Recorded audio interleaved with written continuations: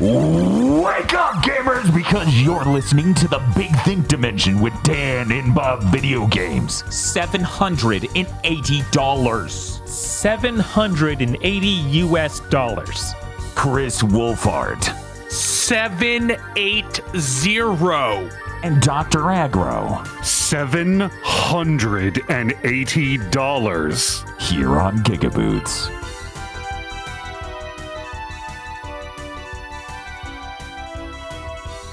Sony next is going to experiment with demand pricing.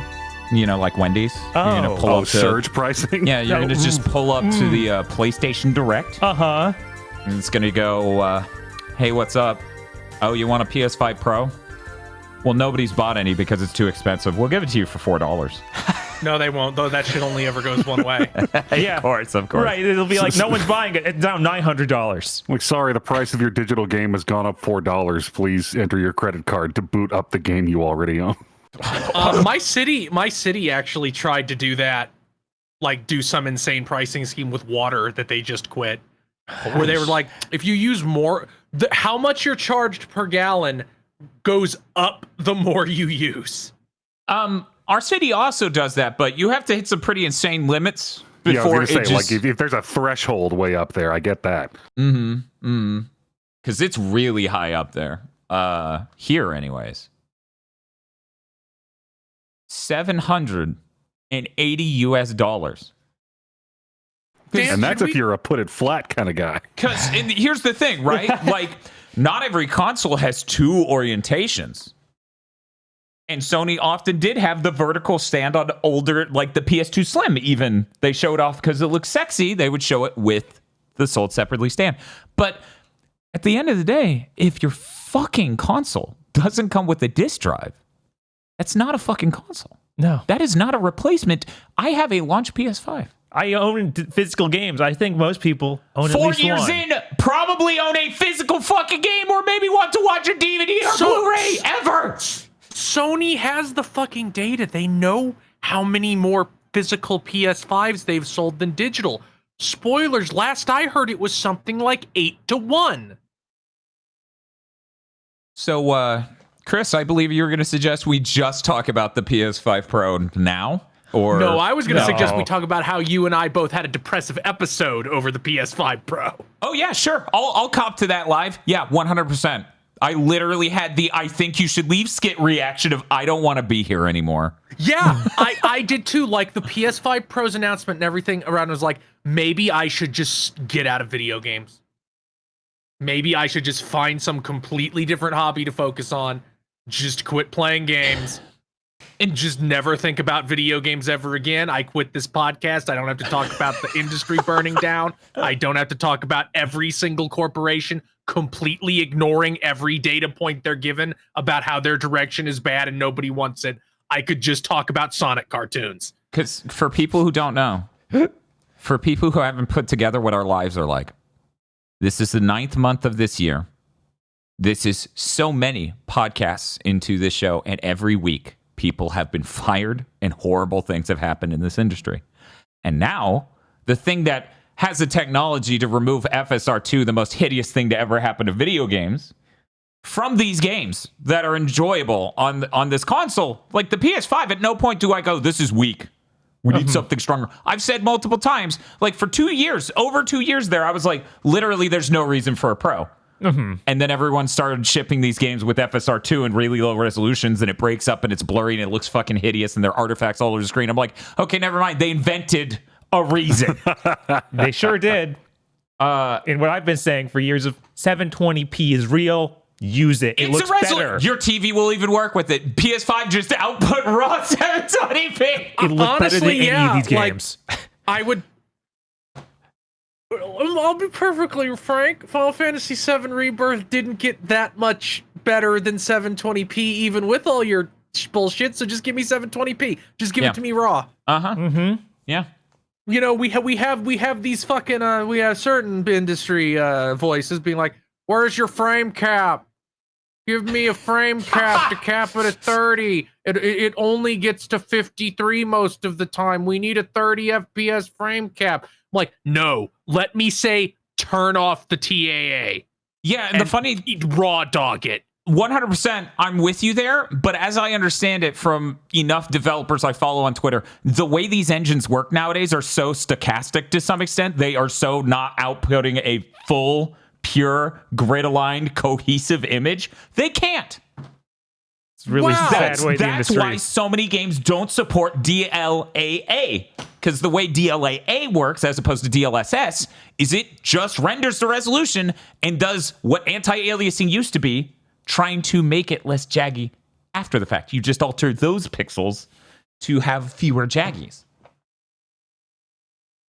I need the industry to either stop collapsing or collapse 10 times faster. Yeah, just get it done. Yeah, like at this point, even I'm willing to accept. Maybe sometimes accelerationism is a valid choice. Yeah, if there's no way back, and birth can only follow destruction. Like, we need Beerus to show up and just point his hand at the entire gaming industry, and then somehow Nintendo still fucking survives that, but nobody else does. Man. But yeah, I find a lot of bright spots when it comes to middle tier games and indie games. And I still think the PS5 is a perfectly powerful console. It can't be too weak because you still can't build a PC capable of what it is anywhere near the price. Mm-hmm. So it can't be too dog unless shit. You buy a pre-owned motherboard, in which case buy a pre-owned your market PS5. In which case your point of data is your comparison should be $350. Actually, it's closer to like $400 because that's what fucking GameStop charges, I think, for a used PS5. Yeah, somebody was like traded in their PS5 for a pre-order on a Pro or towards the notion of getting a Pro. Mm-hmm. And I think GameStop literally gave them $375. Yeah. It's $375 if you have GameStop Pro, because I signed up again for GameStop Pro when I traded in my old busted PS5 because like they say it's $20. I get $35 extra if I sign up for this. It's no brainer. Right. And but that's how much quick, they give for it, not how much they sell it for. I know I just pointed out a so thing that's that's even more. Mm-hmm. I just pointed out a thing that's an easily observable fact, and the last time I did this, people tried to beat my ass on it, and it didn't happen. I include the price of the OS, fellas. Include the price of every part. Don't sit there and forget a part and the OS and be like, oh. And it's really hard when you have to include the price of the OS. That's like $100 or something you just stacked onto the price of your PC that's supposed to be anywhere near the price of a PS5. I thought Windows 11 was free now or something. No, you either you bought a piece of hardware that has it, or you have the key from your prior version of Windows. It's not actually free. If somebody's getting, I feel like if anybody's, there must be some version of it they have because they must own some form of PC, even if it's not a gaming one. You can just take that over. Usually, you can just use that license. It's just. It shouldn't be this way. We should have cheaper GPUs that are good. Mm-hmm. We should be in a spot where any fucking field, because like yeah, you know what? I'll just get this rant out now. I see people being like, "Oh, the consoles are really overpriced." And I'm like, "Bro, I have a 4090. The GPUs are really overpriced. Everything, not sure if you notice, is really fucking overpriced." Mm-hmm. Oh. Everything sucks everywhere. If the Switch 2 comes out at $500, I'm gonna jump. It's real bad. Fucking Christ. Yeah, so yeah, of course I had the I think you should leave, I don't want to be here anymore fucking reaction to all of this shit this week. Mm-hmm. And then I'm like, wow, that's enough news. And then Thursday morning hits. Yeah, and then we sure had a lot more shit today. And then three more news items hit the document. Fuck. But we're not at news. We don't get to talk about news. Bob, you eat any zany food? I mean, I used the great value spam for 2 more dishes, but I don't think that's really worth talking about. No, I don't. Aggro, you eat any zany food? No, my body is a temple, so only all natural and wholesome things pass the gates that are my teeth. Motherfucker, didn't you have a habit of eating a whole box of taquitos? Like frozen taquito?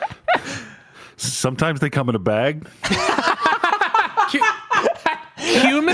natural. That's like 80% of those. Look, I went out into the wild and found those taquitos, harvested them, farm to table. Wow. What? I really need to know. The frozen taquitos reminded me. I need to know if frozen food just got dramatically better over our lifetimes, or if I'm just like old and have a busted palate and am unaware that it's exactly as bad. Okay. And I just don't care. So I haven't known too many people who have had that experience you're talking about. I always know people who go the other direction, right? They get older and they get pickier, right? Where they're just like, man, I can't believe I enjoyed that as a kid. I think the technology just got better, flat out. Yeah, like the frozen food industry exploded over our lifetimes, and because of that, yeah, the tech went up and the quality went up. Yeah, and then the air fryer came out too. That helped. That's true. The air fryer does whip ass. You don't have to fucking you don't have to wait for the only real advantage the air fryer has is you don't have to fucking preheat it for 20 minutes. But you should still preheat it. So they I never say. do that. I mean, I Yeah, don't I've either, never but done- you never done should. that It either. does make a difference. And every time I'm like, wow, that made a difference. I should do that. And then I don't. But I did eat a wacky thing. That was what I ate Ruffles Double Crunch Buffalo Wing Chips. Where does the double crunch come in? Is it like a ruffle like that's been deep they're fried? It's like thicker Huh. and has bigger ridges rather than the really small ones. It is crunchier. Yep. It has that flavor that all seasoned chips have, where it's like, this is paprika, I guess, and maybe Right. a little bit of garlic and onion powder, and then at the very end, there is the tiniest, faintest whiff of buffalo sauce. Yeah. Like you get the slightest little bit of that vinegary buffalo sauce tingliness, and then it's over. If you're a GigaBoots Prime patron, that's for the main YouTube channel and our streams, you can go see the old GigaBoots Eats videos where we would review all the quirky chip flavors, and every single time we're like, the implication of tzatziki is here. Yeah. Or just dill. Right. Like, that's literally how it went every fucking time. Yeah, I based on I need what do they call that Canadian flavor? All dressed. Ketchup? All dressed. Yeah, all dressed. Yeah. Mm-hmm. I need to have all dressed and be like, this is just the definitive chip flavor because it's somehow all of them at once. Basically, yeah. I do need to try ketchup too, though, because I feel like that could be pretty good. I think my favorite out of all of them we ever tried was one of the years. I can't remember if it was Euro or tzatziki specifically. One of them was slightly better than the other. But favorite flavor of chip of all time. Here's my top 3. Pickle chips made by Frito-Lay, I believe it is. It's the one you see at the gas station in the green and white striped bag. Oh, okay. Yeah. Second place, salt and vinegar Lay's stacks. But let me be real. That's probably in first place, but it doesn't exist anymore, so it doesn't matter because nowhere has stocked it in forever. Jesus. They stopped. It used to be it just couldn't be in stock, right? They would have the slot on the shelf. They got rid of that. After enough years of this, they just went, it's over. It's over. Dan should just die. You should just die. And then third place would go to whichever of those, whether it was Euro tzatziki that they did for that 1 month in the middle of summer, those many years ago. That was like 6 years ago. Right. Bob, what's your chips? Give me your chips. I kind of stopped eating chips a long time ago, so I really don't have a top set anymore. I did too. You know why? They stopped stocking the fucking Lay's stacks with the salt and vinegar. I don't want the normal flavors. So yeah, I don't know the last time I had a potato chip, but it's probably the gas I station buy dill. potato chips because I just have a cold cut sandwich and I take a small handful of chips and mash them on the top before the top layer of bread goes on. It's a good plan. yeah, no, that's good. It's Yeah. good stuff. Do you have like a top 3? Honestly, okay, I really like sea salt and vinegar kettle cooked chips. Hell yeah. Mm-hmm. Hell yeah. I like sea salt and vinegar. I like sea salt and cracked black pepper Yes. Oh yeah, those are Excellent. good. kettle chip. Oh yeah. I also like just normal chips for this purpose, but I like what is it? Cheddar and sour cream, that flavor. Yeah, that's good too. I realized there is something else that could have been higher on my top 3 in it at all and higher. But you know how you like tie the price of a thing to how much you like it, right? Yeah. So putting it up there would be the equivalent of be like, my favorite console is the PS5 Pro. But there's some really good truffle chips from Japan. Oh. Tosha almost divorced me because I ate the second bag. I remember the kettle chips that are jalapeno flavor. I think it was either Quiznos or a different sandwich shop carried them all the time, and those were really good. Because they don't really just taste like jalapeno; they're like spicy in general.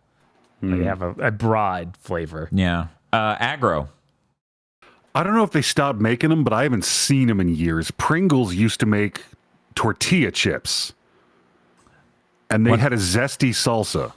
Yes. That was amazing. So instead of being potato flakes compacted into a chip, it was corn, right? And it was this I'm thing not you're talking sure of the process. That is what I assume. I think that's what it was. Those were really neat. They actually had a stronger crunch because of them being corn instead of potato. Huh.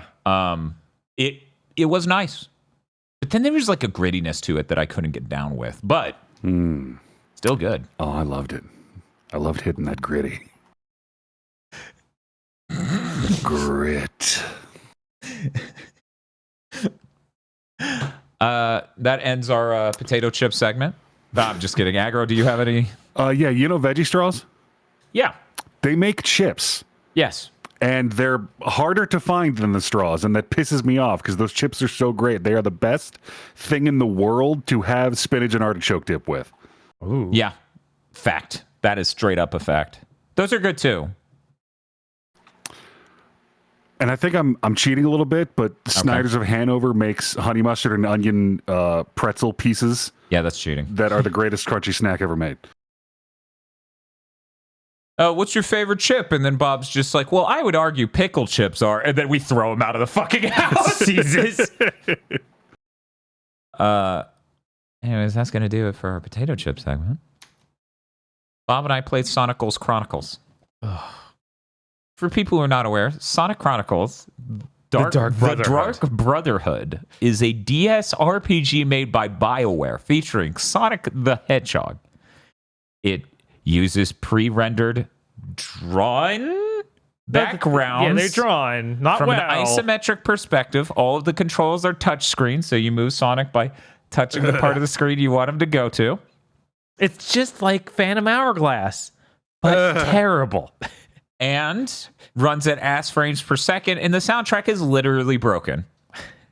It sounds like a MIDI computer that is dying. Let us get this out of the way, because this is the context, seemingly, of the absolute worst games we're going to ever play ever again, because we hit a streak of enough games in a row that were justifiably outright worse than the prior worst game. Mm-hmm. Bob and I hate YIIK way more than Sonic Chronicles. Yeah, Sonic Chronicles wins that fight easy. This is not, however, any sort of us condoning or praising Sonic Chronicles.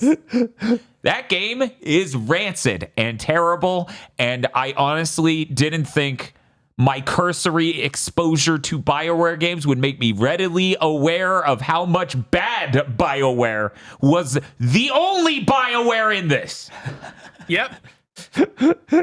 Dialogue choices that just serve to not give us the conclusion of random arcs they wrote into the game, like Amy's fake boyfriend that just disappears and we never hear about past a certain point. The weird ability to just be mean Sonic the Hedgehog for no reason. Man, they were getting out ahead of the weird Sonic is a horrible person who just says slurs that was like 2011 to 2016. They were pioneers, right? In Sonic being an asshole. They're like, let's make him Shepard-like. Yeah.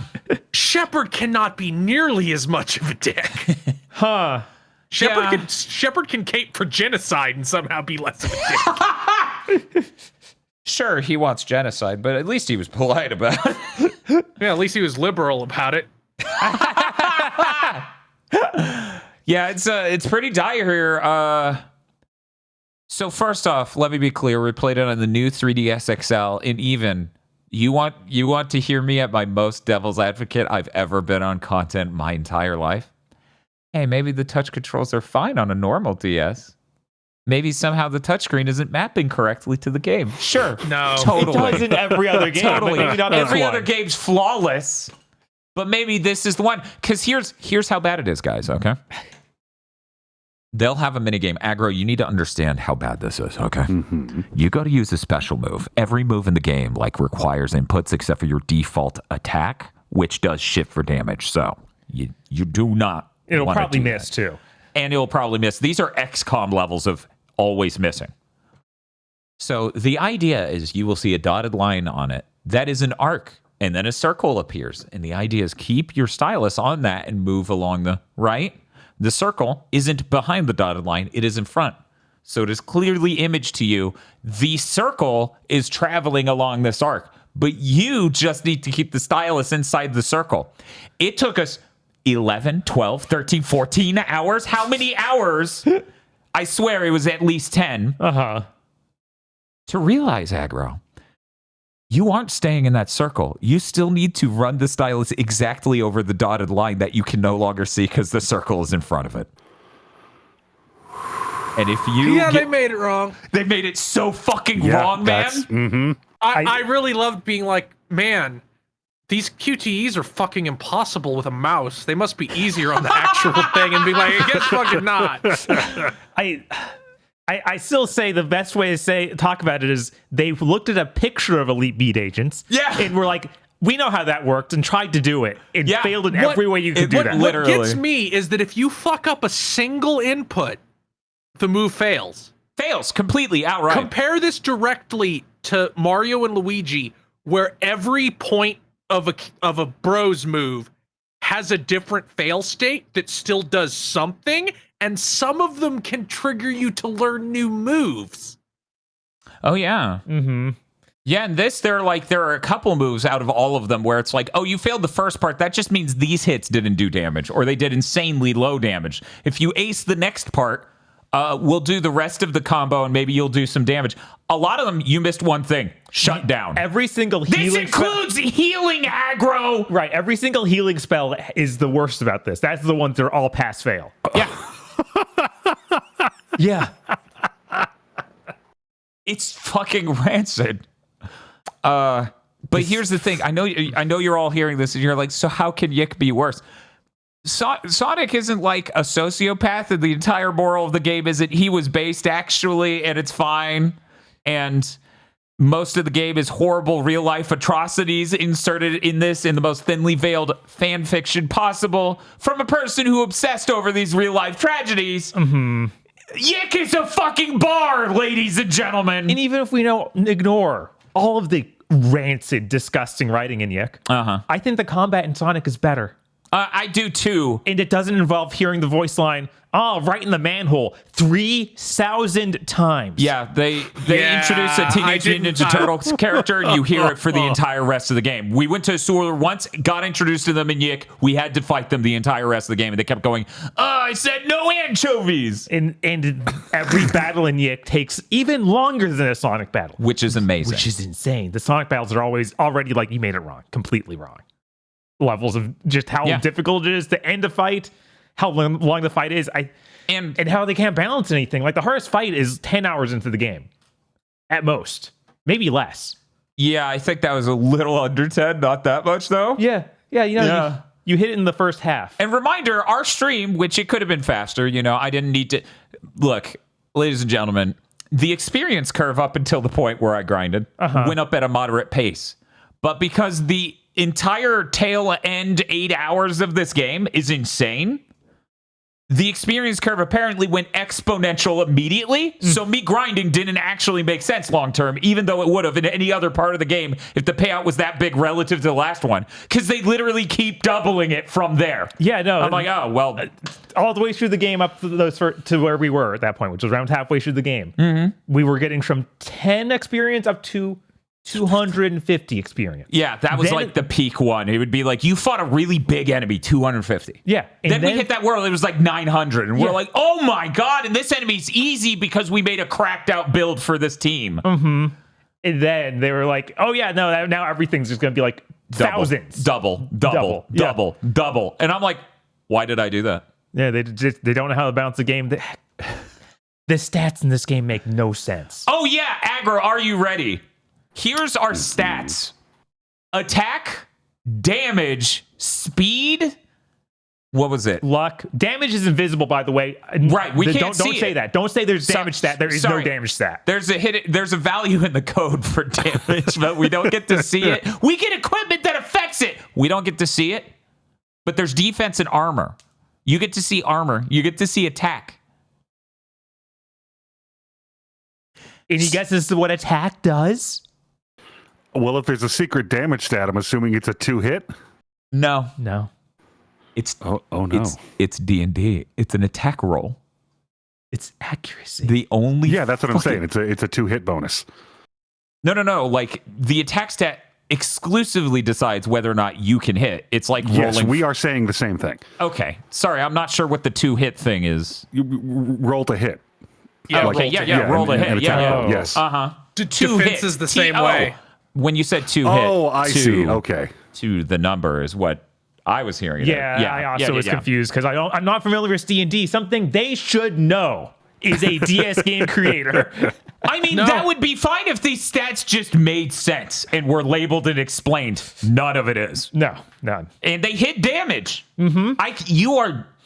And these literally are like dumbest D&D weapon possible, where it's like, it felt like even as we got stronger weapons, it didn't become so in Diablo 2 and newer Diablos to some extent, there are weapons that do the full range of values to be quirky, right? It's like, oh, this max number's really high, but the lowest number's 1.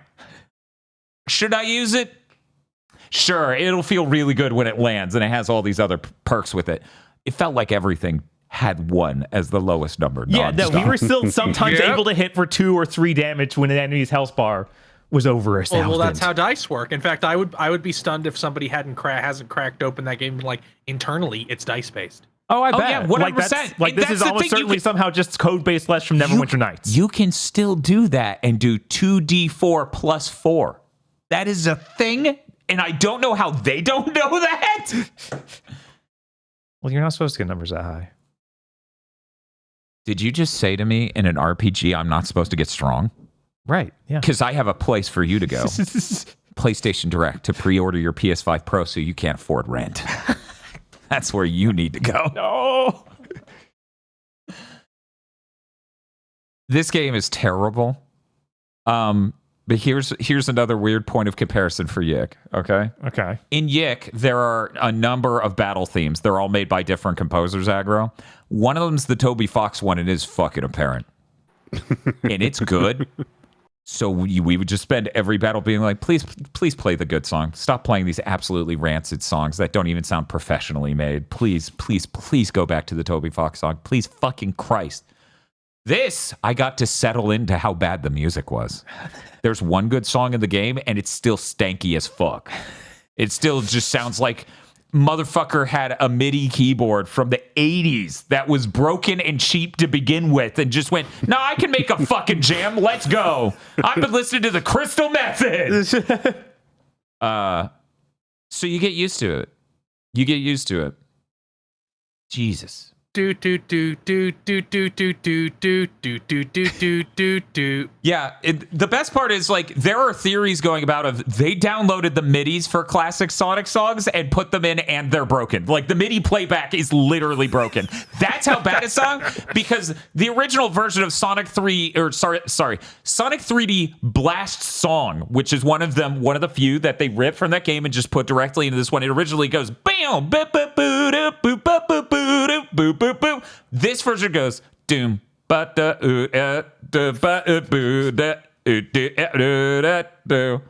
and in the meantime it's like the worst like boop boop boop, and these are the only 2 instruments and you're just listening to this is an entire section of the game that just plays the song.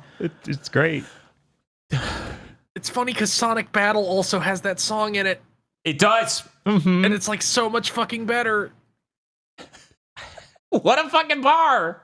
It's like a remix that has things in it.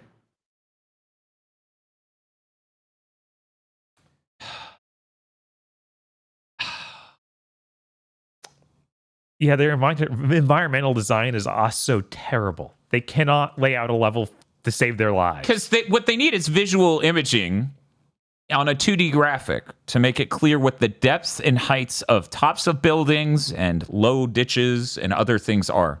You know, you would do that through shading. Or not at all, it turns out. You would do that not at all. Not Not even at all. slightly. It is bad out here. And often they'll be completely unlabeled paths, so you can only take a certain characters because certain characters have different moves like flying or climbing. And those they won't be apparent from the map. You have to walk up to every area you think might be that, and then that'll let you fly to a completely different area. Yeah. Like with Just no arbitrarily indication. this random square Yeah. that you don't get to see until you're there. You don't get to see the icon until you're standing in the exact right spot, and then it pops up with a giant button that's like the fly icon. You hit that, and then Tails goes, "Whoa, whoa, whoa, whoa, whoa," and then just goes wherever like it's fucking family circus. Nightmare, nightmare, nightmare, nightmare. Yeah, I was lost a lot, especially at the beginning of the game. Yeah, at the beginning of the game was probably the roughest it was the whole time. Right. So I'm pulling up, because it'll embed it into the podcast. The listeners will get to hear the God. difference here. Oh, I just no. thought people would really like to know the exact tier we're talking. Because sweet fucking God. Okay, let me see. It's taking a little while to load. I'm going to try to make sure it doesn't come out insanely loud. There we go. Is this the correct one? I assume my co-host can hear that just fine. Uh-huh. Yep. It's a good song. Pretty good. Yeah, why not? Solid. Oh, wait. No, this is not the... Or is it? I'm worried it eventually becomes the song. No, this is... It's So- still terrible. It's... there we go. my God.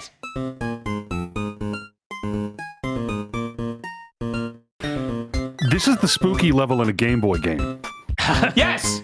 This shipped on the DS, though! Again, as I said when we played it, wow, cool leapfrog song. Yeah, that's Like, really the energy it gives. Straight up, this is a 6 golden coins track. That's better. It's a broken version, yeah. This is the new Podlord theme. Oh, he's going for it, He's man. going for it. I was about to say, this song lacks bass for a Game Boy original. Jesus.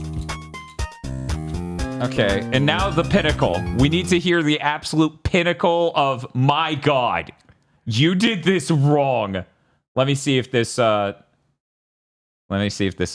be the correct theme. Okay, so Big Arm, one of the most iconic Sonic songs. What a good fucking song.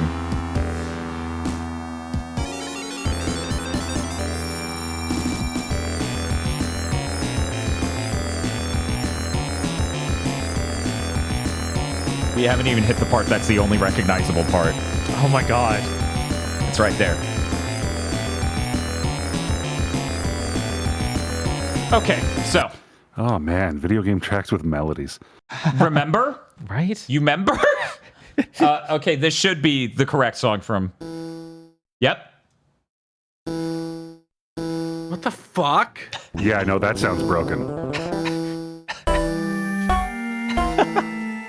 It's the Nut Shack.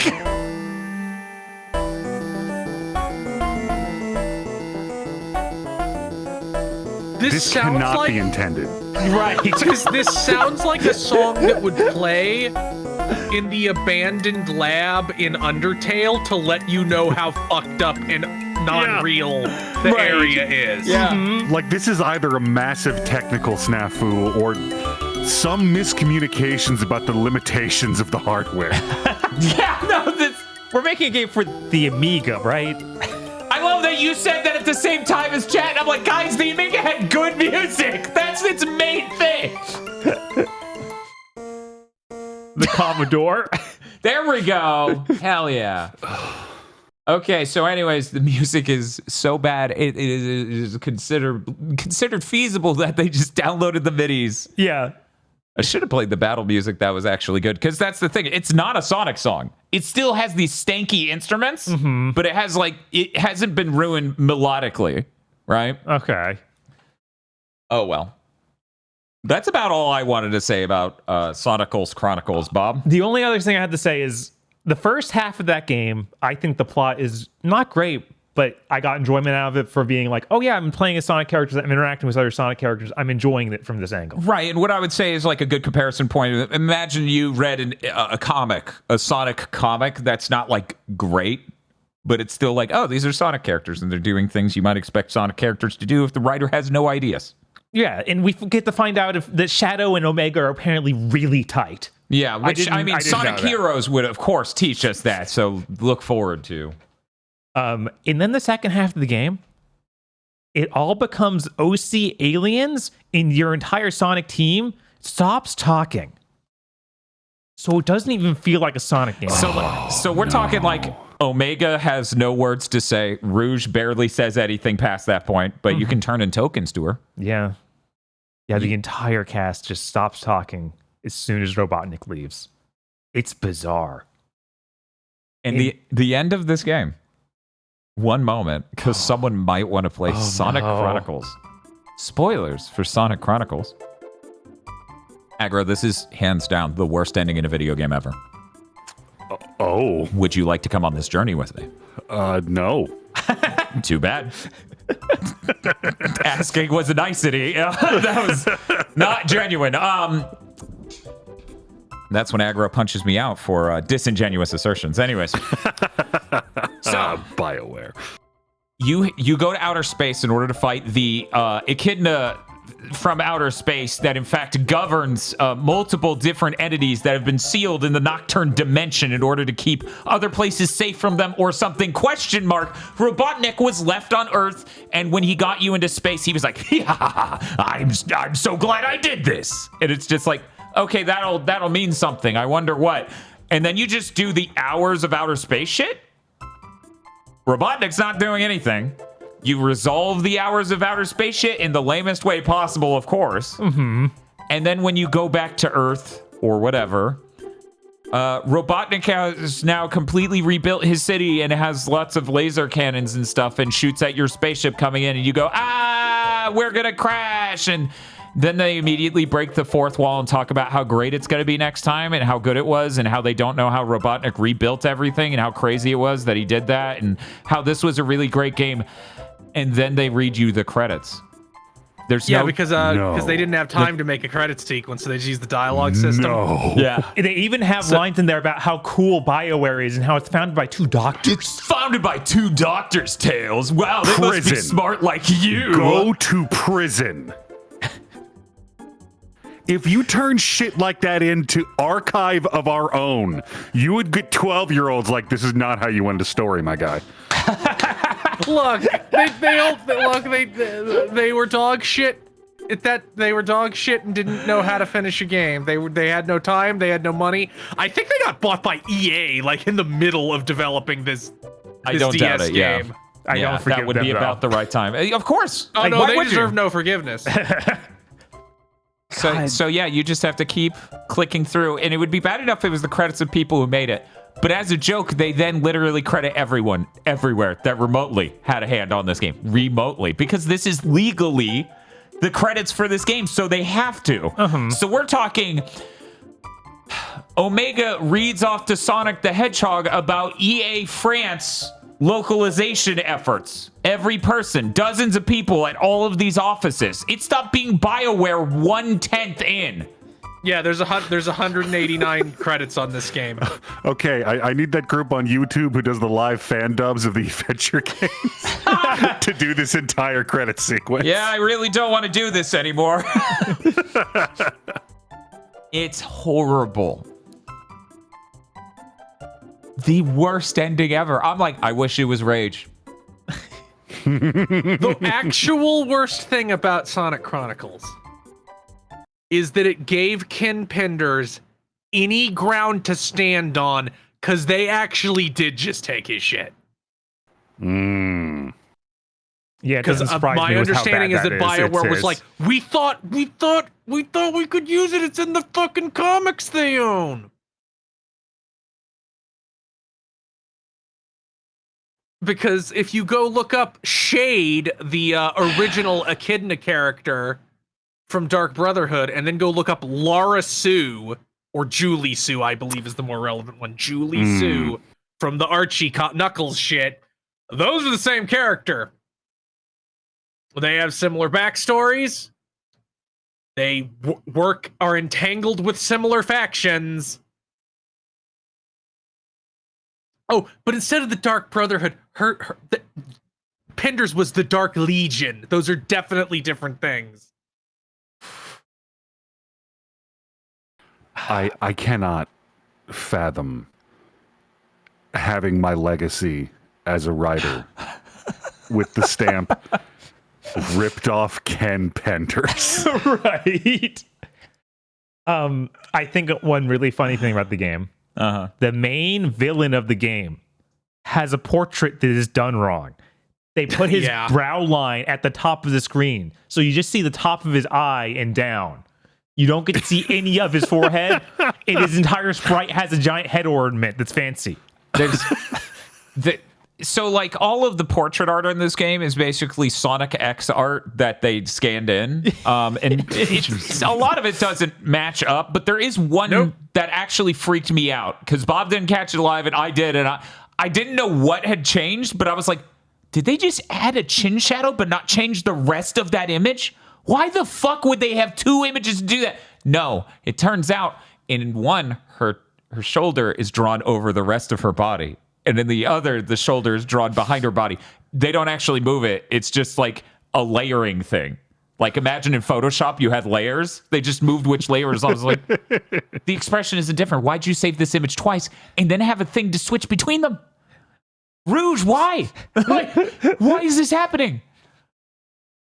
Fucking unprofessional is the best way to describe this Sonic game.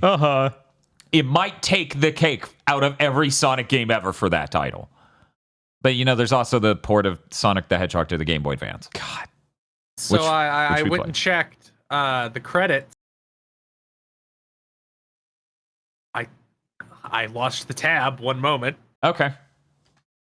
Oh, was it Amy's dialogue sprites? Okay. But the writer, there was only one writer on this game, Jay Turner. Mm-hmm.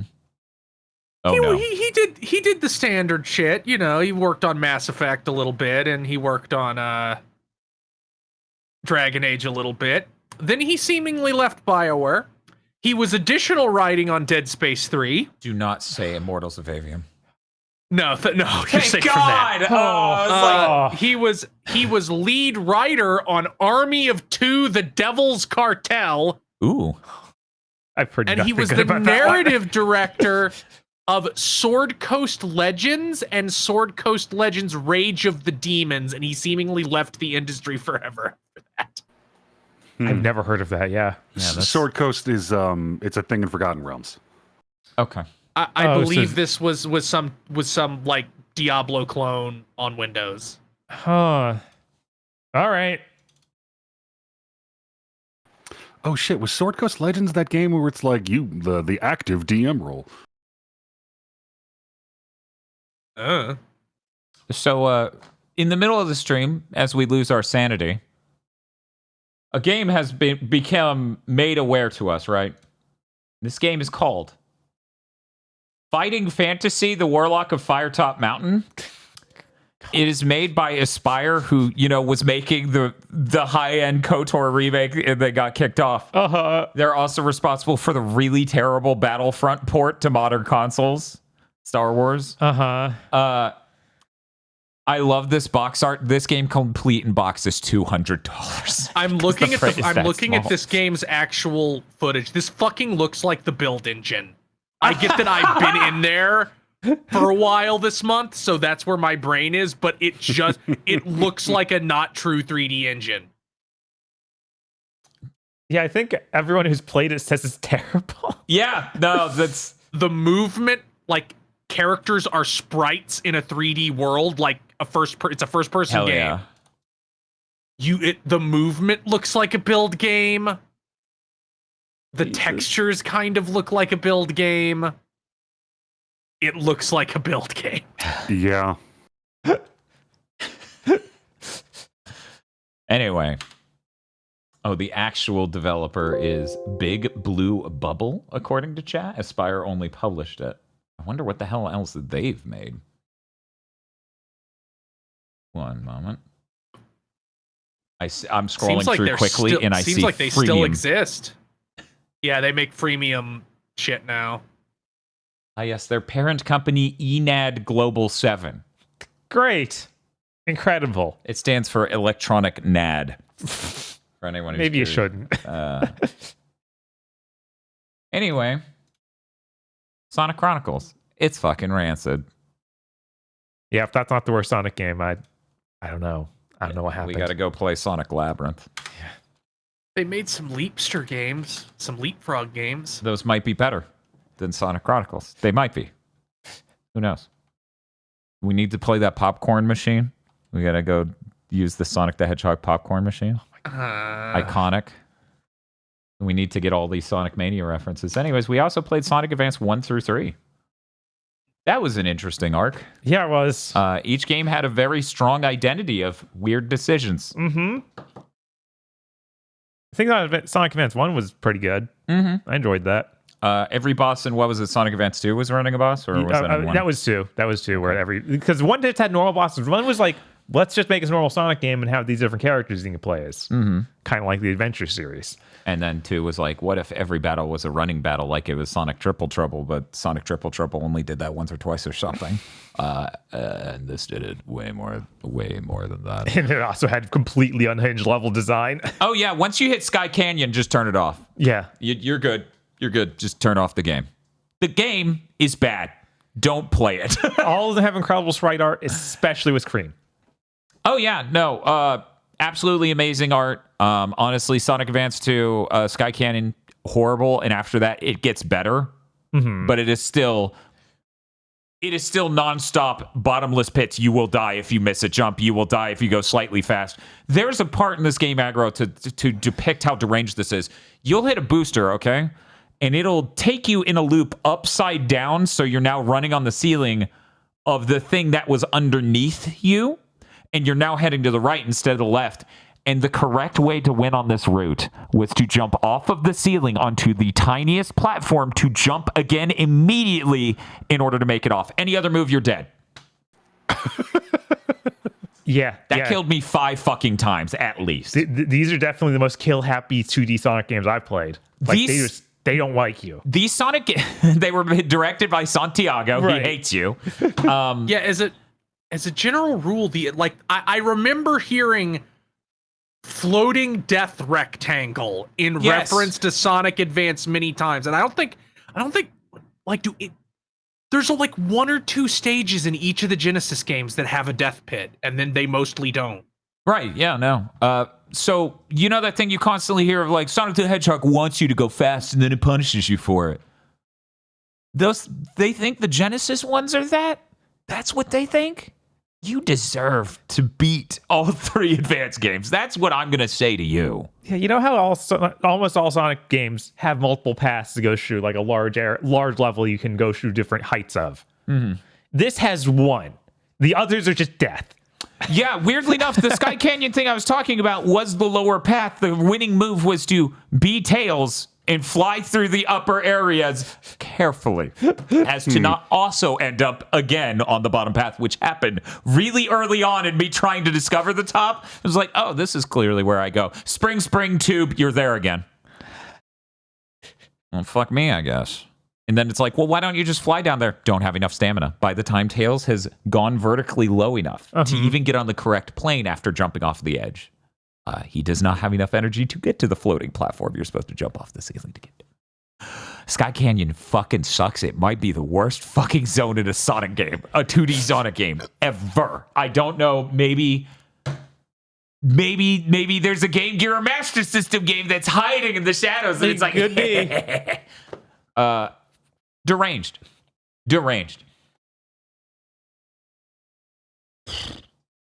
And Sonic Advance 3 just has lots of weird ideas. Yeah, Sonic Advance 3 has a weird partner system. Like, they were clearly inspired by Heroes, where they're like, well, when you team up, you should have cool moves with your partner. So the Tails that teams up with Amy gets to swing a hammer in midair, which is cool, but then he can't fly as far.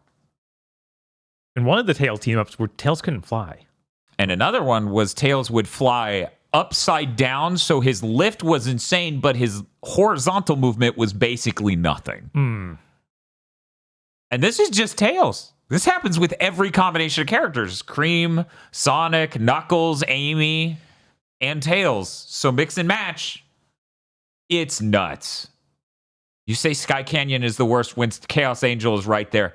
At least that was a final level where it's like, here's this auto-scrolling segment that's hard. And once I got past the first one, I did the other two really easily. So that wasn't even that bad. Not compared to Sky fucking Canyon. Yeah. Fucking nightmare. See, it's an auto-scroller, so you get to see the challenge, the thing that you're supposed to do coming. That is not how I describe that bullshit in Sky Canyon in the least. Yeah, that's just, you better have memorized it after failing 30 times. You need to try a bunch of different ideas to see how to get past this, and every time you're wrong, you die.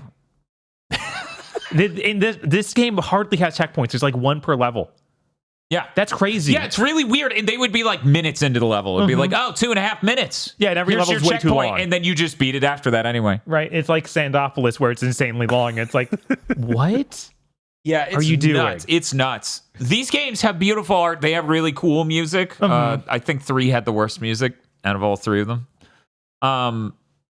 They're really neat games. I recommend everyone who likes Sonic the Hedgehog try them out. Yeah, this is great sprite art. Incredible sprite art. It just made me some of the best. Mourn that we just don't do that anymore. That they have, I guess they had to kill every single Japanese sprite artist. Yeah, as Bob said, halfway into 7th gen, they just had to round up every 2D pixel artist in Japan and put them into like horrible death machines. Yeah. Fuck, dude. But yeah, no, absolutely gorgeous game. Moving on, we played Sonic Battle. Man, that game's boring. That game's boring. That's all there is to say about that game. We played like 20 minutes of it. That game's just enormously boring game. It's a fighting game where you can play as Sonic characters and you have 3 different moves depending on if you're in midair or whatever the hell. The story is really, really slow plotting. Yet again, they need an editor to make it a little bit punchier, a little bit faster, get things moving. What if we run back and forth between Tails' lab and Tails' house 3 times? In the beach. Yeah, but it's neat. I don't need a 10.5-hour, incredibly text-heavy Sonic fighting game. Oh, don't worry. Most of that is grinding. Yeah, I remember Sarlene, I believe, was streaming that, and that's what it ended up being. I think. Yeah, like that. When I took a look at it, I'm like, this seems. I think. Why did I never beat this? This seems fine. And then I'm like, and then you like hit the wall where it's like, no, your ass needs to get some fucking experience points for hours. Then there's Sonic Pinball Party on the Game Boy Advance. We also played that. That seemed neat. Knuckles was like, I forgot that was a thing. We're in this tournament, Sonic. You're going to have to fight me. And I'm like, oh, okay, pinball tournament, cool. How does that work? And then Knuckles goes, get 10 million points. Do it, pussy. And I'm like, that's not... How's this a tournament? This makes as much sense as fucking Brain Ball and Sliders. And then I didn't get 10 million points. Even though you were on the machine for like 10 minutes straight. Yeah. Which I know you weren't being optimal, but... No. 10 minutes straight of pinball, you should probably be able to beat match 1. Oof. Probably. But that game's neat. It did feel like I every don't know single about ever trying to do they the wrote story. almost nothing for the story, and it felt like they were all out of character. Like every character only gets a couple lines. I felt like none of them were right. And Sonic Pinball Party? Yes. It's like, that's not how Sonic should react. That's not how something Knuckles should say. Yeah. At every moment. Yeah. But that game's neat. Is that all the Sonic we played? We also played the Game Boy Advance game, but oh my god, the Game Boy Advance port of Sonic the of Hedgehog. Sonic the Hedgehog. Fucking hilarious. Worse than you even think it is. As bad as that music for Sonic Chronicles sounds, but for gameplay and physics. Yeah. Genuinely, not hyperbole, literally.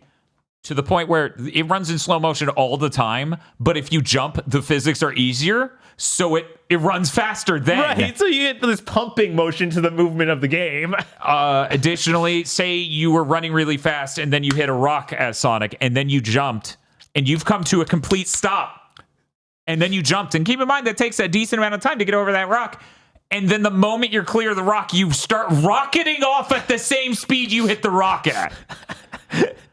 There are countless ways these physics are fucked up. That was the thing where Stealth, I believe, did the fucking homebrew port because everyone was like, the Game Boy Advance isn't strong enough to run Sonic the Hedgehog 1. He's like, you're all insane. They just made a dog shit port. Right. Stop defending them. The Game Boy Advance isn't as strong as the Sega Genesis. Sega Genesis. Not What even about the Super Blast Nintendo. Processor, a thing that was made up? Yeah, it doesn't have the blast processing. Shut up. It's still real to me. Aggro waiting for the PS5 Pro with the cell inside. Do you think there's anybody who was like a serious Sega fanboy who transitioned into being a serious Xbox fanboy? Oh no, that's countless. That's the path. Like that is it. No, yeah. And then In when 2024? No, because by now they're PC people. Like, this is real. Oh, you mean now, not then? Well, Yeah, no, like there's still people who are Xbox fanboys who were Sega guys. I feel like no, they've all given up. It went Sega, Xbox, and by the time the Xbox One happened, PC. I'm serious, dead serious. You can see this across countless people. We've described millions. I'm serious. Because Xbox branding wise was really close to Sega branding wise, and the Sega games came over. Mm-hmm. There was a push there, and the 360 was still really cool. But then you got past that, and they're like, why would I want an underpowered machine when I can get a really powerful PC? That happened. That's a lot of people. I bet there are countless people watching this who aren't even aware that's them, but it would describe the events of their life. Like, wait a minute. What the fuck? Yeah. See, there are people in chat who know the exact person. That is a thing. Mm-hmm. And it makes sense. Once again, the branding was so very similar when it came to the Xbox original and Sonic the Hedgehog and the Genesis. That energy went straight into that. And then the 360 is their Dreamcast. Branding-wise, image-wise, this felt white console that's super powerful compared to other things. It's about being cool. Like, when you look at the early days of the 360, the branding and everything really does seem similar to that. It's when you get to those later days. Yeah. When it's like Connect. And then you get to the Xbox One where it's like, fuck if I know. TV Sports, TV Connect, but obligatory. That they just dropped out and went, nah, I'm getting a PC. But that's it. That's all. That's all Sonic. That's all the Sonic? That's all the Sonic. Thank God. That was too much Sonic. No, that was honestly too much Chronicles. I wanted more Sonic. Maybe less Chronicles. Yeah, it was like, it's kind of poisoned the well.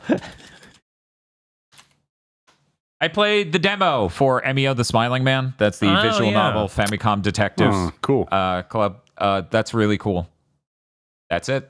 Okay. For 1 second, I was like, they didn't dub it in English. But then I realized, whatever, I'm just reading the text and hitting next. Mm-hmm. Anyway, if it was in English, I still wouldn't hear 2/3 or a half of the fucking line they're saying. Very cool. Yeah, Emio the Smiling Friend. Yeah, that game's really, really neat. I really enjoy it. For people who don't know, I'm a slut for Case Close, so of course I like the murder mystery visual novel game. That is a new entry in the Famicom Detective Club. It's so cool. Really, really, really neat. Interesting thing about it, for people who maybe haven't looked at it yet, it actually does use that 2D style, live 2D VTuber style of animation. They like make the characters move like that? Yeah. They'll sit there and they'll have a character who's like holding a thing, and they'll start to turn their hand, but maybe that's too hard to keep going. So it will do a crossfade to their hand being lower and coming up slightly. because they can only animate them so much with that tech. Right. It's honestly pretty effective. My only problem is that like 50 is maybe 10 more than I want ideally to pay for this, but it's not a bad price. Like it's still a really enjoyable game. And I've like, if you're interested, try the demo. The demo has, if I remember correctly, 3 whole chapters, and that is a lot of Yeah, it free was like content. you didn't get through 3 chapters. Did No, you? I did not. Okay. Yeah, really, really cool shit. I highly recommend anyone check that out. It is like, there's really, really neat things about it that poke my murder mystery loving brain so well, where I'm just like, oh, this is great. If Columbo was here, he would already know. Super, super dope. Absolutely recommended. Bob, what did you play? I got to play a few things. Are we going to talk at all about Astro Bot? We should talk a little about Astro Bot, but let's talk about what you've been playing Sure. first. I played some demos this week. I was able to get a few of those in. Okay.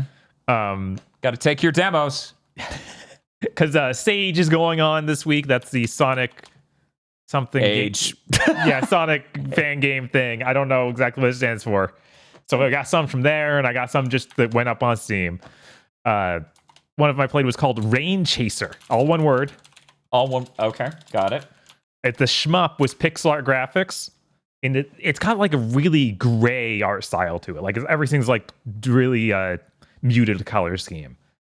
And I guess it's set during modern day and you're fighting witches, but all the enemies are actually just robot bugs and stuff. I will be right back. There's even an interesting thing where you can go to a break room, hear a breakdown of the mission, but it's from an NPC, like an anime girl sitting in there being like, okay, this is what you need to do. But the implication feels like there will be other characters there as well to meet up with. I don't know when you do this, if like it's between runs or between whole levels, if you're going to go back there. Because I actually wasn't able to beat the first level they give me. I didn't put too much time to it, though. I could probably do it if it's a few more tries. They only give you 2 continues, and they're like, oh, get out of here. But if you like shmups, I'd say give it a shot. It is really low res. Ooh. Which I think is fine for most of the pixel aesthetic it's going for, but the text looks bad. Like it's actually hard to read sometimes. They do some interesting mechanics. Every time you beat a mini boss, which the first stage had like 3, I got a new like weapon type from them.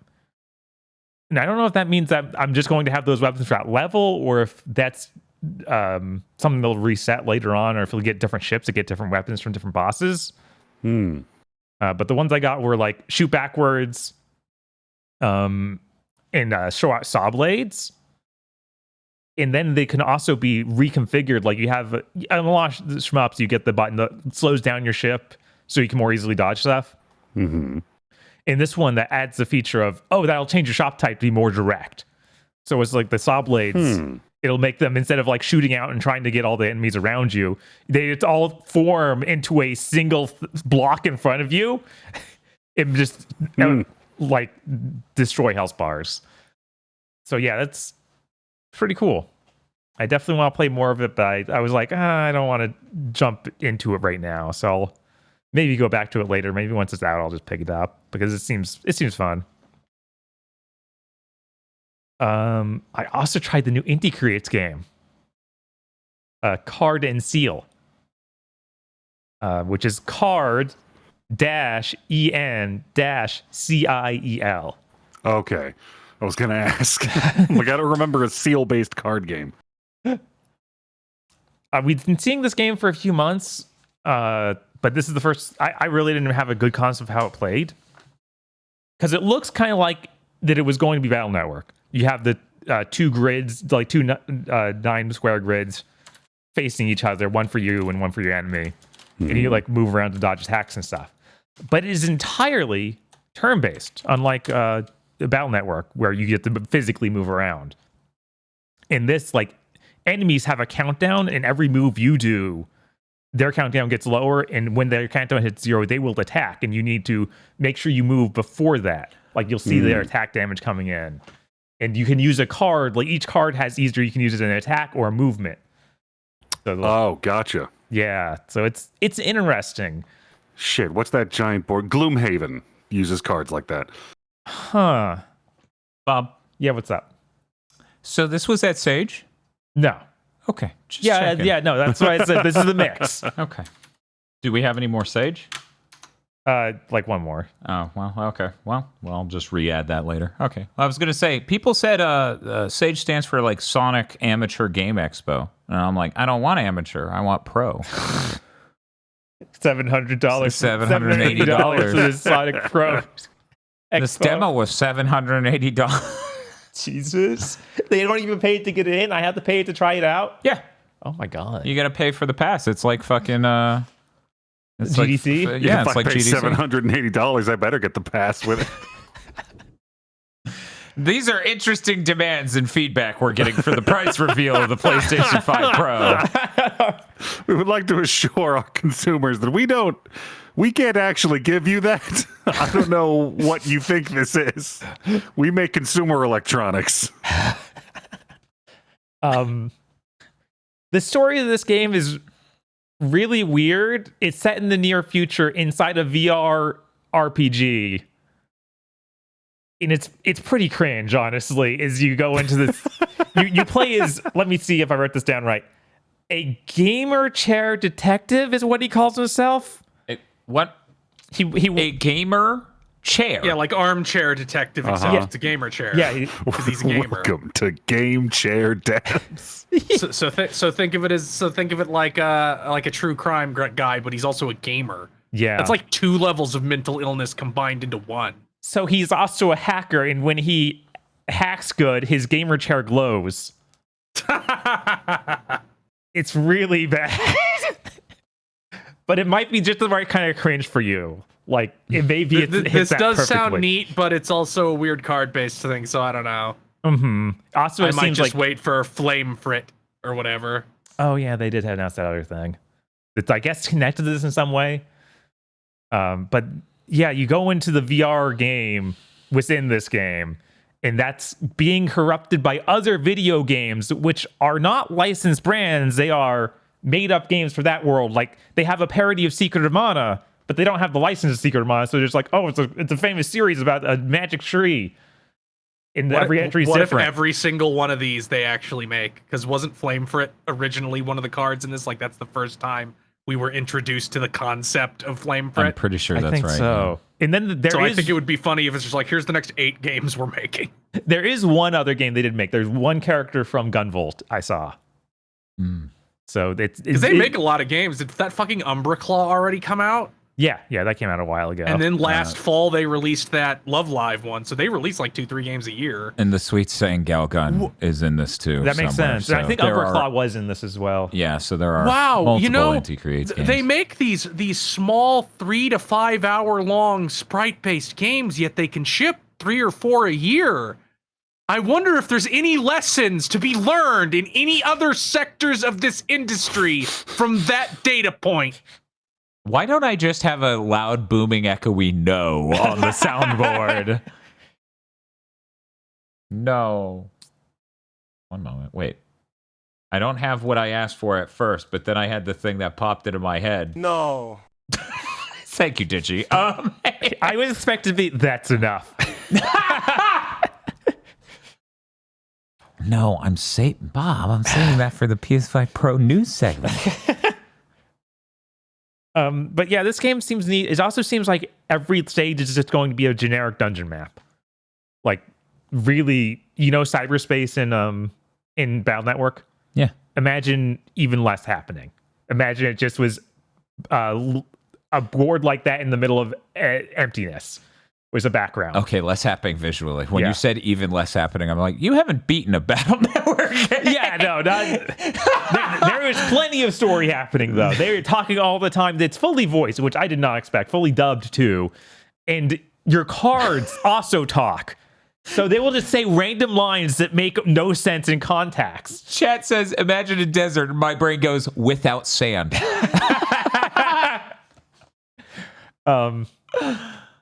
But I suggest giving it a shot. It's really different. Like, I thought it was just going to be a straight-up Battle Network knockoff, but it's not that. It is something else. It's its own breed of card game thing.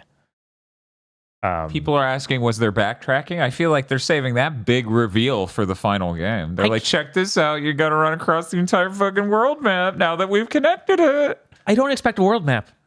Yeah, okay. Yeah, I don't expect there to be backtracking because I think every area will be randomly generated. These just pathways in space where you can fight enemies. Like, it does not feel like it's going to evolve beyond that. Okay. Yeah. All right. What else did you play? I played RoboGal. This is the other Sage thing. Okay. It's a Mega Man like, if you couldn't tell from the name. Is that hyphenated RoboGal? It is, actually. Okay. It is very directly just trying to be NES era Mega Man, but a little bit higher res, like a little bit more pixels going on. Your character starts out like gray and pink, like mostly gray with some pink accents. But then when you get a power, she fully changes to like those colors. So I guess they wanted to maybe more emphasize that the powers are important by doing that. I don't know. It is just weird being this gray. So, yes, this is supposed to be Mega Man, but something about the level design I'm seeing and the way she stands makes me think of the fucking Creon Conquest. Yeah. Yeah, that's fair, because that is also Mega Man adjacent. What's the Creon Conquest? It is an NES game that is Mega Man, but you're like a witch girl. The English version is a million times harder than the Japanese version. I think it's licensed in Japan. Oh. Or maybe it's just inspired by magical girl shit. But I do remember the Japanese version is way easier. I have to like play all the way through that eventually. Yeah, that'd be neat. What if we did some sort of Mega Man month in May? That's impossible. Okay. I tried. Weirdly, that doesn't seem to have much going on to make it like stand out and be different. The main gimmick seems to be your bullets can bounce off stuff and then hit other stuff. Like the first enemies I fought in one level were Sniper Joes, with shields. You shoot the shield though, and the bullets bounce off like they do in Mega Man, but then they bounced off and killed another enemy. I was like, that's kind of neat. I think that's another Creon Conquest thing. Yeah, and I think that is. Jesus. Quick question, Bob. On this logo, it says RoboGal, and underneath that, as a part of the title, it says Gaga plus or Lightning Bolt, Delta plus or Lightning Bolt Lady. Bob, why does it say Gaga Delta Lady? I don't know. I didn't see that. Is this... I guess that's her power? Maybe she's Gaga. Maybe that's her name. Oh my god, the A is a triangle. That's not an A. Yeah, so they needed to explain what Gal stood for. And now we know. It stands for Gaga Delta Lady. Okay. This is what happens when ladies go gaga. I had completely easy time to get through one of the stages. This demo had 2 stages though. The other stage, I got to a point in it where I don't know what it wanted, and I basically ended up killing myself 3 times, running out of lives. Like they just put springs springs facing sideways next to a spike pit, and then a platform all the way at the end of that. And I couldn't figure out how to get the springs to knock me all the way over there. So I was just like, I guess I die here. Okay. So about how you have to look at our influence on our viewers and wonder, what am I doing? In chat, I read, all ladies gaga alone, Janemba. That wasn't even the Janemba movie. That was the one with the fake trunks who's Link from Ocarina of Time. Oh, yeah. That's a different movie. Yeah, but you confused them by saying that and then showing Sparkles. Because the Sparkles is from the Janemba movie. There are 2 memories that stand out of every fucking Dragon Ball Z movie, and those are it. Those are it. Throwing the sparkles because you were rude and the Janemba explodes. And then all living things die alone. That's it. Name one other thing. You can't. I don't know, but I can't complain because I'm like, that is the coolest thing in all of Dragon Ball Z. Both of those are the coolest moments in all of those fucking movies. Because aside from that, I'm going to go Spice Boys. I mean...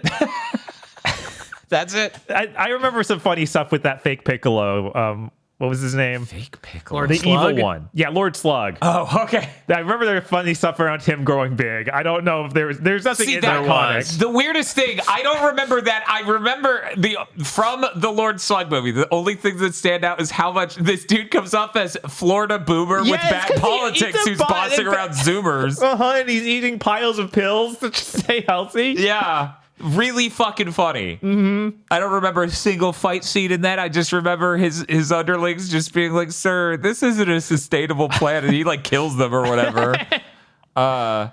That's it for Lord Slug. But yeah, the Dead Zone does have the really good scene of Garlic Jr. flipping through the fucking mirror Yes. into the Dead Zone and going, "I'm not owned. I'm not owned." God, Dead Zone's so good. Like, there's legitimately good action choreography Oh yeah, in that one too. Those early ones, honestly, especially the non-Dragon Ball early ones, had a pretty good record for like really cool shit in them. Yeah. But when it comes to like highlight moments that you could easily just be like, that was fucking funny. It's the Janemba Sparkles and fucking All Living Things Die Alone, which Right, probably isn't even remotely what he said in Japan. Probably not. It's like nowhere near what he fucking said in Japan. Funimation was inspired, okay? No, I like to believe in this Goku though, because he's the one who goes, "Just kidding, I'm even more racist now."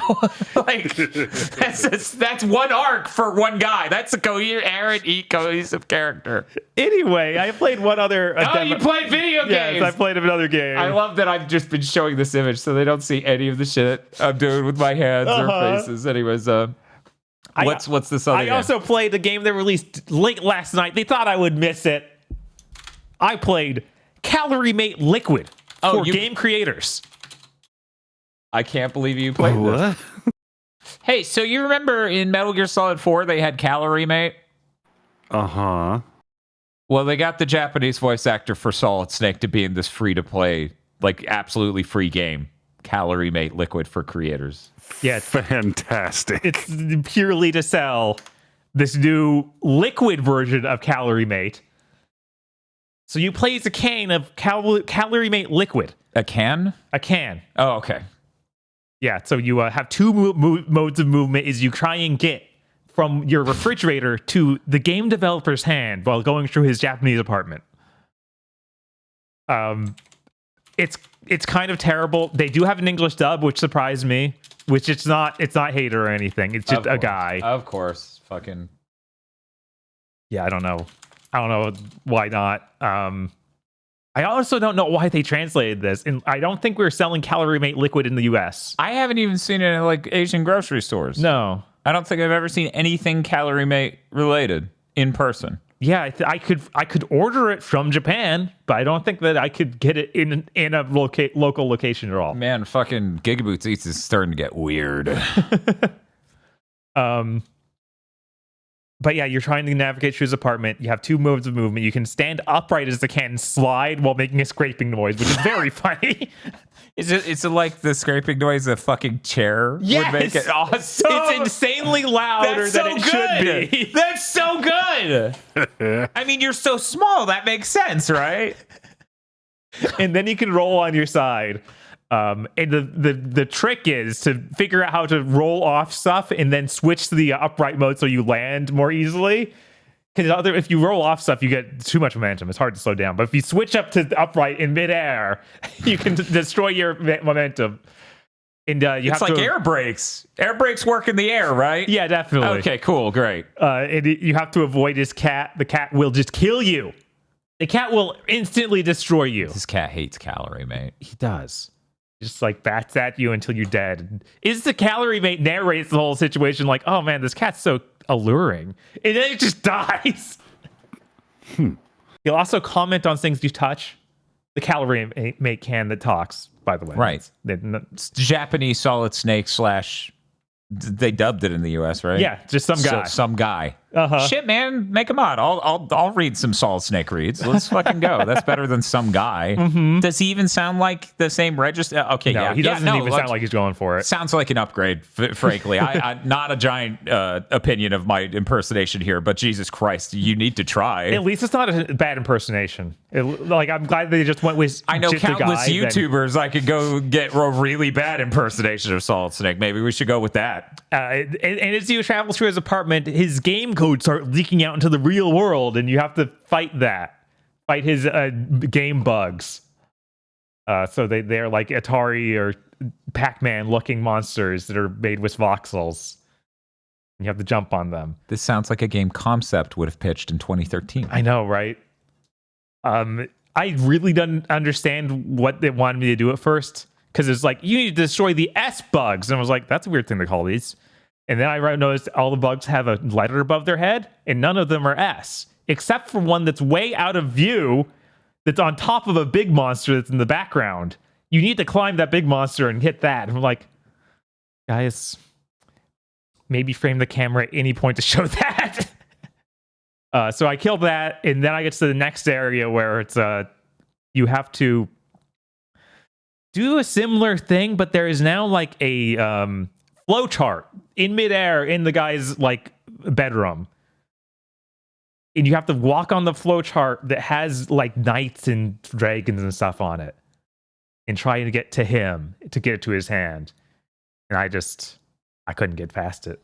The physics feel terrible to control. This game feels awful. And yet it is a skill check. So I was not able to beat Calorie Mate Liquid for game creators. I don't know the ending. It might have been great. That's terrible. You're going to have to look up the long play. It was like, it's not worth another like 20 minutes to try and do this again. Because it doesn't checkpoint you anywhere. You just have to redo the whole thing. But that was Calorie Mate Liquid for game creators. It's free until I think sometime in March. They're taking it off. Oh no! It's on Steam. I have to go play it now. Is it Steam Deck compatible? Who knows? It like couldn't even maintain 60 on my machine. You have a 1080 Ti. I know, right? Holy shit! Yeah, what are we doing here? It doesn't look good either. It's clearly we didn't care. What are we doing here? We modeled every single item in his apartment. What are the level of details models? How many do you have? 1. Yes, you could change this from low to high graphics and basically did nothing. Oh my! Why? What are we doing here? It doesn't. I didn't see a way to adjust resolution. Even it's like, come on. Are they using that Unity HDRP, the high definition rendering pipeline? Is this a fucking what's the name of the City Skylines 2 situation? God, they rendered every tooth in the Calorie Mate. Every what? Jesus, so fucking stupid. Yeah, that's it. I also play a little more Vicious on it, but I don't really have anything to say about that. Okay.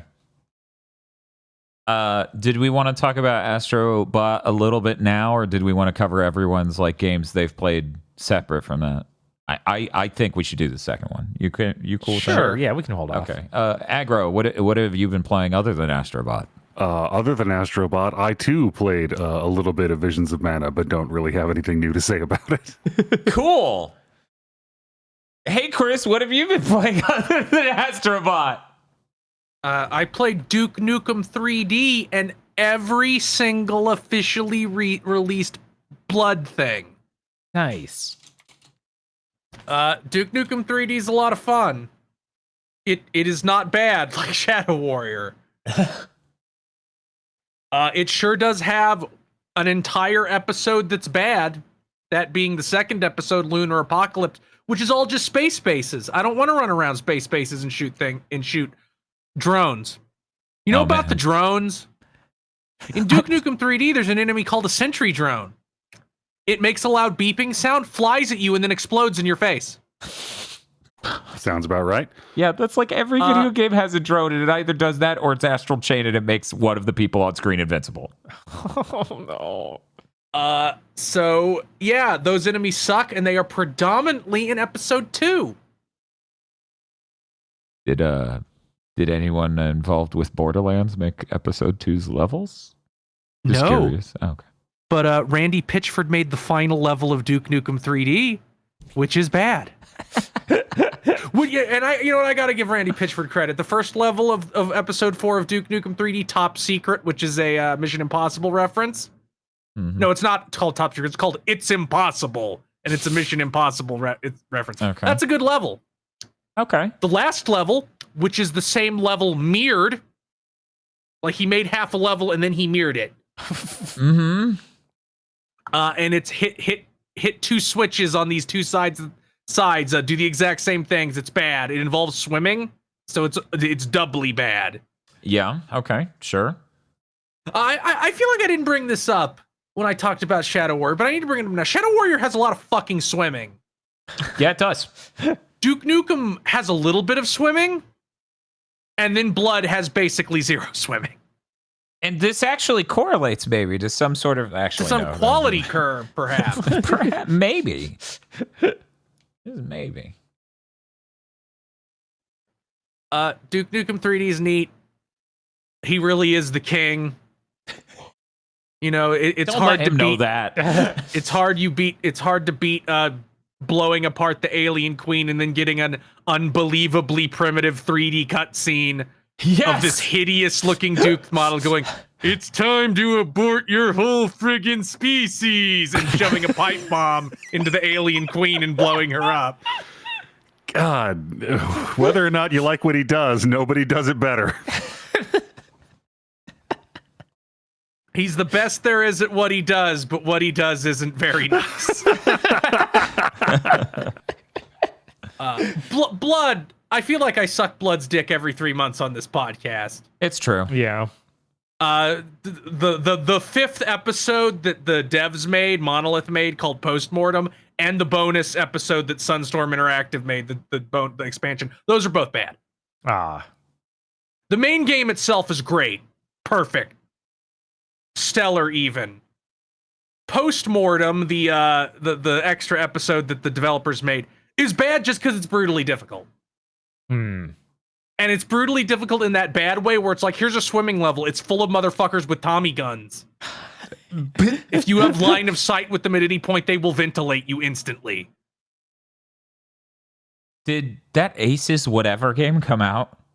Fallen Aces, the first episode came out. So It's my brain it's in said early access. my brain was calling it Aces Fall, and I'm like, that's not a. Okay, God, right? It's early access. Right. Cryptic Passage, the Sunstorm Interactive expansion, is just a different game. Like new weapons and stuff, or No, the entire philosophy behind the level design and encounter design and how levels progress is different. For example, in Blood, there is one point where you hit a switch and don't know what it does, and that opened progress. And in Blood, you hit a switch, a giant weird spiral staircase opens around the room. You climb it, you get up and hit another switch. Nothing happens, and then Caleb says, "Wow, what the hell did that do?" I like when the character in the game expresses exactly what I'm thinking. Meanwhile, in Cryptic Passage, the progress through the level is some hidden switch 8 times a level, and that's every level. One of the switches for progress is on the inside wall of a grave. So you have to dig up the grave and then hit it? No, it's dug up already. Oh my god. But you have to get in the grave and look at the switch. One moment. I have an appropriate sound for this. Wow.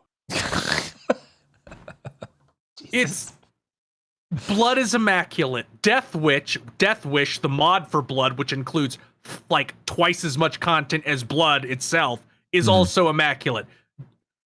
Play Postmortem to understand what they made. Don't play Cryptic Passage. Just don't play it. Just skip Cryptic Passage. It's not good. I don't agree with Civi that Sunstorm's expansions are good. I actually think a lot of them are kind of bad because it's a lot of, we put a switch in a funky. There's a difference, but like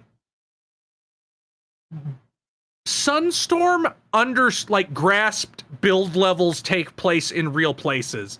They didn't quite grasp they should be sort of laid out like real places. Like they didn't understand that you shouldn't put a switch in a weird place and not give any signposting whatsoever what it did, because that's a video game thing. Like they didn't grasp that you shouldn't do that just because it's a video game thing.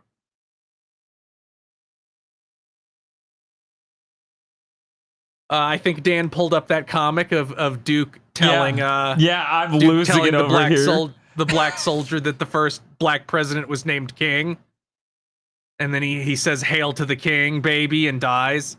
I remember reading that comic. I think it is funny. He time travels a lot. he's going to fight with words, not guns, and he's going to help turn it all around for your people, I promise, all the way to the freaking White House someday. Duke's head in panel 3 is maybe not great of this comic. No, it's great. He's clearly talking about Martin Luther King because he says King's his name, and then he goes, "Hail to the King, baby." Oh, and he dies. No, he said, oh my God.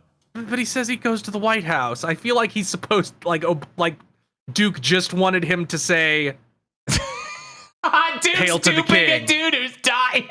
Yes, that is always how I interpreted it. Like there's someone on screen. I'll bet you $10 I can make him say it. God, seriously though, what is with that third panel headshot?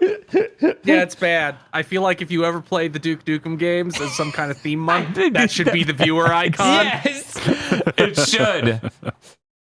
Jesus Christ. I'm Duke Nuke them.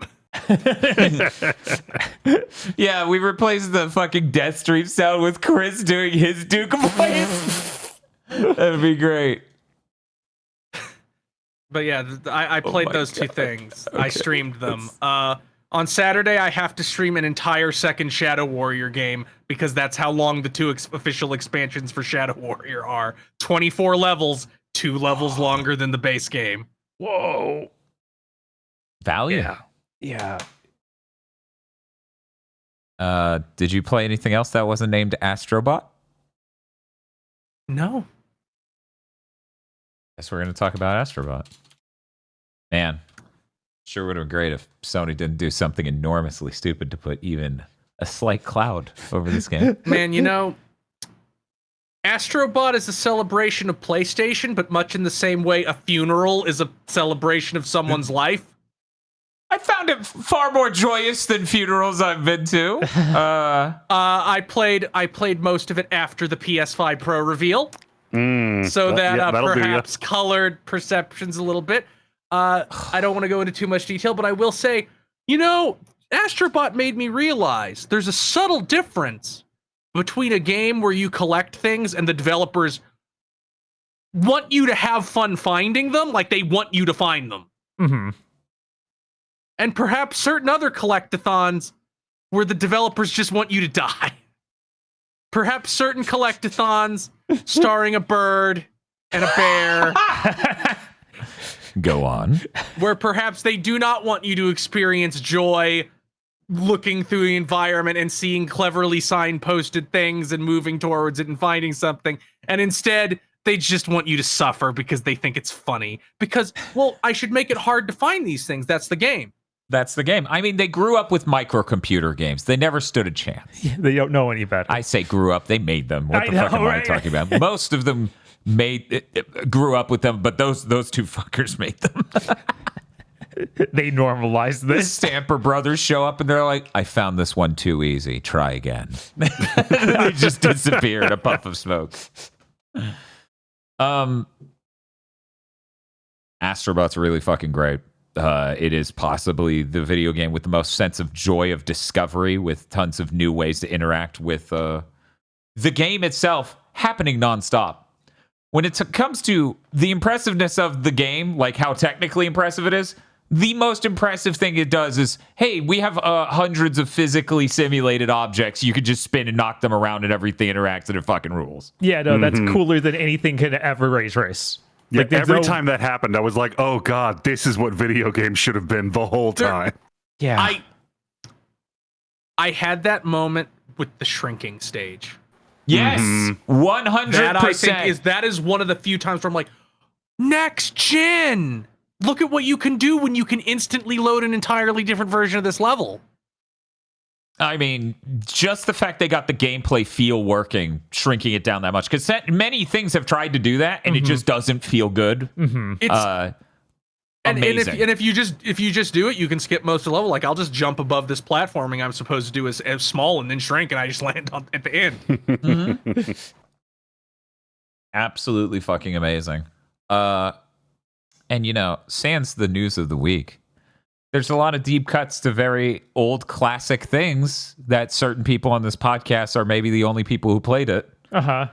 Yeah, certain people are, because about halfway through that game, I gave up. I'm like, I don't know what a lot of this shit is. I did really well. I think maybe by the end, with the over 300 bots, I think I got only 2 that I wasn't sure about. I think it was 2. Yeah, there was some I weren't sure, but I'm so happy there was a Rudy Rough Knight and Dart Astro Bots. Dart I- specifically is the one that Yeah, because I just feel like holy I feel like shit. Legend of Dragoon was entirely absent from Playroom. Like there wasn't an achievement that referenced it.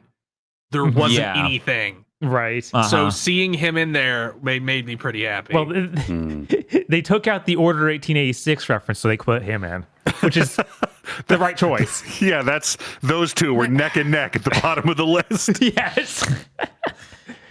This game, a lot of the moments in it are full of joy and new ways of interacting, but some of them are also tied to these discoveries of you running into these incredible characters, tied directly to yet more mechanics, yet new novel ways, and a bucket of joy. And that happened every time. And without spoilers, I will say, but one. Look forward to our spoiler cast. Right. Yeah, the soundtrack's really fucking good. The visuals are damn near immaculate. Constantly just amazing moments happening left and right. Basically unassailable video game. If more video games were like this, we would be on the good timeline. Yeah. If this game sold like fucking hotcakes, we would be on the good timeline, but it's already coming in that maybe it isn't doing as hot as I was hoping. I don't think we have any sales info besides physical in the UK. We also have Japan, which it's the well, fourth that doesn't best-selling surprise- game in Japan, but it's also like I eked out above Mario Kart 8. I mean, it's a PS5 game. 7. It's a Right. PS5 game. It's Right. not going to sell good in Japan. Right, It's so we not. already know Japan's not good and physical UK's not good. Physical UK game sales are irrelevant. Like, I'm sorry, people. I don't mean any irrelevant of the UK doesn't matter, but their weird cryptids, shit that sells 100 million copies bombs there, and shit that sells nowhere else does really well in the UK. I don't know what's up with them. I'm just saying, I didn't want this level of it's close. This game is too good for this level of it's close. Yeah, this it's better should have than a lot been- of Mario games, which is crazy. Huh? It's better than a lot Oh. of Mario games, which is crazy. Which is nuts. And like every person I've heard talk about would literally never imagine themselves saying that about a Sony platformer. Ever. Yeah, it's damn good. It's damn inventive. It's full of so much love and joy and thoughtfulness. Damn, I wish video games were more like this. This should be in a just world, this would be outselling Spider-Man 2. I don't know. I feel like Astro Bot himself is a little too Funko-like I don't care. for that to happen. This is a good game. I do not care if the mascot is a little too corporate. Because we're talking about a fucking Disney character on the other hand. I don't care about the corpo vibes. I'm just saying this game is excellent and I wish it did insanely well. Do you I was thinking about this while playing. Do you think Sony's going to be like, hey, Amiibos did well for Nintendo. We'll do Astro Bot versions of all these IPs for ourselves and our partners for you to buy? No. Yeah, probably not.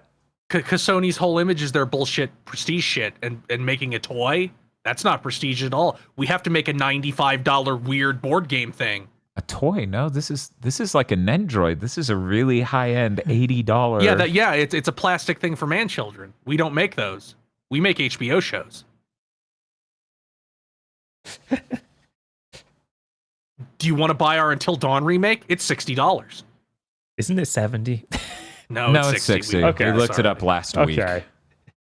Look, I think this is a you can have your cake and eat it too thing. Like we need to go off and really differentiate a subline of these games, Astro Bot Jr., and then he'll die at the end of one of those, and we can make a long prestige sad dad Astro Bot quadruple A title.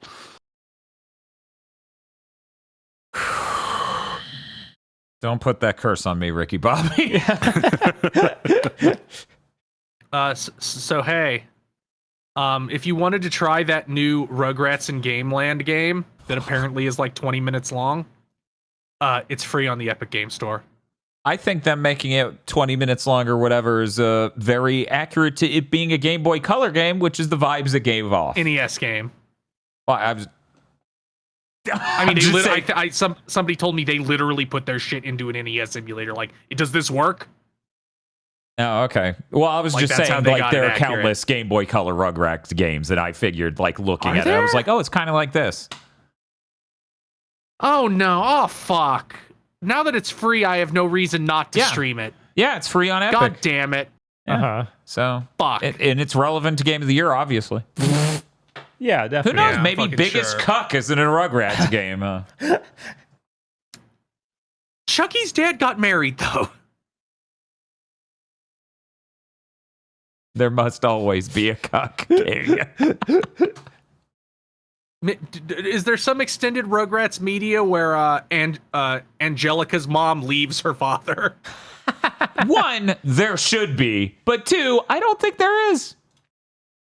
Well, there is an Astro Bot and Android. Okay. Like, literally. That makes sense. Yeah. Now, the thought of them doing, like, individual ones. The thought of Sony being like, we can do amiibos. Completely missing that amiibos did things in video games. Yeah, they did things in video games and weren't all adhering to one aesthetic style. Right. It was a celebration of all these things for you to get really good action figures of all these IPs. So, yes, if you just made the Wild Arms amiibo, I'd buy that. But I don't know if I'd even What about want the a Wild Arms Astro Bot? the amiibo. No, probably not. No? You sure? I mean, I might be a sucker. I'd buy the Dante one, because I'd basically buy anything you turn into Dante. Or turn Dante in two. Yes. I'd have to buy any one that was for a franchise I wish Sony would bring back. Like, let me give you it. You already have so many data points. You're already so stupid, but let me give you even one more. You know what? Let's go ahead and talk about it. They released more PS2 and PSP games. These are like really hype things this time, and they're still not talking about it. They bury it in the blog updates. Yeah, they don't care. Like, Nintendo does a video every time. Sony, Yeah, they put it on the store. They love interrupting their directs to talk about it. Sony doesn't do directs, so they don't have a chance. And they can't release videos elsewhere. They don't want to market anything. Isn't there supposed to be a state of play next week? Yes, Allegedly. there's supposed to be a state of play in the next 2 They weeks. have nothing fucking announced except Wolverine. Uh-huh. If they don't have some kind of throwback initiative somehow, Oh, yeah. it's over. Yeah. Like, God. if they were ever going to do it, this was the time. They just released Astro Bot. It's the 30th anniversary. It's rough out They here. put the music from Unit 13 onto streaming services. What the fuck are you thinking? Nobody cares about the music from this. They don't even know it exists. Right? This is a prop I made in a Hollywood lab. There is no game Unit 13. Listen to that name. Who would buy that? You know what would be really easy franchises to keep smaller scope for some sort of portable you might be making? All your old ones. Uh-huh. Shock. God. Yeah, playing Astro Bot really is just a frustration of, you should greenlight all of these. What are you doing? Yeah, no, it's They would not cost, greenlighting 50 like, that of these really- would cost as much as one Spider-Man. Uh-huh. That really was the depressing angle of, oh wow, look, that bot's Intelligence Cube. That game sold 1 million copies. Games like that used to be mainstream, and now only Horizon is because Sony forced it. We can't even get a fucking Legacy of Kain game. Nobody likes vampires. Yeah, no. Yeah, no. And they especially do not want to have sex with them. Never. What country do you think this is? Fallen There's only Angels, two- there's- even worse. There's only two things. There's only two things that Sony could do to restore my confidence in Real them quick, at this maybe point. that's the problem. Too fuckable. They're like, we can't make a new Fallen Angel game. They'll want to have sex with it. These deviants. Throwback initiative or public execution of Herman Hulst. Those are the two ways for Sony to get my confidence back. Look, I'm baseline. gonna be honest. I think the second one is a little bit more likely based on how fucking Concord went. Baseline. That state of play needs to have Wolverine. It needs to have Wolverine, Death Stranding 2. If they do not have something as strong as Wolverine, Yeah, there's they're got to so rinsed. Wolverine's gotta be 2 something years, new years after- apart. There's other no than way. that. I feel like we can't see Wolverine until next summer. That's insane. And I think you're right, but that doesn't matter because I'm talking about what they need to do. They could have prepped for this moment. They could have a vertical slice. Instead, they teased that game years ago now and have shown nothing. Mm-hmm. I think it was 2021. Yes. They teased it. Uh-huh. I get that. I feel like a lot of these really early announcements aren't even marketing. They're like, we need to let people say that this game exists on their portfolio. I mean, it's not about their portfolios. It's about the studio being able to hire for the game specifically. Mm-hmm. Yeah, that makes more sense. Game publishers don't give a fuck. Fuck you. You worked on a game for 7 years. Like, thank God Judas got announced. Yeah. So people could say what they've been working on for 7 fucking years. But yeah, no, they're absolutely instead. It's just like the PS5 Pro thing. It's going to be the worst thing we can imagine it being. Yeah. Where it's like fair games. No Wolverine. No Death Stranding 2. No high-end first-party titles. No Ghost. I feel like they are going to hide fair games for a little bit, unless it's literally out this year. Well, it was supposed to be. It's supposed to be out by the end of the year. Yes, unless it's out by the end of this year, they will not show fair games. It's like it's too close to Concord. Concord will somehow infect it. Everyone will beat on it, no matter what it looks like. It'll die instantly. They should be thinking that if they're not. No, they're not going to hide it. Some executive has decided that he's figured out the one cosmetic thing that made Concord fail, so we can lean into some other thing with fair games. I love the Kyle Bosman videos on fair games. Did you see his video? I didn't watch his new one. Fucking, I don't think it's this week. I think it's last week. Fucking hilarious because he's like, if you go back to me reacting to the first trailer of this game, you'll see I point out you don't have a thing except for the monkey masks. And if you don't figure out that thing, it will just be the monkeys. Then it cuts back to him currently, and he's like, so I checked out a developer conference where they talk about making fair games, where they talk about AI generated masks for the characters and stuff and how bad that turned out. So then they figured out how to craft it a little bit better and get the AI working a little bit better. They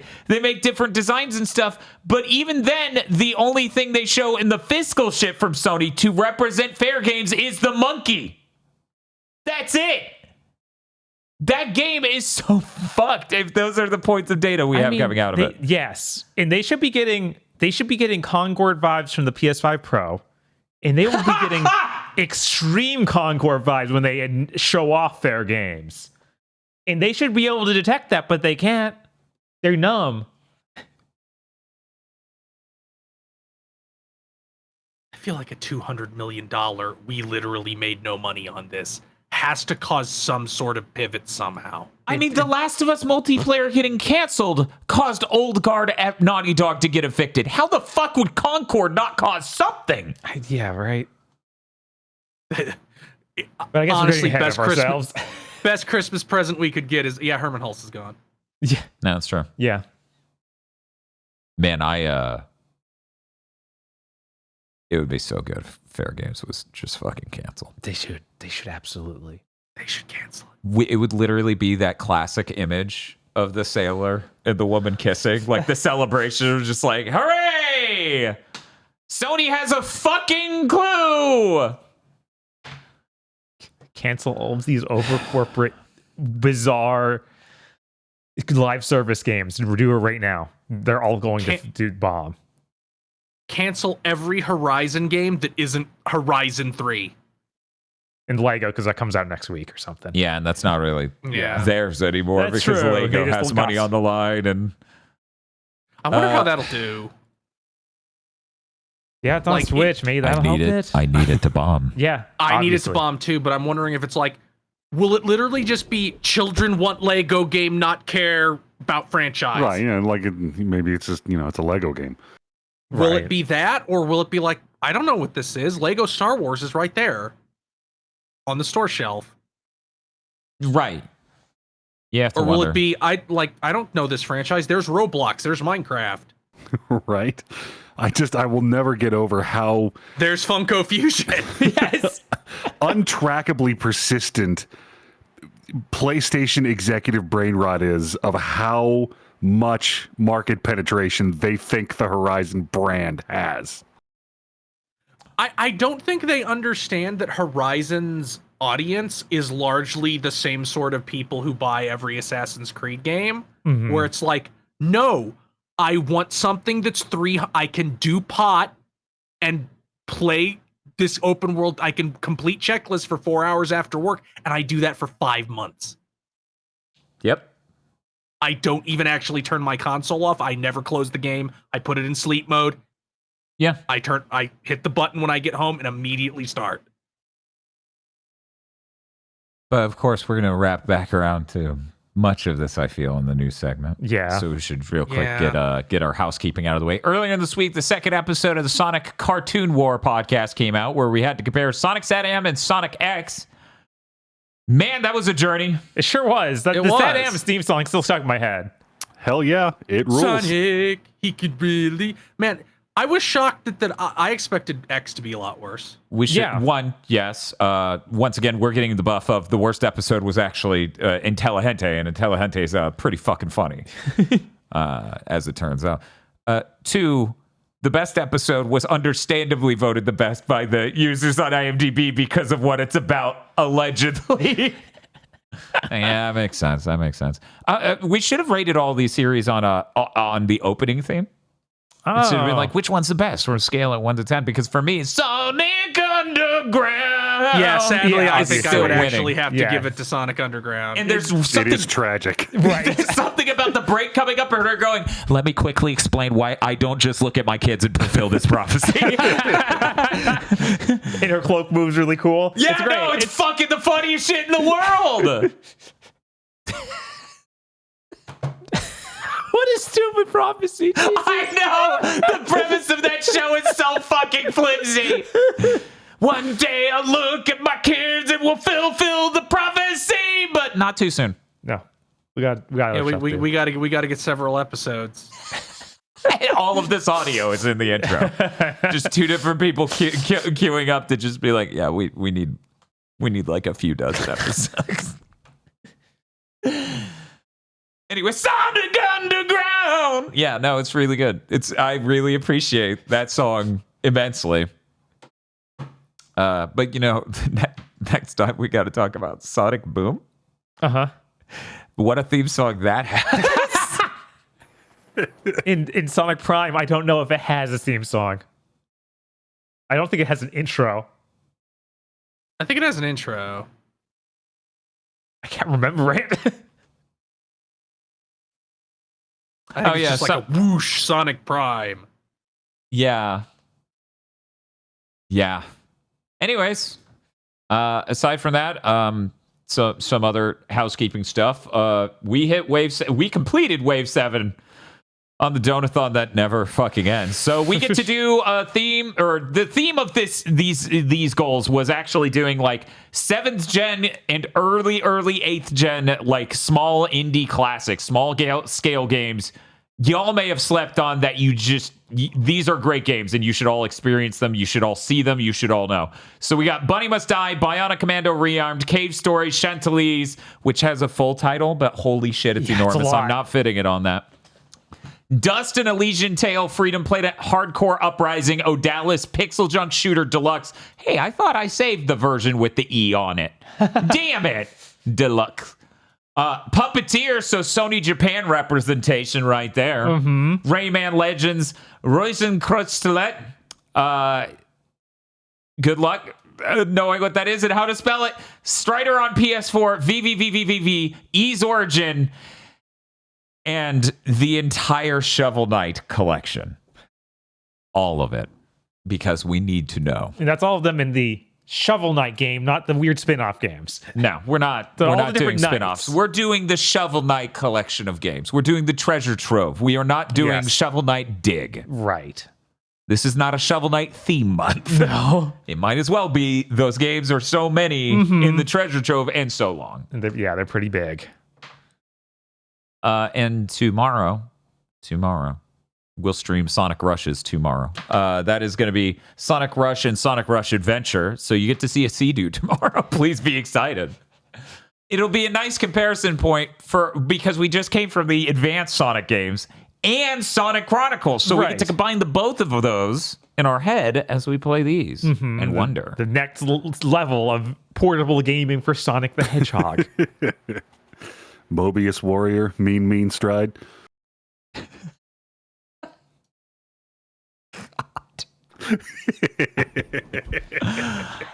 Because it's Rush. The joke is those are Rush lyrics. That's the joke. Okay, yeah. God damn you, Acro. Let me explain this man's terrible backflip. Hey, Chris, what do you got coming up? Are you doing a thing? I have to stream the 2 fucking Shadow Warrior expansions on Saturday. That's really bad. Yeah, it's not going to be great. After that, I don't know. There's so many horrible build engine games I can look at but not commit to actually beating. Like Witch Haven. Or Witch Haven 2. Yeah, that's basically what we did with the rest of the advanced Sonic games, where we're like, we're going to boot these as long as we're interested. Right. Or William Shatner's Tech War. Tech War! Tech War! Yeah! You want to see Tech War? You don't really want to see me play Tech War. You don't even know what that is. You just heard a YouTuber say it was real bad, and you're like, oh, I want Chris to play it. I want him to carve it himself with this knife. I wonder, is that you, audience? It ain't me. I know what Tech War is. I am educated. I wonder if Tech War is on El Trioc's first-person shooter list that he's doing for First-Person Fridays. Yeah, it's like The Simpsons said. The kids have to learn about Tech War sooner or later. It's true. Okay, cool. That's 1 second. There's something. It's the Podlord. Oh, They're in fuck. the room. Podlord, too late. You in here.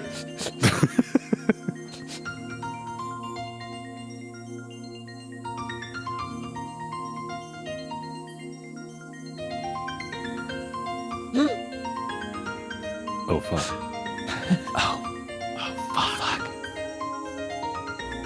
Fucko, the Podlords. Yes, that's right. Fucko, the Podlords. Podlords such as BN12, Red Blaze 27. The only game that can unlock the true potential of Pisser. Oh, Finally. God, that just felt ordained by heaven. I saw a fucking skeet over on Blue Sky where a dude was like, video games graphics peaked 15 years ago. I had to go look it up. Haze came out in 2008. So I was like, oh my God, they're basically saying Haze is the peak of graphics. Peak. Oh, it's peak something, all right. Jin the Karia. Oh, God. There he is. That's as close as we could get, Right. You know, he's got the sigil, Yeah, he's got the Jokai crest. the Jokai. He's gotten Joker mode. Uh-huh. 101 Shades of Wonderful remastered. WTF, Spider-Man? Forget dumb Sony. Here, have an Astro as Chow instead. Aw. That's adorable.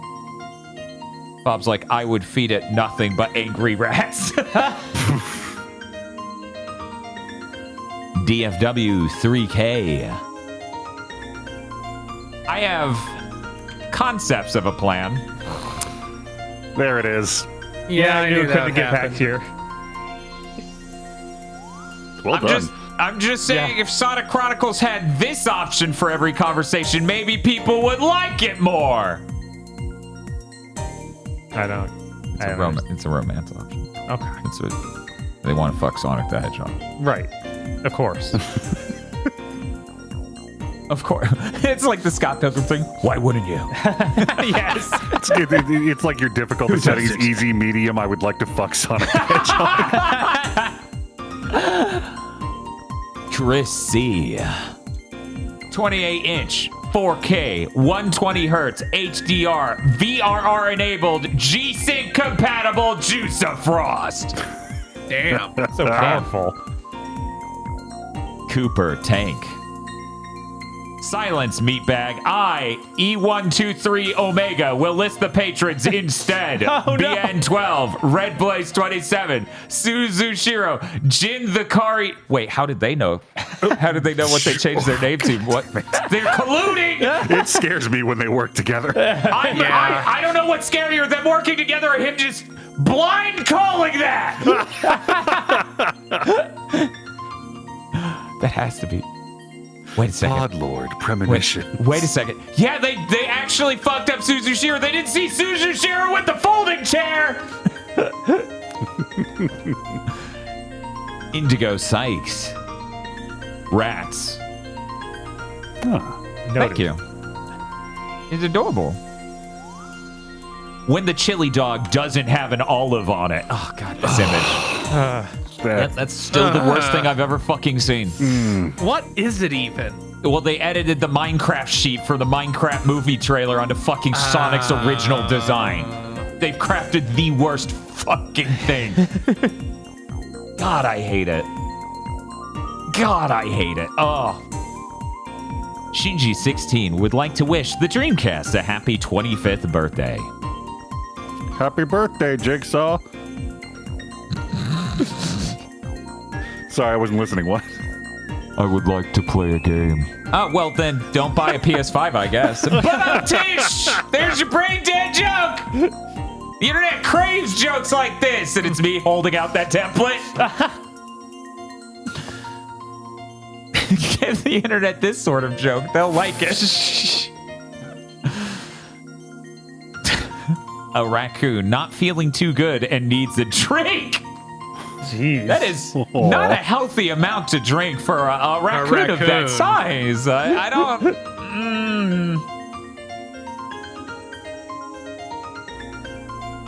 Sony shutting down Concord after all the money they poured into it. I don't need think this. Concord appreciated the hesitation. I need this, but Photoshop filter or Snapchat filter to be smiling. We got through Dark Brotherhood, and all we learned was that Shadow is better than 06 and how to pronounce cheap beach cobbler. Yet again, I need to mention that is the most unbelievably bad theme month meme ever. Is that the Sonic Chronicles stream was so long. I told a story about going to Cookout, and I said I wanted a peach cobbler milkshake. They tried to give me chocolate, and then I tried to circle that square to figure out how I sounded to them on the other side of the drive-thru speaker, and I decided it sounded like peas cobbler with milkshake. Oh, so yeah, chat voted and they said Shadow the Hedgehog's better than 06. That's fucking nuts. That's fucking nuts, Bob. That is crazy. We're gonna have to get to the bottom of this. Yeah, I don't think that's going to turn out to be true. In fact, I'm willing to bet that Shadow might be on your list of most boring games you've ever streamed. Oh shit, that's true. We need to craft the top 10 most boring games GigaBoots has streamed. Who knows if Shadow the Hedgehog shows up on it? Oh yeah, I know. Brace yourself, Jin Karya. Oh my god, he's so powerful. Do not set him free. Oh god, he's the Cuphead genie. I don't like that at all. That head angle. It's so much. For my first... He's like going around Ichigo doing the "you've never had a friend like me" shit. You never had a friend like me. God. Do you think we can get Troy Baker on Cameo to do that, and then we make the world's most unhinged fucking AMV? That would be fucking excellent. Can he play him like this? Anyway, we're moving on. Sarah Lean. Timothy Pfister is shilling Grapple Dogs, Cosmic Canines, out today, and the original Grapple Dog is on sale for $4 on Steam. This seems made up. It does. I can believe it's real, which makes it an even better bit. I'm surprised it's made up and not edgier. Like, it should be not Grapple Dogs, Grapple Dogs. And like with everything's sharp. But see, I believe this is real. If it was too edgy, I wouldn't know. I'd be like, Bearded Joe. Krungle Spum. Pleochrome. Caria 2024, everyone. Oh my god. I have Concepts. maybe put a circle over your Podlord image and try to figure out if it's going to be visible. You could have made it a circle text. I don't know. Oh, yeah. It's clearly enough. Yeah, we know what it is. Excuse me. Are you trying to tell me?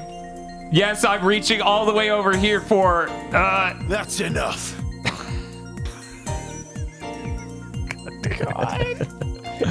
We run a great podcast. Yeah, This is there was good. no impenetrable memes. None. This is great. If sales of PSVR 2 do not increase every hour on the hour, we will be forced to sell the PS5 Pro for $100 billion.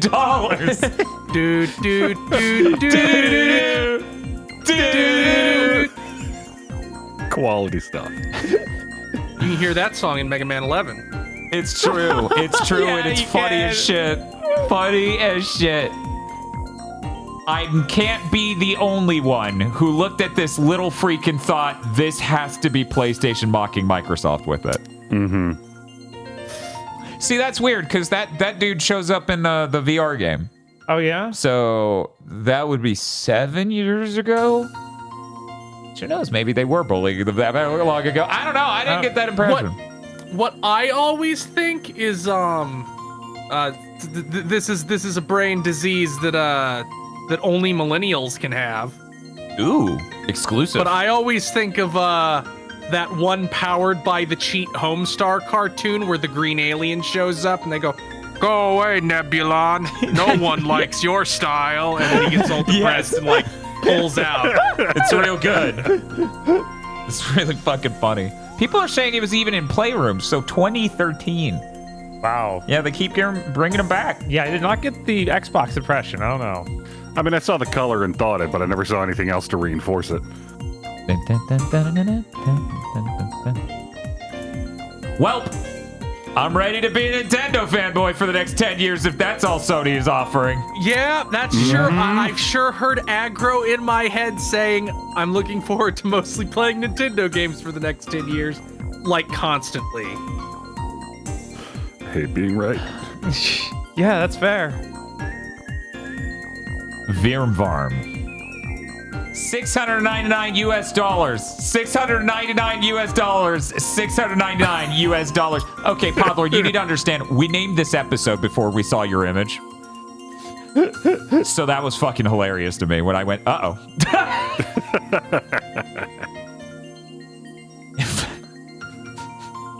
Also, once again, I insist, it is not a $700 console. It really isn't. It really isn't. Gilles de Rais. Aw, he's cute if you don't know anything about him. Like literally not even one thing. Bleach Gags on vacation back to Yu-Gi-Oh! Shooting Star Dragon. Yeah, that was dope as hell when it first appeared. They bring out the Jam Project insert song for it. That's pretty good. And we have to go back. We really do. Thank you very much to our Podlords. Thank Podlords. Thank you, Thank you, Podlords. Podlords. And if you'd like to become a Podlord, you can go to our Patreon at patreon.com/gbpodcasts. For $5 a month, you get such benefits as early access to Chugging, Bleach, and Pokemon Go to the Movies, our 2 monthly anime review podcasts, and that Pokemon one is they ain't gonna be around much longer. So you better get on that benefit. It'll be around longer than you suspect, for reasons different than what you're assuming right now. Yeah, it's Sonic month. Why would Pokemon and Bleach content come out this month? That doesn't make any fucking sense. You get extended armchair devs and gamer premonitions content when we do those shows. You also get an entire movie called Isolation 119, and a fabulous feature-length film about a man going to Thailand to solve the injuring of his brother and also get a tax write-off on his trip to Thailand. And maybe he had a broken Mac Pro that he wanted to use as a prop in this movie, and this was a good chance. This fucking Mac broke because it's so hot over there. That's so fucking funny, man. And other benefits. Patreon.com/GD podcast. If you don't have any money, it always helps us immensely to tell your friends, rate us on Thursdays, rate us on your podcasting method of choice, retweet our promo tweets on Thursday, and leave a comment and subscribe on YouTube if you listen that way. Patreon.com/GB podcast. We've got. Should we just start with everything horrible? We should start with the PS5 Pro for sure. Which honestly should count for the industry burning down category of our news document. I had it in there at first, and I was like, you know what? Maybe put it on the outside of that just in case. Should I bring out our guest, our special co-host right now though? Yeah, we'll just go right into it. So sure. Okay, let me just see where he is. Oh man, that's when you know it's bad when you reveal the new console when it fits in our industry burning down segment. Anyways, here we go. There he is. There's the guy, and there's the sound. PS5 Pro was announced finally. $780 United States dollars. And it's worse elsewhere. Yeah. Yeah, America got the least washed. Mm-hmm. It's appalling that Sony's just like, no, we'll just kill Japan. We don't need shit to sell in Japan. So let's That's one of the biggest gaming markets, but we don't need it at all. We're gonna go detailed on this, but let's briefly get to it. It's 9 minutes. It should have been way longer. It should have been way more detailed. They did the worst job possible selling this thing. Mm-hmm. They made images too hard for people to compare. They didn't show fidelity mode on both, like for 30 frames per second, and what that might look like, because they can't show third-party games because it might throw them under the bus a little for their base PS5 versions. So, reminder, Sony has not shipped a fixed 30 frame per second game, so they have no games to show that for. What they do show is, hey, here's the fidelity mode that was 30 and now runs at 60. So then people screen cap that and go, that looks the same. And I go, yeah, because it has half as many frames. That's the point, is this one runs that mode at twice the frame. That doesn't show up in a still image. So for whatever reason, they did the worst job humanly possible showing off the difference. Yeah, they're like, hey, check out these PS4 games. Here's The Last of Us 2. Here's The Last of Us Part 2. Wow. It was 1440p before. Now it looks way better. Insanely bad presentation, and it costs $780 for the unit and the disk drive. I'll let them keep the stand notionally as, like, not every console can orient in two ways. But holy fucking shit. You can't sit there and be like, this is our pro console. It has no disk drive. Yeah, that's crazy. Chris, not only that, but like for Dan, or who is the most likely people to upgrade? People who got in early. Yes. What do people who got in early not have? Your fucking detachable disk drive, which you know is the best-selling version. This is just a pathetic attempt to squeeze, how much does it cost to produce that Blu-ray drive? Like 20 probably? 30 maybe? I would guess it's $40. That's still half the fucking price. Like, I said this on my stream yesterday, but I need people to understand. I bought a PS4 Pro. I bought a PS5 at launch. I own a PSVR 2. When my launch PS5 died, I didn't even have to think about replacing it. I am the audience for the PS5 Pro. If it was slightly less of a rat fuck in any way, I'd buy it. If they pack it, if they just ate the cost of the disk drive, like it comes with the disk drive, I'd buy it. If it was slightly cheaper, I'd buy it. If they had a less total dog shit presentation, I still might buy it. They're like the Hillary Clinton campaign of gaming consoles, where it seems like they're failing on purpose. Mm-hmm. Yeah, it's literally that bad. Go ahead, Agro.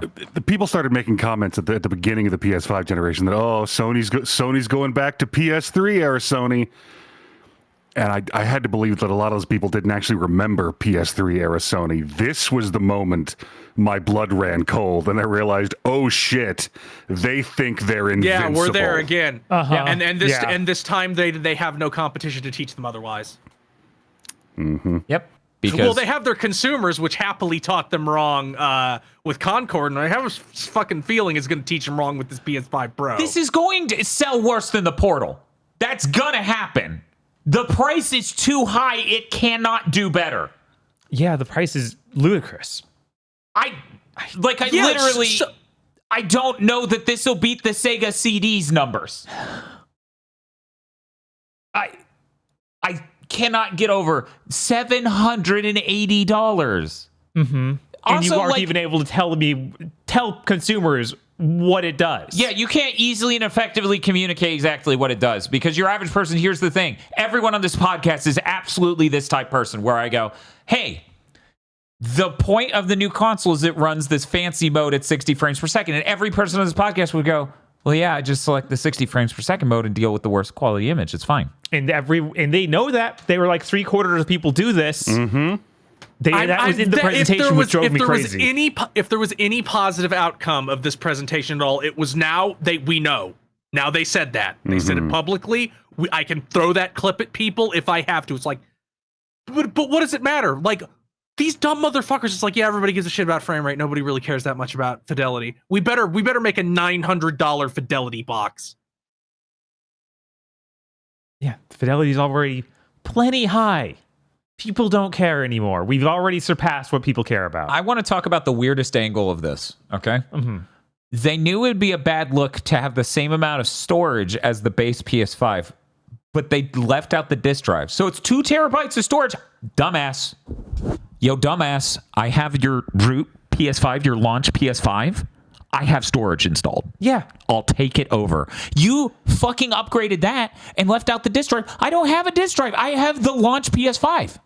What the fuck are you doing over there? If you had the choice between cutting a terabyte of storage, which barely costs anything, and who knows how much 1 terabyte means to me, maybe I have an insanely huge hard drive, SSD rather. Right, and they even maybe I have a 4 and 8 terabyte. That's a drop in the fucking bucket compared to that. Right, they made it perfectly so you could do that. They didn't have a thing where you take out the old hard drive and put in a new one. They had a just expandable slot so you could put in more. So that, of course, can easily go to a new system. So what the fuck are you doing adding a terabyte but not putting in a disk drive? Is this because you need to move disk drives? Is that it? Is that the whole reason? Yeah, it's easier. They need to move disk drive. But I think it's honestly just 100%. If we do this, we can trick these people into never buying a physical game again. Yeah, you're not going to do that. You're not going to trick those people. It's literally the okay, so there may be 10 people in the entire continental United States who are both the demographic for a $700 console and have no disc games. Mm-hmm. 10.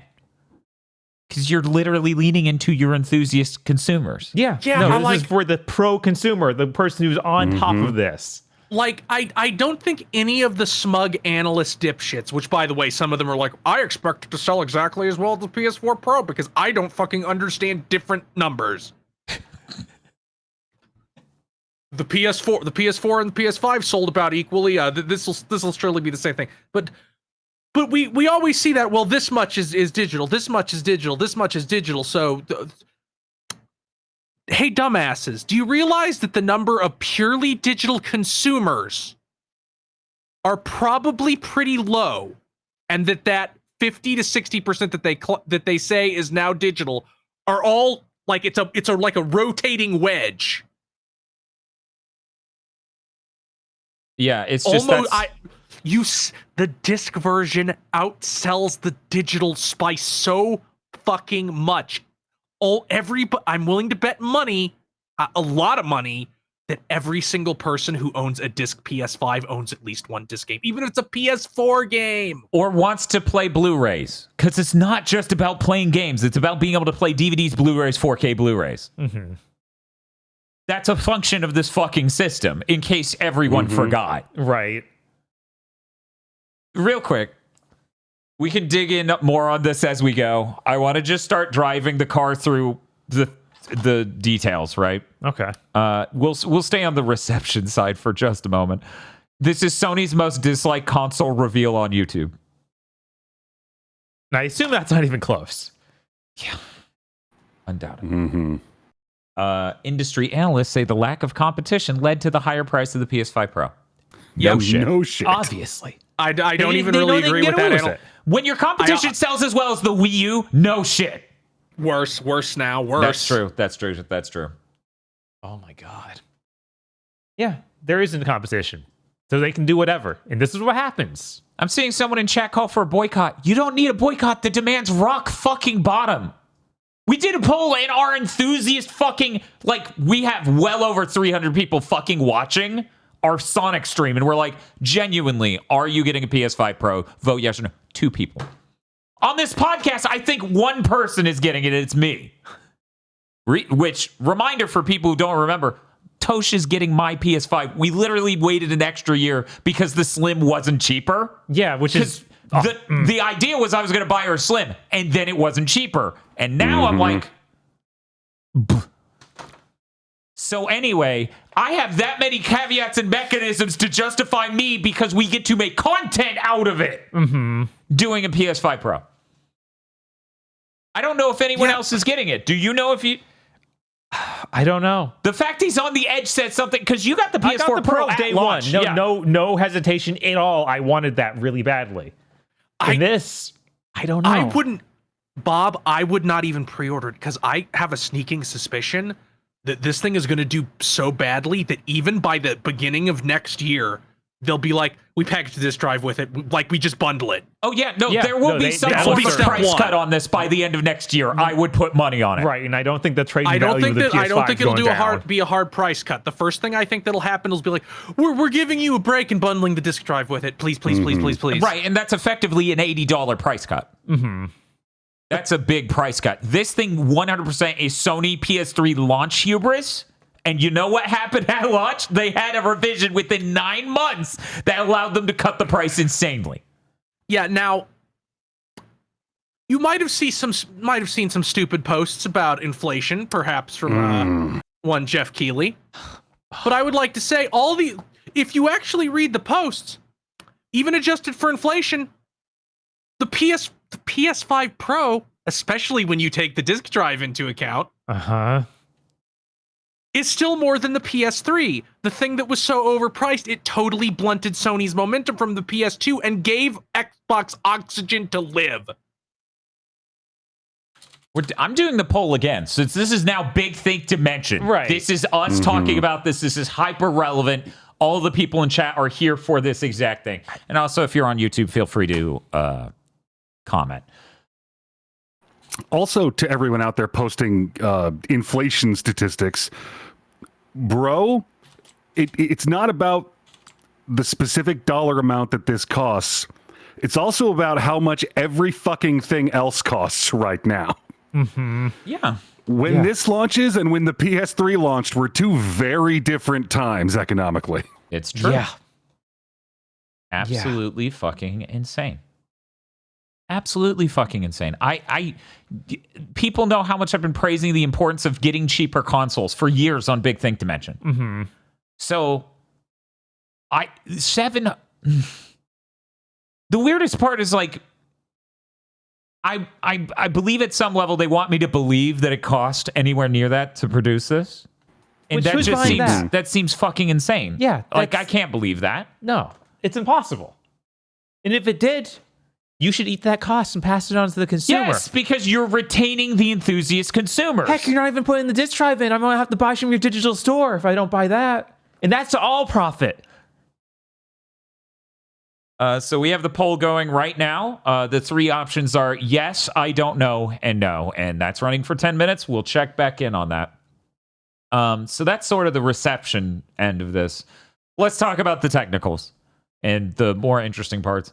So as we said before, it has PSR technology, which PSSR, PlayStation Spectral Super Resolution. Basically, the idea is it's a hardware-based temporal AA solution that looks a lot better than FSR2 and seemingly also much better, or at very least is vastly more performant than Unreal Engine's built-in TSR. It will make the games look sharper. It will hopefully mitigate artifacting. We're looking forward to seeing more. I would love comparison to have images. seen that examples at that 9-minute things. presentation. That was the point. That was the point of your fucking presentation, and you missed it entirely. They tried to do zoom-ins on things and like Ratchet and stuff, and they did the worst job. Like, amateur YouTubers do this exact level of job of showing the difference between versions of things. Yeah, it was the put lowest tier of what you could expect from YouTube. Literally the lowest tier you could expect from a total scrub YouTuber, and this is Sony's official marketing. Mm-hmm. Fucking insane. Fucking insane. They're like, check out the differences between these two images, and they put them in a tiny box. Yeah, they don't even fill out the screen. What are you doing? And I swear to God, we'll have to see when the unit comes out to be fucking certain. But the zoomed-in shots have sharpening artifacts like you would expect from bad video editor upscaling, because they either didn't record it at full chroma res, or they didn't upscale it well. They just let the video editor upscale it however way they wanted. The full screen images don't seemingly have any ringing artifacts at all, which you should be able to see it in that as well if it's caused by PSSR. But we don't know. We don't know 100% for certain until more info comes out. Sweet fucking God. Anyways, it's 45% faster and better at rendering just normal video games. So even your normal games that have a high frame rate mode, or just in general normal games, will render better and faster if it's not CPU limited. Did you see the CNET video they put up? Let me get to the end of this, Okay, because sure. holy hot damn, is that a whole bullet in this, basically. The memory is 28% faster, and because of them strapping in system RAM, it has more RAM accessible to the games, probably to power the PSSR. The pisser. Don't pee on your $780 consoles. It's don't got do it. that handled. It's already full of piss. Yeah, it's got plenty. It has 2 to 3 times better ray tracing. Bob's favorite thing. Yeah, great. And then the 2 terabyte storage I was talking about earlier. That CNET video. Sony's marketing is run by the devil. Yeah, I don't... Because they have successfully fully, like Chris was saying, Hillary Clinton marketing campaign. Yeah, they uploaded that thing at 30 frames per second. Had dude, I don't think he even played a video game before. And then they let him go around and look at these things on a TV. He literally says in the video, before you could only run 1080p games at 60 frames per second. And on the PS5 Pro, you could run at 4K 60. And I'm like, that isn't remotely what they said at any point in time, sir. Yeah. This dude's an unreliable narrator about any detail of this machine. Yeah. And yet he had the exclusive. Yeah, it's exclusive with CNET. Who cares? Why would you ever use CNET? So weirdly enough, one of the things announced in that video and they acknowledged it is that Gran Turismo will have like 2 modes, I think, where it's the game now has ray tracing in game, which cool. Like it looks so much better in those replays that have it. Yeah. So it's cool that now the game looks like that. That's dope. And then it has an 8K mode. Why? Why would you? Polyphony Digital. What is your damage? Of course they would do it. No one else on Earth will. Kazunori Yamauchi's like, but I need it for my 8K TV. Right, like they got 1080p working on the PS2 or 1080i. 1080i, yeah. Yeah. Which it wasn't really rendering at 1080i in the least. It was outputting at 1080i. They were able to put it on the box. They were. That's the reason they're doing it with the 8K. It's also not going to be 8K. We know that. Well, it's going to be 8K. In as much as any game right now is 4K. Yeah. Basically. Literally, the funniest thing about 8K TVs, if you don't know, and you should know this, if you take one thing away from this podcast that has nothing to do with Hyper, specifically the PS5 Pro, remember this. 8K bombs so bad, they don't even put leading imaging technologies on it anymore. Your highest end OLEDs do not have, that's not on the 8K version. The 8K versions do not have the QD OLED like Gen 2. They do not have the MLA technology. It's done. So the whole point of 4K was the resolution that is supposed to be the resolution that old films are at, right? Or is that just 1080p? Okay, so it's complicated, I'm sure. It is super complicated, but film is high enough fidelity where you can do a full chroma resolution 4K scan, and it will fill that information entirely. Any higher, can you do that with 8K? So no, the fact that you made that face is no, and we can't even consistently get actual 4K games. What the fuck is the point of anything approaching 8K? Shut the fuck up. Yep. I have a 4090 and I can't. Like, there's no way I'd play a game at 8K on it, even using DLSS. Yeah. I'd much rather just play it on 4K with better performance. Fucking insane. Fucking insane. Dude, fucking We're insane. hitting. I think the absolute core problem that that gaming and every industry, a lot of industries, especially tech ones, are starting to hit is we need to find new things to sell them. Oh fuck, we've invented everything that should ever exist. Right. So now it's an endless march of juiceros as we try and find something new. And on top of that, it used to be marketing and product development and stuff when it first started getting mutated and weird and perverse. It started chasing numbers that didn't matter. You can see this with like the Pentium 4, where it's like they literally designed the entire architecture to clock its clock rate really high because they know that sells. It's like, oh, this clock rate's higher than this clock rate. I'll buy this. Here's the thing. They ruined their CPU architecture doing that. That's why the Athlons were better. But we got worse than that even. Mm-hmm. There's the modern era we're in where we're mutating it to be numbers on the back end that consumers don't even see that we need to game in order to get a win. Like all these services and things that are like, hey, we had a higher number of people who logged in because we made them. Yeah, because we have entire, like, multi-layered systems of management that don't know what the fuck they're doing, but know how to look at a metric sheet. Yeah. So things have gotten completely fucking insane. So of course we're faking 4K, and then we're faking 8K, and then we're faking higher frame rates.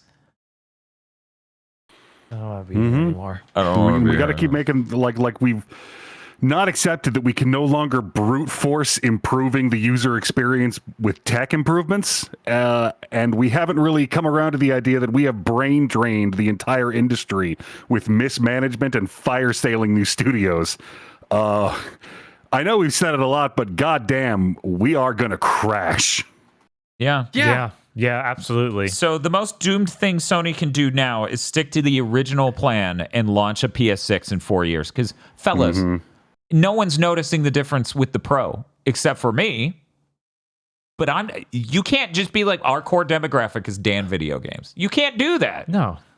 You need to, the PS6 needs to be a thing that makes everyone go, wow, look at this. Wow, look at the graphics. I can't believe like how good this is. And a lot of people, whether genuinely or disingenuously, couldn't even do that with the PS5.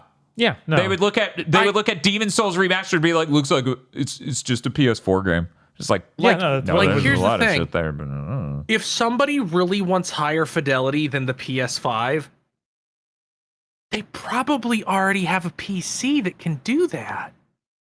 Frame rate is a totally different issue than fidelity. I could like if they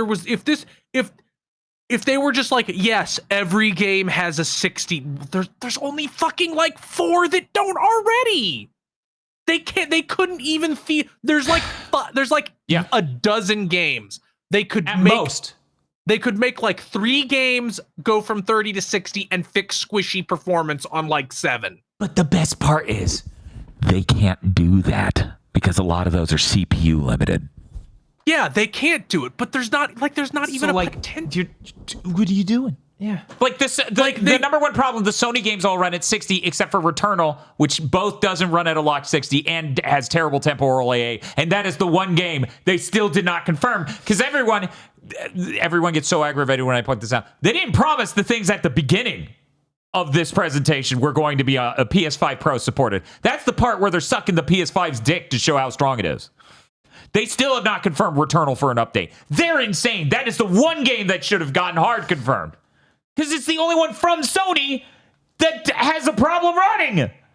Yeah, it is. Us is the only one on Unreal from Sony. Yeah, I think so.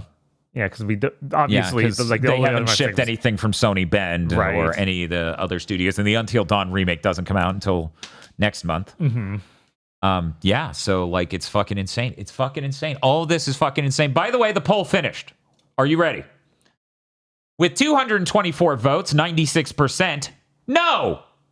3% is 8 people saying, I don't know. And rounding to the lowest number, 0% is one person who said yes. We got him. We got the PS5 Pro. The buyer. PS5 Pro buyer has logged on. And You found one? That's the thing. As I keep saying, if I wasn't intent on giving Tosh my PS5, so that way she has a console of her own, which people don't realize. Like, literally, I play games for a living. Every Friday, we have to go live with a game that might be on the PS5. Very high probability we're playing it on the PS5. I have to play games for prep for Game of the Year and also talking for this. Sharing a console like that is hard because you're constantly like, we have to fully shut down the thing, and she wants to play it in her room, her rec room or whatever, her like project hobby room. She doesn't want to play it out here. You don't understand. There's a lot of value to that.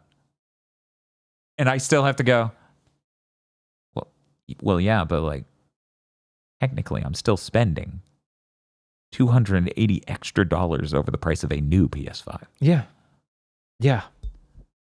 And for me, because of my eyes and the way they work, my enhanced vision, yeah, I'll notice the PSSR thing. But you're fucking loopy if you think normal people will notice, which is why I'm excited. Because when the PS5 Pro shows up, we are absolutely doing a swap technology stream. Well, I guess the flop is the PS5 Pro. Yeah. Where we're going to be able to, we're going to have 2 TVs set up. We're going to have both consoles routing to a Switch. And I'm going to change which one we're looking at. Bob and Spiff will not know which one we're looking at. Only I will know. So you two and the audience get to see, is this good? Which one's the good looking one? And how good does it look? I'm so excited because everyone came out of this conference going, bro, I can't even tell the difference. If it is not noticeable, I will be incredibly upset because I think that a lot of these games that use FSR look hideous. They and do. I can see it within a second. I mean, we even got to the point where Digital Foundry's own fan base is lighting up their comment section and their Twitter replies going, what the hell are you talking about? Star Wars Outlaws looks like garbage. Yeah. I'm not surprised. Because it's so blurry. It's like noisy and then smoothed over to be less noisy and blurry. Mm-hmm. Cool.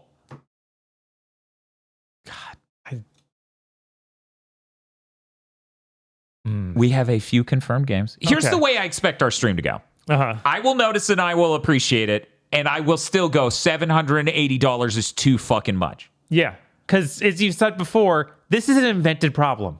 Yes, fucking FSR2 is an invented fucking problem. Render your shit at a lower resolution. Like, I keep waiting for the Scooby-Doo gang to show up and like, oh, old man Jenkins invented FSR2 to sell pro consoles. I expect Bob to notice the difference and still just feel awful, right? Because he doesn't get to give his PS5 to someone else. He has to trade it in or sell it Yeah, and hope for the that's money enough. to mitigate the cost of a Pro. And then I expect Spiff to maybe not even be able to tell. Yeah, Spiff probably won't be able to tell. Spiffs are good. I'm not going to give a shit at all. He's in chat saying that. Yeah, that makes sense. And like, that's the thing. I can't expect people to give a shit. Right. I can't reasonably expect. And They have the metrics. 3 out of 4 people don't. No. 3 out of 4 people just choose performance mode, and they probably don't even think about it. Because the crazy thing is, check this out. People like it when games feel good. You know how Nintendo games generally, if they can, run at 60 frames per second? There's a reason. They're using the most constrained hardware in the industry, and even they still just go, throw out anti-aliasing. Yeah. It's fine. We need to keep the frame rate higher. Here are the confirmed games for the PlayStation 5 Professional at $780 this November. Alan Wake 2. Assassin's Creed Shadows. Wait, that comes out before then? After that? It's in November. I don't know when. Do you remember? Demon Souls, Dragon's Dogma 2, Final Fantasy VII Rebirth, Gran Turismo 7, Hogwarts Legacy, which they showed that in the PS5 Pro enhanced part, still doesn't run at 60. That footage they showed was 30. The only third-party game they give any time, and it's Hogwarts Legacy. I know. The worst presentation they could have made. Move on. Sure. Horizon Forbidden West, Marvel's Spider-Man 2, Ratchet and Clank Rift Apart, The Crew Motorfest, The First Descendant, and The Last of Us Part 2 Remaster. These are the only confirmed games. The First Descendant does run terribly and look awful. This probably won't solve that. Probably won't, but that has a ray tracing mode and a frame gen mode. Ugh. So we'll get to see the incredible masterclass it turns into now. Absolutely fucking insane. The Assassin's Creed is November 12th, so It's on top of it, It's yeah. right on top of it. Yeah, okay. I'm excited for the Gran Turismo update. That means I'm probably going to be playing Assassin's Creed Shadow on the PS5 amateur, and you'll be playing it on the Pro. Oh yeah, we'll switch to me, and I'll just be so professional. Yeah. Not even Final Fantasy 16. That shit came out last year. No. Yeah, no. Man, No? you intend to get Shadows at launch, Bob? After Outlaws, when I sure fucking wouldn't.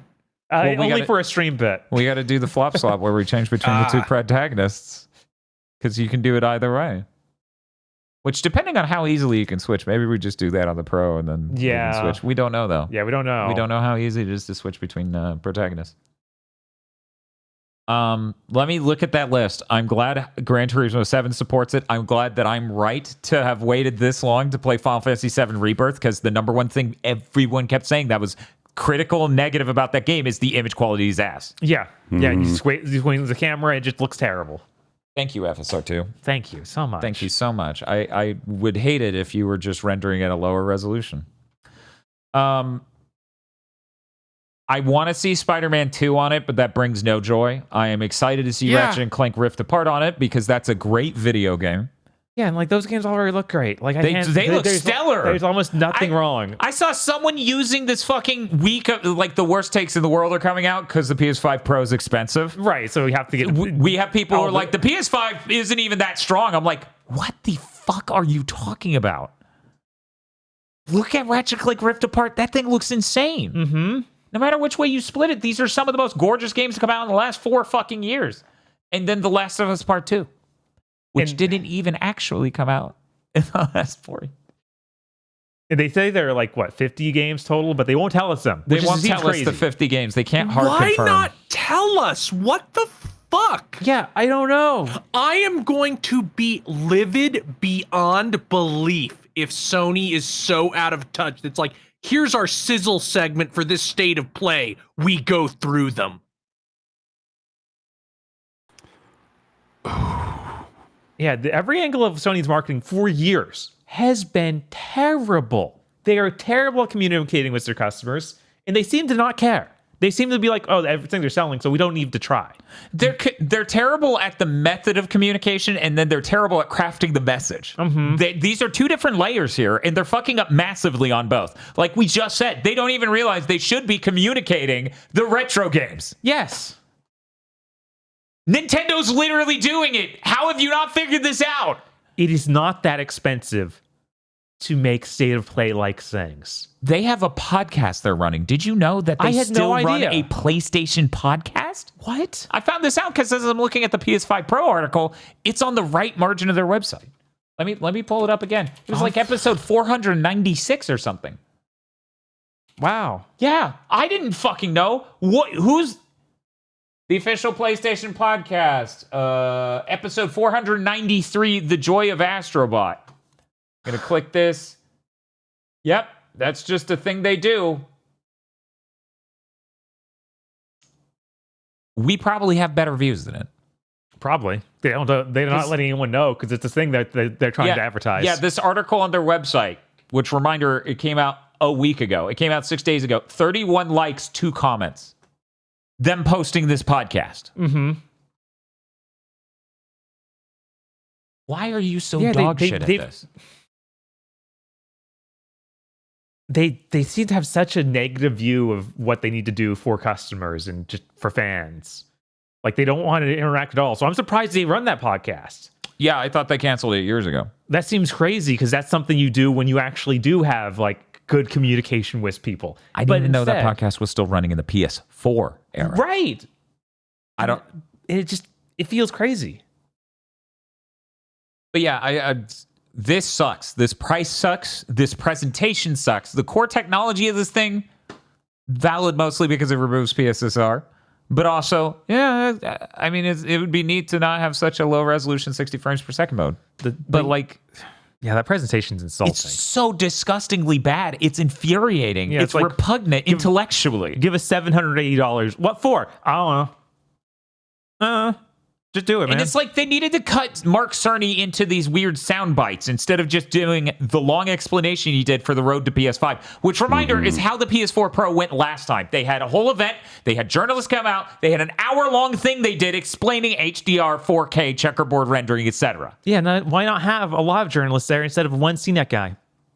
Why is it like GameSpot or IGN or like real video game covering things, not CNET? So my thought here, and I'll call my shot, is that John Linneman has posted these mysterious images of Final Fantasy VII Rebirth, seemingly. Yes. I don't think it came from the video because it looks too nice. It looks too crisp. It does.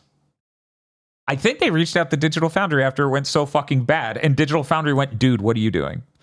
I wouldn't doubt that they're currently working on a video of some sort. They absolutely should. Digital Foundry shouldn't be working on a video for Digital Foundry. They should be working on a video Sony puts everywhere. Like, please let us re-roll this. So here's the amazing part. I'm following Alex Battaglia on Twitter, and he tweets an image of a Horizon screen grab. He also has that's really high quality. He goes, "Hey, any colorists out there?" Which, by the way, audience, I am a credited on IMDb colorist. I've color graded award-winning short films. Anyways, so I'm legit color graded wars, you know. He asks, so just any colorists out there, how do I get my footage to match up with this footage? And I'm like, that is a bad HDR to SDR LUT. That is not a look. They just grabbed a LUT off of a fucking package website because they had recorded HDR footage and then told it, yeah, convert it. That is literally what it looks like. It's oversaturated. It's over darkened. It's over contrasty. It looks like shit. It looks worse than our streams of HDR games look. Holy fuck, dude. How did they fuck it up this bad? I don't know. So anyway, as I said earlier, Sony should really be getting Concord vibes right now, and she's trying to figure out why and how they can fix it. But I don't think they will. I don't think honestly, that they're not receptive to anything these days. Yeah, I don't understand.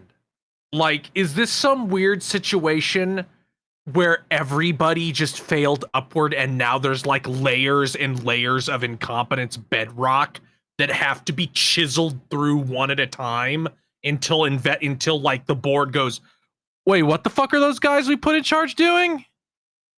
Every Sony Europe person fired. Hey everyone. They have a high quality version of that presentation on digitalfoundry.net for patrons. Right? How did they get that, and why isn't that out for everyone? I don't know. Why does Sony not have a really high quality version of that so people can tell what it looks like and do their own screen cap comparisons and shit? Yeah, it was like 10 minutes after that YouTube stream ended. I went, wait, why did I not hear anyone say that? There's a downloadable version of this video available. Like, what the fuck? What the hell is going on? I don't know. Can I contact Sony, get the high quality version, and put it up on our Patreon? Put a link in the description. Be like, sign up now on our Patreon, and you can also download it. Make a new tier. It's $3, and it's like, download that one Sony event. You too can experience Sony's marketing department's incompetence in high definition. Yeah, it's even got a good bit rate. It's like 59.7 megabits per second, H.264 4K. Wow. Insane. Yeah. What the fuck are they doing over there? Anyway, at some point on this podcast, I have to cease talking about how angry I am about the PS5 Pro, but I frankly don't know how I'm supposed to do that.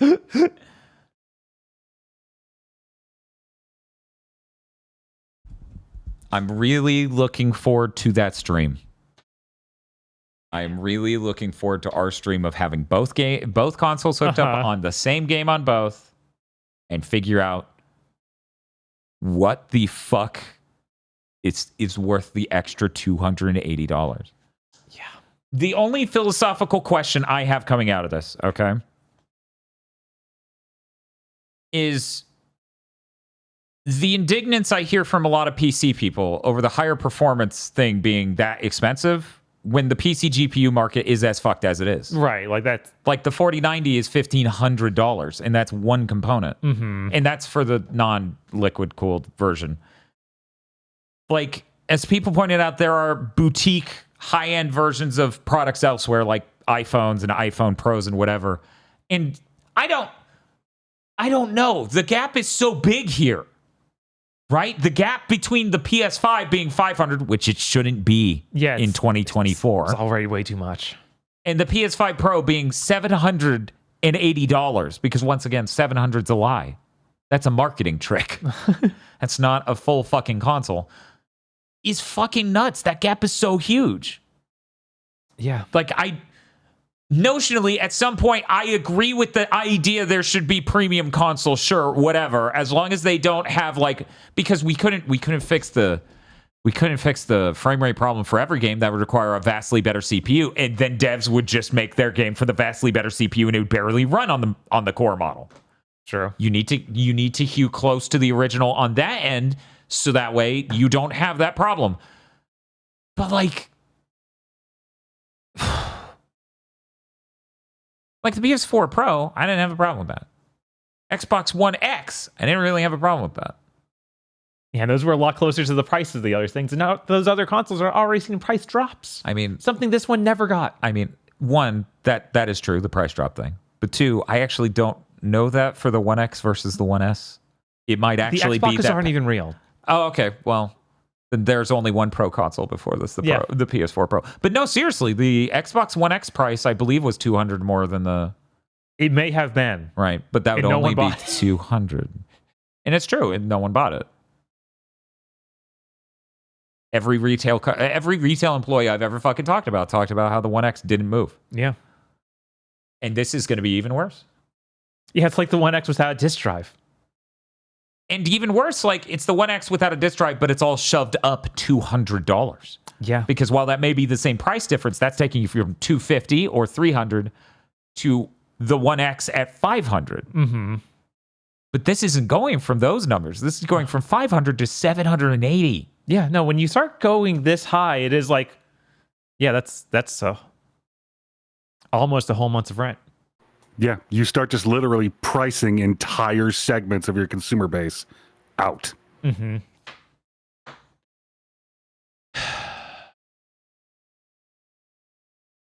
So yeah, this sucks. Absolutely dog shit. What the fuck were they thinking with any of this?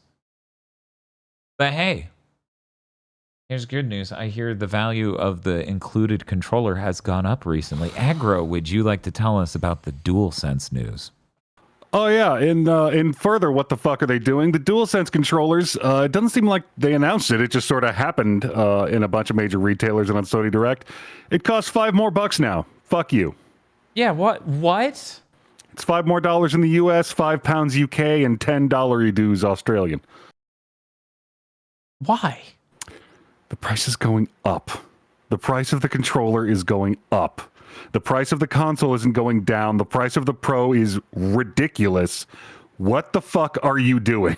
Yeah, no, this is just Sony being like, we can drain them. We can suck out all the money. Nothing can stop us. And it's like, why I mean, a lot do of you the people think that got into gaming in 2020 can just get out, and you can cause a market contraction and bleed to death. Like that is definitely a possibility, guys. Mm-hmm. Or all those people can just go to the Switch too, which according to some rumors might be shown within the next 6 weeks. Yeah, we are getting to that point where if it's going to release sometime like even Q2, early Q2 for next year, you'd probably announce it soon. Within 6 months. So yeah, here's what we need. We need prices to go down. We need the PS6 to come out no time anywhere near now, because Sony's sole focus should be driving value. Yeah. We should be dropping the price of this console. We should be shipping games with more moderate scopes and more frequently. And they want to sell this console. They don't have any video games coming up. We're talking about two Wolverine is the only announced thing, right? and Death Stranding 2, if you want to count that. Yeah. Those are the only 2 first-party Sony games that are officially and fucking fair games. Which guess what? That's Concord 2, motherfuckers. That ain't taken off. Nobody's like, oh, that looks great. Not one person. No. Guess what, Sony? When you piss people off, they're less amicable to you, and that translates to being less willing to give your fucking service game a shot. Yeah. No. It's all connected. These things don't exist in a vacuum, Sony, which I think you're going to learn brutally and harshly over the next few months. Right. You've already lost a lot of people's faith with what happened with Concord. Like anyone who did buy in on that it's over. They're not coming back for another. You just dropped the worst performing first party Sony game ever. Like that doesn't have that didn't shake your fucking faith at all. Yeah, and then you wait like 2 weeks and announce the most expensive box ever. Well, didn't somebody say it beat the 3DO? I don't know that it did. It probably does on the label, the raw numbers. Fine, right? the most expensive Sony box. No, the most expensive, historically relevant box. That's because the 3DO is technically not really like one was like, true. oh, the console wars, the tides are turning. It was the 3DO. Guys, we sometimes we sometimes are unfair to the Steam Deck by comparing it to like actual portables and consoles, but putting it on its punching way to the 3DO, it clears the 3DO. 3DO sold like 1.5 million units. There you go. Which I would bet will probably be somewhere around the lifetime sales of the PS5 Pro. Yeah, once again, there's no way this is selling as well as the PS4 Pro did. Yeah, for context, guys, the PS4 Pro, Sony sold like 16 million of those. Do you think they're going to sell 16 million PS5 Pros? No. I don't. No. Yeah, that's a that lot. price is too fucking high. Yeah, I saw people already doing posting. Like, doesn't matter how much they price it for. That they'll sell out day one. It's like, I don't think so, man. I really don't.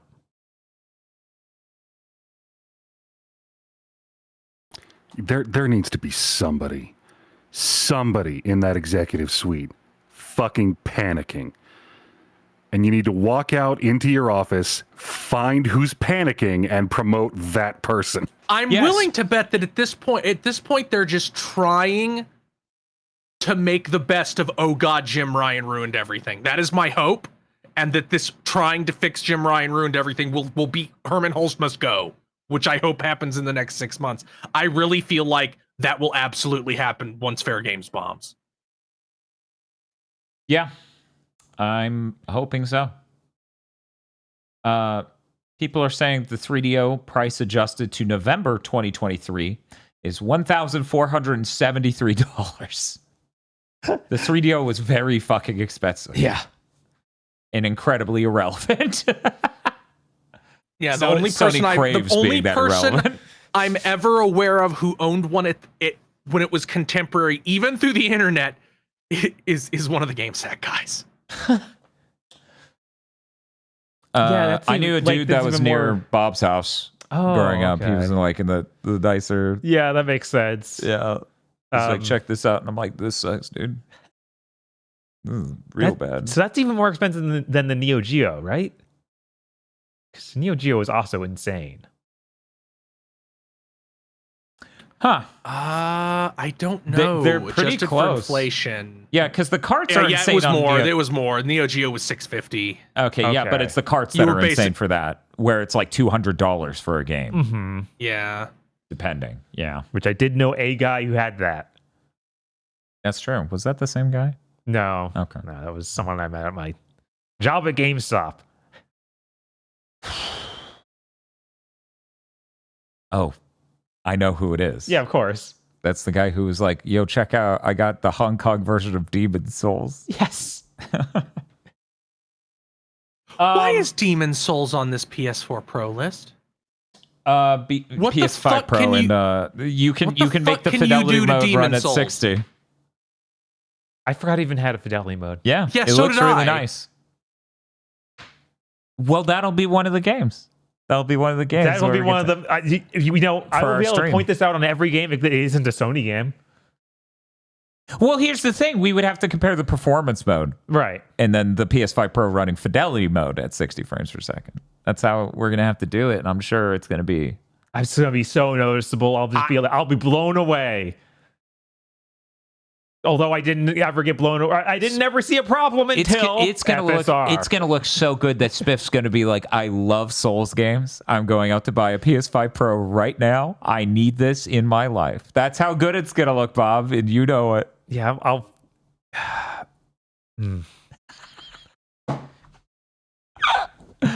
I'd probably feel sick to my stomach if I did buy it. This is giving me 4090 vibes. Yeah, I'm like, that's. Where I just felt like it'll shit. Unless GameStop has incredible trading value. Every person I know with a 4090 feels immensely remorseful and like vomiting. Like basically every person I've ever we own that graphic. Like I bought it for video production. They bought it for other things that needed that. NVIDIA keeps RAM starving their fucking GPUs on purpose, which is another element of what makes it so hard to do comparisons between the PS5 Pro or the PS5 regular and PC is every fucking graphics card with the raster performance anywhere near, like in the proximity of either unit, has way less VRAM. Oh my God. So it just looks like shit because of that. Anyway. The funniest possible outcome of all this. Real quick. I'm sorry, I didn't pull up to the point. The point is, the PS5 Pro is so expensive. That's the reaction you're going to get from your consumer. Yeah. That is a bad space to be in. Anyways, go ahead, Chris. Just imagine if they do that state of play and they're like, we're the dumbest company to have ever lived. This thing has full PlayStation family backwards compatibility and we just didn't talk about it. That is entirely possible. I've been thinking about that every time we just railed on the imagine. back of that. We'll come in. Everybody will come in. I'm buying it, but why'd you do it this way? Yep. Why'd you not say it? Yeah, it would instantly do that. Yeah. And yet they aren't. Yeah, they can't say anything about it. They have 9 minutes in which they will say nothing. If they were like, the PS5 Pro is so powerful, it can run PS3 games even, and then they did back compat PS3 games, even then, I'm pretty sure a number of people would be like, oh, fuck yeah, let's go. Right. But You they just have to buy the separate disk drive for each generation. God, yeah. That's the thing. The thing of it is, there's no way this would happen. It doesn't have a disk drive. It's just them admitting, nah, never. What were you saying, Chris? Nothing. Just grotesque upsetness. Fuck Sony. Yeah. Yeah. No, they really horrible. Just over the course of the last 4 years or so proved that we're doing everything wrong. They have the worst version of everything we could do. And it's like, oh, because you're cocky? And they're like, no, because we're that stupid. We're that negligent. Because the thing is, like, the PS3 era Sony was cocky, but they didn't constantly make fucking mistakes like this. Like, they cut the price massively within 9 months. Yeah, they this Sony's like, isn't it based? I raised the price of the controller. Yeah, they're like that. Sony had their finger on the pulse, realizing that they suck, and people knew that. Right. They don't. For some reason, they don't have that mechanism anymore. No. And that's the thing. At the end of the day, it's like, yeah, the PS5's been a great console. Every game runs well on it. Yeah. You're trying to sell me a Pro unit for an insane price on the console where everything runs really well on it. You better hope I give a distinctly on the spectrum scale of a shit about image quality. Yeah, since I already played True Rebirth, the only thing I could even look forward to is if they update that samurai game from Capcom in mid-year. Oh, Kamigawa? No. Kami something else. Pass of the Goddess, whatever that is. Isn't it Kamigawa? No, Chat? it's not Gawa because that's Kimitsugami! Yeah. Because there's a whole new game plus to go shoot, and that game has terrible looking like upscaling artifacts everywhere. Yeah, so maybe that. Who knows? They're doing Dragon's Dogma 2, but they don't list that. Hey, Aggro, is there anything on this list that excites you? That would require me to entertain getting a Pro. Yeah, that's fair.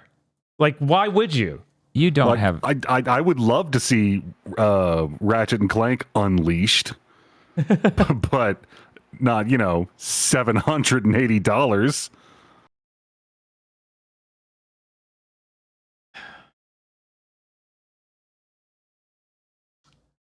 Yeah, and it feels like more and more industries are realizing, wait, physical media is really profitable for us. What are we doing? Like, apparently music CD sales are going up. We're seeing a lot of different anime Blu-rays and stuff selling well. People have physical media they want to watch in this. 4K movies sell. We can't just pretend they don't. And the pro consumers would be the ones who want that. Yep. It's so frustrating. They just couldn't eat the $40 or whatever to include into the base unit. Which is Couldn't do it. baffling. Impossible. It's so professional. So professional of you. We need to move on. We do. We do. But just know, even moving on, this fucking news hangs over me and all of my engagements with gaming and with chat and everything. Because you remember that tweet I made where I said, I swear to God, the PS5 Pro better not come out 2 weeks after Silent Hill 2's remake. The sole purpose of that game existing is a fidelity boost. And then no, it's a whole month. Yeah. Joke's on me. Yeah. And it's $780. It's okay. It's just in time for Assassin's Creed Shadows. You're so excited for that one. I'm really glad that at one moment in time, I need to start caring about Silent Hill 2's remake, Final Fantasy VII Rebirth, and I guess we have to do the stream for Assassin's Creed Shadows. I'm sorry, Dan, you can't wait for Silent Hill 2 remake. Yeah, you can't wait on Silent Hill 2. You also can't wait on Dragon Age. I'm sorry. We're going to play Dragon Age. It's going to look like we're playing mud. Hey, what are you playing? I don't know. I can't fucking see anything. Yes. Does anyone know a single game that's shipping after the Pro? That's a PS5 game? Other than Assassin's let Creed me check. Shadows. Because I can't name one. November Which is and a December, problem. to me, seems like all Nintendo. Mm-hmm. Yeah, it's Anyone? we don't even have stuff for her in the future. Let me Wait, think. Pragmata? Let me- No, this year. Yeah, no. Not inevitably. Right. This year.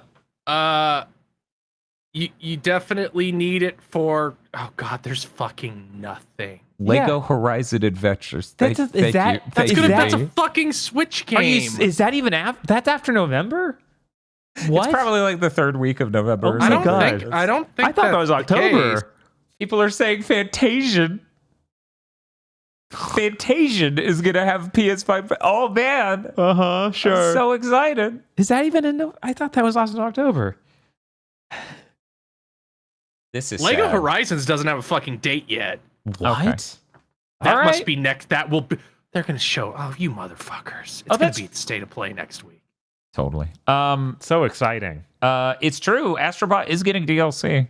Yeah. So- the I mean, I was Oh just gonna wow! play. Look at this immaculate game that's already fucking glistening like a jewel. It'll glisten even more, and Somehow. and I'll it appreciate. doesn't even have a fidelity mode. No, So it's like, what's it gonna do? it's gonna look crisper. That's it. okay. It's it all gonna looks run great, the same. but all By the right. way, I rebooted the game and it stopped having that issue I told Uh-huh. you about, where I Yeah. collected every bot in the game and it started hitching regularly at the crash site. Yeah. I rebooted it, fixed it. So that was just like, hey, you played the entire game in one go because you used rest mode, bro. Yeah, which you still get weird issues like that sometimes with rest mode. Is Slitterhead out before or after? I don't know. I don't know if that got a date. Yeah. I know it has a date. I don't know what it Okay. is. It's either October or November. I don't think that was a December game. Oh man. No, Slitterhead is November. Great. Awesome. I'm sure that'll take advantage. Oh yeah. The Oh, small yeah. game made by a guy who was like, I'm getting out of Sony Japan, so I don't have to make as big of games.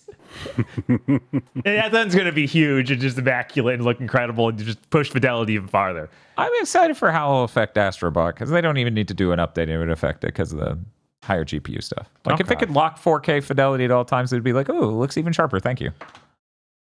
And I would notice. That's like that's not something I would notice. No, probably not.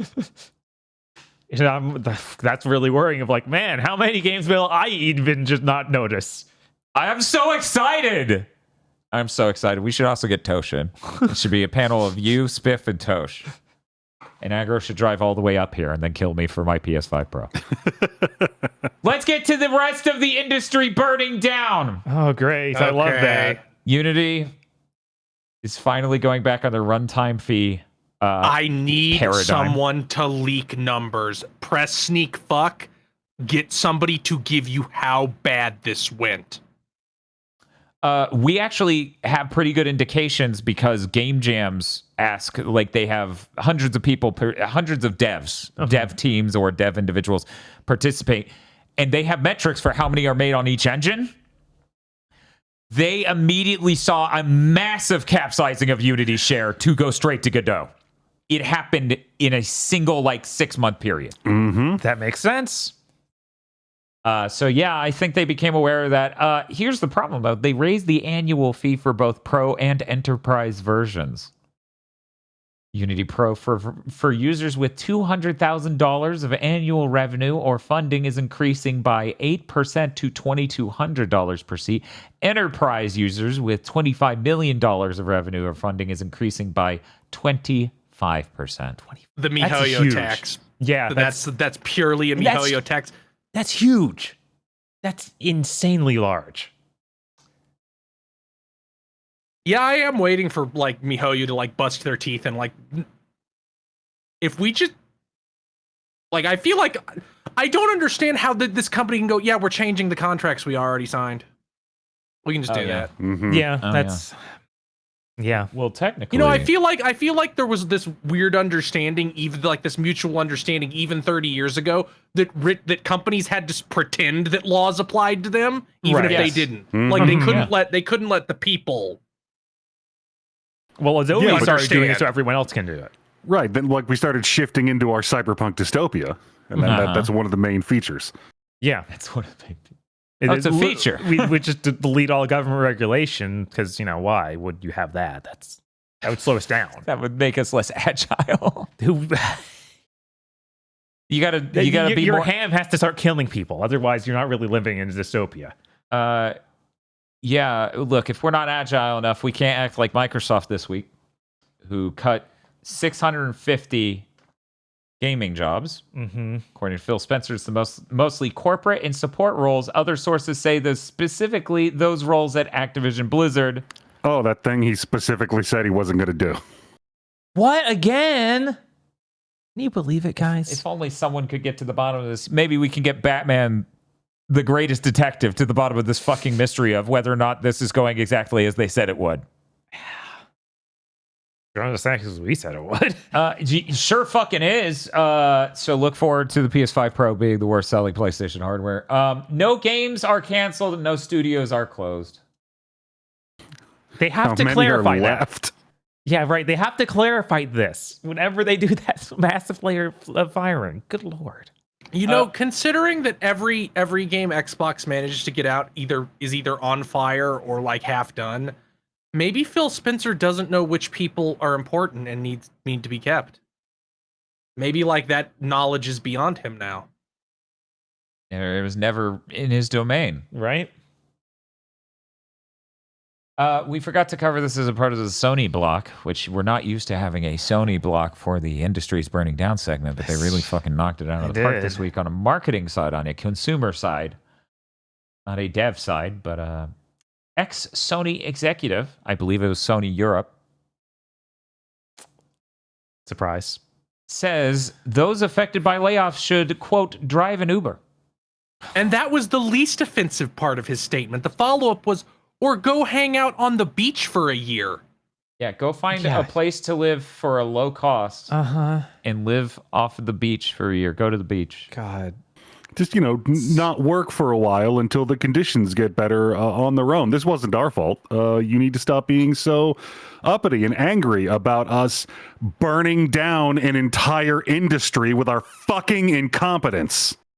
Yeah, I saw other articles coming out of two people going to various devs who have been fired, and a lot of them are just moving on from the industry. They of course. Anything else, literally anything else. That was a problem in 7th gen and 8th gen a little. And it was nowhere near this tier of on fire then. Right, no, this is it. This is part of the crash. Yeah. Right. A mass exodus of talent is a problem. They haven't figured out, some of them started to come around to the idea that, okay, you have to produce enough games to make people want to buy your box. But you're making people not want to buy your box, and you're making people not want to make your games. I don't know how you think basic commerce works, But if you don't give people a reason to give you money, you don't get money anymore. What? I'm entitled to that money. That's why I'm charging rent on the console. The money's gonna keep flowing in. Why would it stop? It's Like, been no, going but, for years. and I'm an executive, and I don't know how the fuck my job works, but I looked at a metric sheet, and it said that using contractors was cheaper than actually keeping talented employees who have been in the industry for years and know what the fuck they're doing. So I hit the button that did that, and billions of jobs must die. Speaking of billions, jobs must die. Lost Boy Interactive lays off 139 people. They made the Tiny Tina's Wonderlands and helped on Diablo 4. But those games bombed, right? Take-Two definitely didn't put out like a statement being like, or not? Is it 2K? 2K definitely didn't put out a statement like, Tiny Tina Wonderlands did so much better than we expected. Holy shit, it sold so well. You do bad, you get fired. You do good, you still get fired. Yeah. Because You work on firing something you people- care about, you get fired. You work on the most cynical corporate slop, you get fired. Yeah, fucking Until Dawn remake. Yeah. Bye, you're fired. Doesn't matter. But look at how low our overhead looks on the sheet now. Yeah, everybody's just firing because everybody's firing. That's it. There's no Yeah. actual reason that leads to these decisions. It's just a bunch of people in the room being like, well, what was it, a Mexican gold mine? Sounds great. It's okay. We can just hire random people next year, and it'll be just as good. Yeah, they didn't have any notable skills. I don't understand how to everybody do is- their jobs, so they must be fungible, unlike me, who is very yeah. smart. Yep. Everybody is fungible except for me, the CEO. Nope. Everybody else can go. I'm good. Man, this industry every week. Like, we need unions and we need bricks traveling at radical velocities, and I'm not sure which one I want to start happening first. Yeah, this is insane.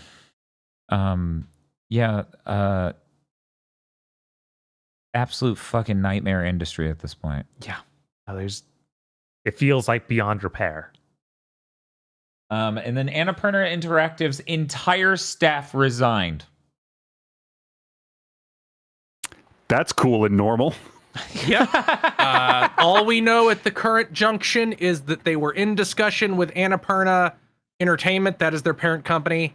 You know, Annapurna Entertainment does movies and TVs and all kinds of shit. They were in discussions to spin off to be an independent entity and not a subsidiary of Annapurna Entertainment. Negotiations fell through, and they apparently really fucking fell through because every single member of Annapurna Interactive resigned. Executive, employees, everybody. Everyone. Yeah, totally normal. Very. They do not make games, for the record. They publish games. So people trying to post games they've made, no, they publish those.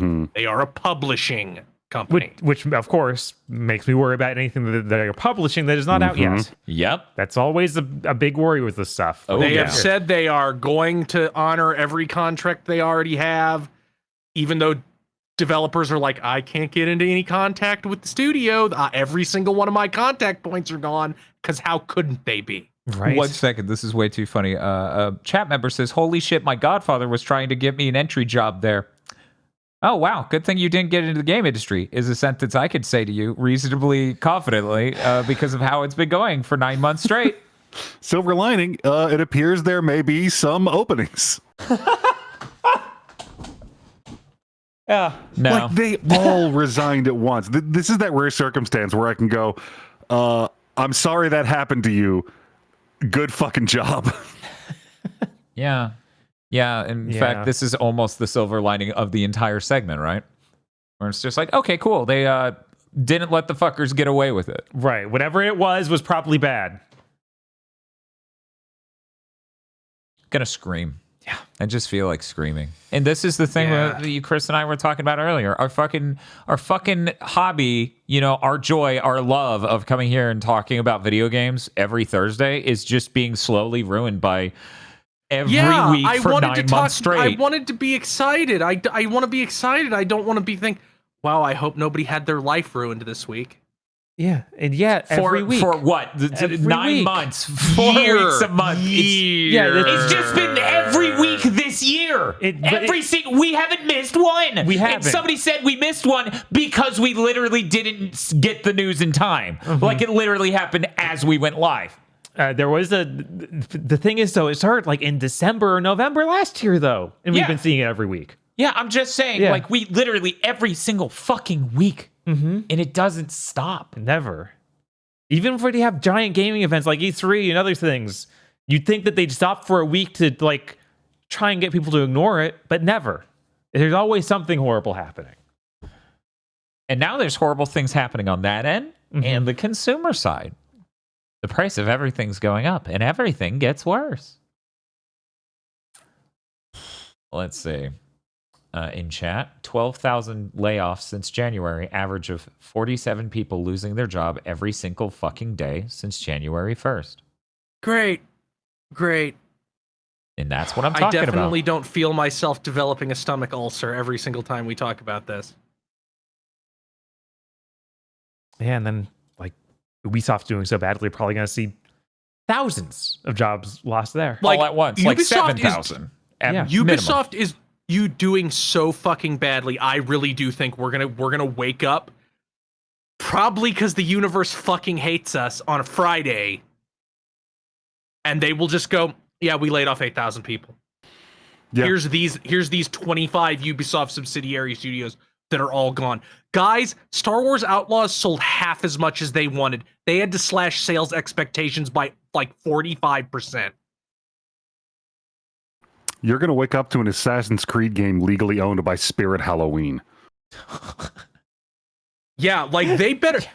Assassin's and here's the thing. They're probably expecting Assassin's Creed Shadows to sell as well as Valhalla, and it's not going to. How could it? It's not coming out in 2020, and it's only on 3 platforms instead of 5. Anyway, let me put our friend away. Maybe we keep him out for Flappy Bird. Yes, let's do that right now, actually. That counts. Okay. Hey, Flappy Bird's coming back. You remember Flappy Bird? That was so long ago. That was I hope so there long was no ago. weird story about the origin of that and the man who didn't expect to blow up it as much as it did for concerning tones and reasons that he seemed afraid of. Anyways, hey, Flappy Bird's back. I hope that's not equally tainted and concerning. It seems like they wrestled the rights to Flappy Bird away from the original creator, Dong Nguyen. Yeah. And are re-releasing it with new game modes, characters, and progression, which I'm sure. Reminder is that remember that he originally took this down because he was like, I created something people are addicted to. I can't sleep at night leaving this up. I have to take it down. It never even had ads. People were like, he gave up on millions of dollars. Oh no, it sounded like the success of this caused a major problem in his personal life. Not even just people are addicted to this. It sounded like the financial success of this was a concerning thing to him specifically. Anyways, they wrestled the rights away. It seems like it wasn't even wrestling. It seems like they just got some technicality, like he abandoned it, so we can just take it. So anyway, they somehow got the rights. Now this new one's being made by the Flappy Bird Foundation. Yeah, I expect to find out there's some weird NFT company in like 3 days. Yeah. So Bob, this seems like the kind of thing that they're going that like. It's going to come out, they're all scumbags. One of them is going to be liable for something criminal, and then this will collapse and we'll never hear about it again. So, Bob, what can we expect from the return of Flappy Bird? New game modes, characters, progression, and massive multiplayer challenges. Peter Molyneux making it? I guess. I can't even imagine this actually doing well, even if it didn't have all these weird caveats. It's like, yeah, Flappy Bird was a big thing over a decade ago. Multiple people are confirming right now the dude running the company is an NFT guy. Of course he is. Of course he is. Of course he is. This, yeah. And even if he wasn't, he'd still be an NFT guy. You know what I mean? I think we're finally out of the industry burning down segment. Okay, Yeah. Get out of here. Hey, Bob. Hey. I hear you have news. I do. Some things that aren't horrible happened this week. That's good. I'm so drained. I'm getting an energy drink. It's going great. Mighty Raya, the game made by the people who did Assault Spy, is being published by a publisher now, 505 Games. It's coming out next year. This game looks pretty cool. You play as like a superhero in large environments, like flying around the city. And now that I have a publisher, maybe even with this more money, it'll actually help them make the game more solid than Assault Spy was. So that's exciting to see it being put in front of more people. I thought Assault Spy was really cool. I would love to see a bigger version. Bite Breakers has been announced. This is a 40-player platform fighter / battle royale. This is made by Odysseus Interactive, who made Omega Strikers, that game that came out last year or maybe a year. Yeah, I think it was last. Did that game just die on impact? Yeah, it didn't succeed on impact. They're still updating it. Like, it's not completely gone or anything. It's just they even came out with this reveal being like, hey, we're prototyping a lot of stuff and we want people in there early so we don't do what we did with Omega Strikers where we build the game for years and then no one likes it. Stop trying to make a multiplayer game.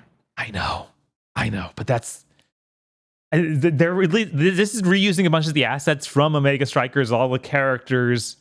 You could use them in a single player game. You probably should. But they even said, we're doing this multiplayer test through Steam. We might not even make this game. If you guys don't like it, we're not going to pursue this. So they know. God, we're so cooked. I know, right? Honestly, as a practice, I kind of like that. Like, pay me money for an unfinished game, early access. No, put the prototype out. Is this a thing? Right. I think it's an interesting way to do it, and they seem to be receptive to criticism and completely willing to be like, oh no, that wasn't a thing. Maybe people don't want a battle royale platform fighter. So I'm glad to see that they're still going. I thought the art for Omega Strikers was really neat and was sad that it was a MOBA soccer game that wasn't very fun.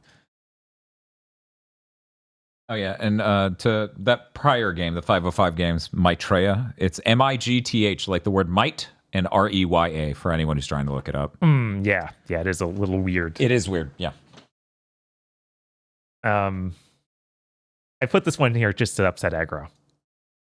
Yeah, Bob, I know that a lot of the news today was depressing, but I mean, there was no need to just make up fake game announcements to try and like balance this out. It's disingenuous as a quasi reporter, and it's unfair to our audience. If you keep doing this, I'm going to have to buy this edition for $70. Yeah, we have to have video games on for my the desk To play Next on to your the unit. PS5 Pro. Dude, if it got a fucking PS5 Pro update, that'd be the funniest shit in the world. I'd do it. It might. Maybe I need this. Anyways, hey, Bob, what they announced? Dead Island 2 Ultimate Edition. Wow, Ultimate! It sounds like it already came out, you fucking asshole. What comes in this edition? 2 story expansions, extra character and weapon skins, and brand new game modes, one of which is Horde mode. Oh, shit! Horde mode coming to a game that feels terrible to play. Why do you bother? Oh, shit, it'll feel great on the PS5 Pro. No, it won't. No, it won't. It's built in a way where it cannot. Yeah. Dead Island 2 is real, unfortunately, aggro.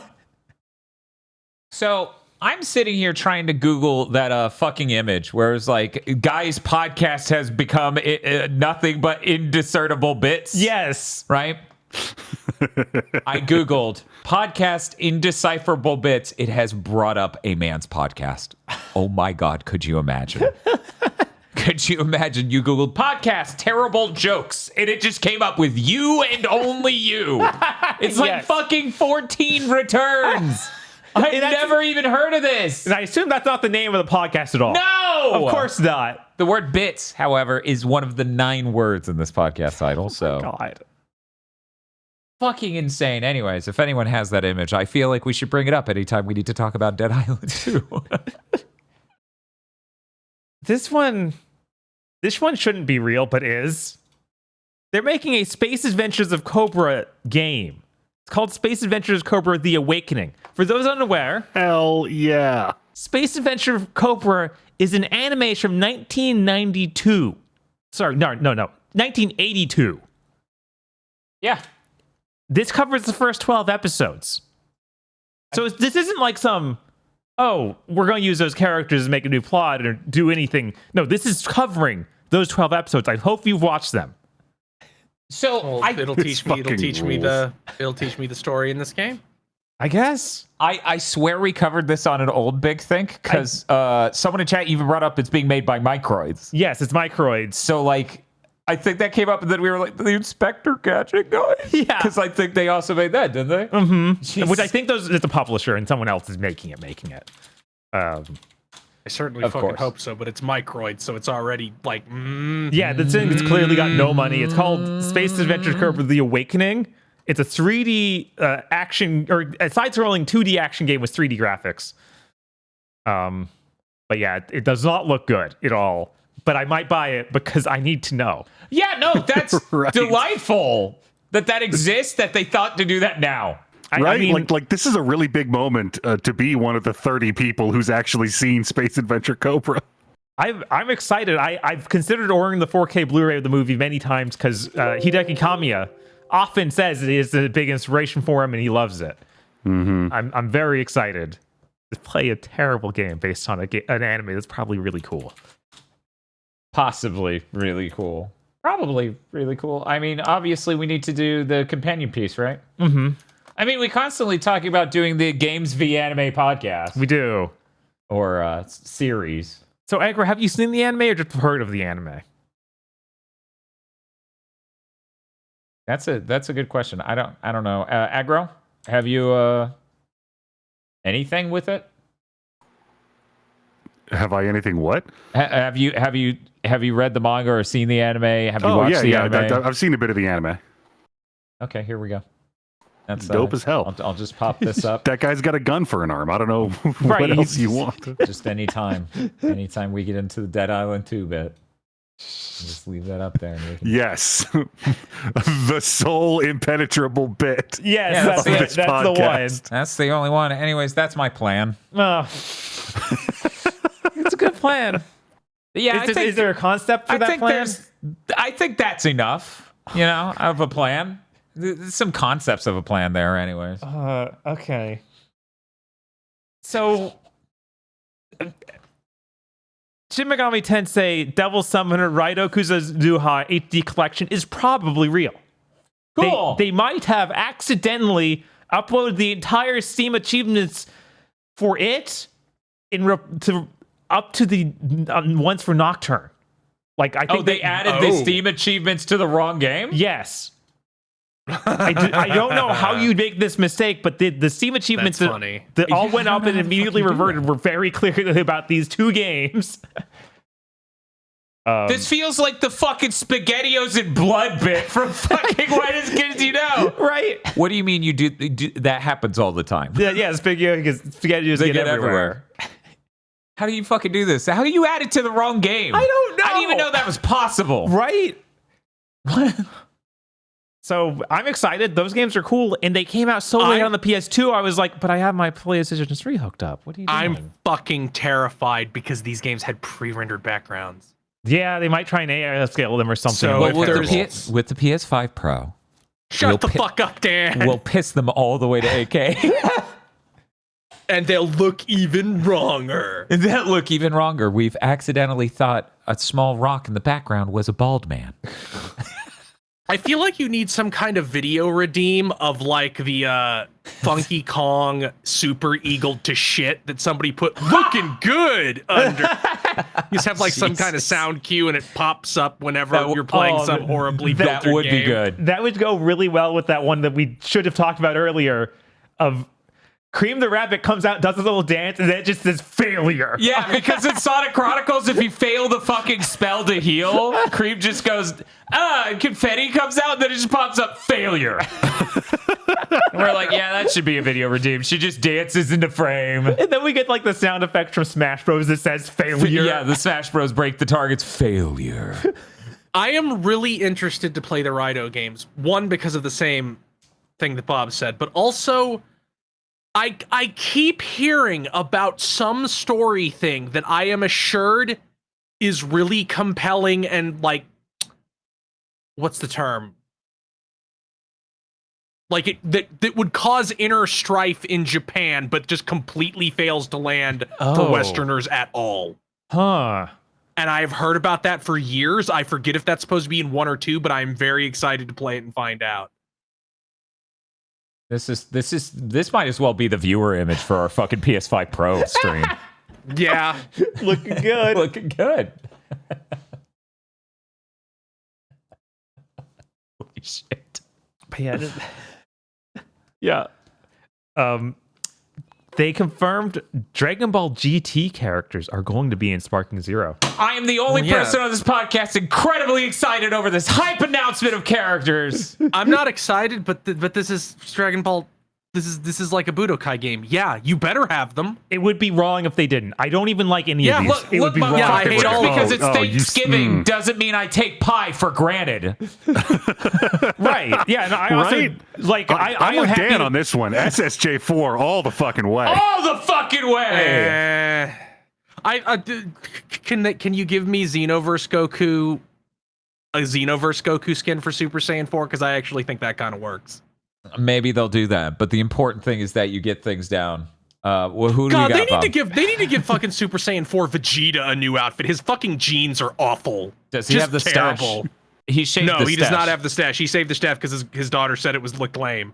But he's wearing like these tight jeans in Super Saiyan 4. It looks They have like terrible. weird reflections, like they're vinyl pants or Right. something. Yeah. He looks like he's all dripped out to show up at the gay bar. Yeah. It is terrible, but that's part of the aesthetic. So I don't know if I would change it. I'm all excited for midlife crisis gay Vegeta. But first, this is exciting as a revelation, if you ask me. characters we got GT Goku. I assume that's adult Goku GT. You think? I think because I don't see. Wait, is Kid? I guess Kid isn't separate. So I guess this is Kid GT Goku. Probably. Is the other one just going to be an outfit for the regular? Like, Yeah, I wonder Oh. if they're going to give him the Yeah. GT outfit. right? I isn't need it? the final bout outfit. Do. Pan GT, GT Goku Super Saiyan, Baby Vegeta. Wow, they're getting Vegeta as a baby? Yes. Super Saiyan 3 Goku GT. Hell yeah. Hell yeah. Super Baby 1. Wow. Super Baby 2. Wow. Oob. Maoob. Majoob? Majoob. Yeah, it's Majoob, I believe, because or Majoob, like a sound. Oh, yeah, like a Majin. Like and Majin. Oob. Majoob. Majoob. Super Saiyan 4 Goku GT. Yes, absolutely. I love Goku in the Super Saiyan 4 in GT. That is him as his most racist. Great Ape Baby. Actually, I should poll chat to see if Super Saiyan 4 or Super Saiyan 3 Goku's more racist. It's probably 3, honestly. So Grape Ape, we got Grape we Ape. got Grape Ape. Omega Shenron. Sin Shenron. Sin with a Y. Just so you know. Super Saiyan 4 Vegeta. Hell yeah. In Super Saiyan 4 Gogeta. Gogeta. Gogeta. Why would it? Go get him. Gogeta. That's Super awesome. Saiyan 3 Kid Goku is the sickest design in that entire franchise. One moment. I'm not sure I've seen it. 3 Kid Goku. Yeah, that's a very, very Gotenks. It is very Gotenks. But then he's got the non-eyebrows in a way that's really good. Man. So maybe that's the most racist. Entirely possible. This fucking whips ass. Where's Super 17? I don't know. I guess it's dead. DLC. How do you feed me this well and then go, we forgot the main course? But We can't thought put you the wanted- worst looking character to ever appear in a major anime. What? Whoa! What? Are you serious? that was in I think 3 episodes because they didn't give a shit. And he's like, we better get through past this fast. This don't have any staying power. sorry, Dan. This is insane. Majoob was more important. That's fucked up. No, he isn't. No, he isn't. Super 17's very important. He's cool. Isn't there like a way cooler version of Android 17 now from Super? Oh, this is. I mean, he's the same guy. Dude, he just has a different outfit and more powers. This is not about. I mean, I would not say Super 17 is the same guy. In as much as Suit Dragon Ball Super 17 is the same guy. Right. Well, like, but you want we're the talking one that about looks Super. the one where there's a Super 18 from the Xenoverse shit where it is literally 17 but with blonde hair.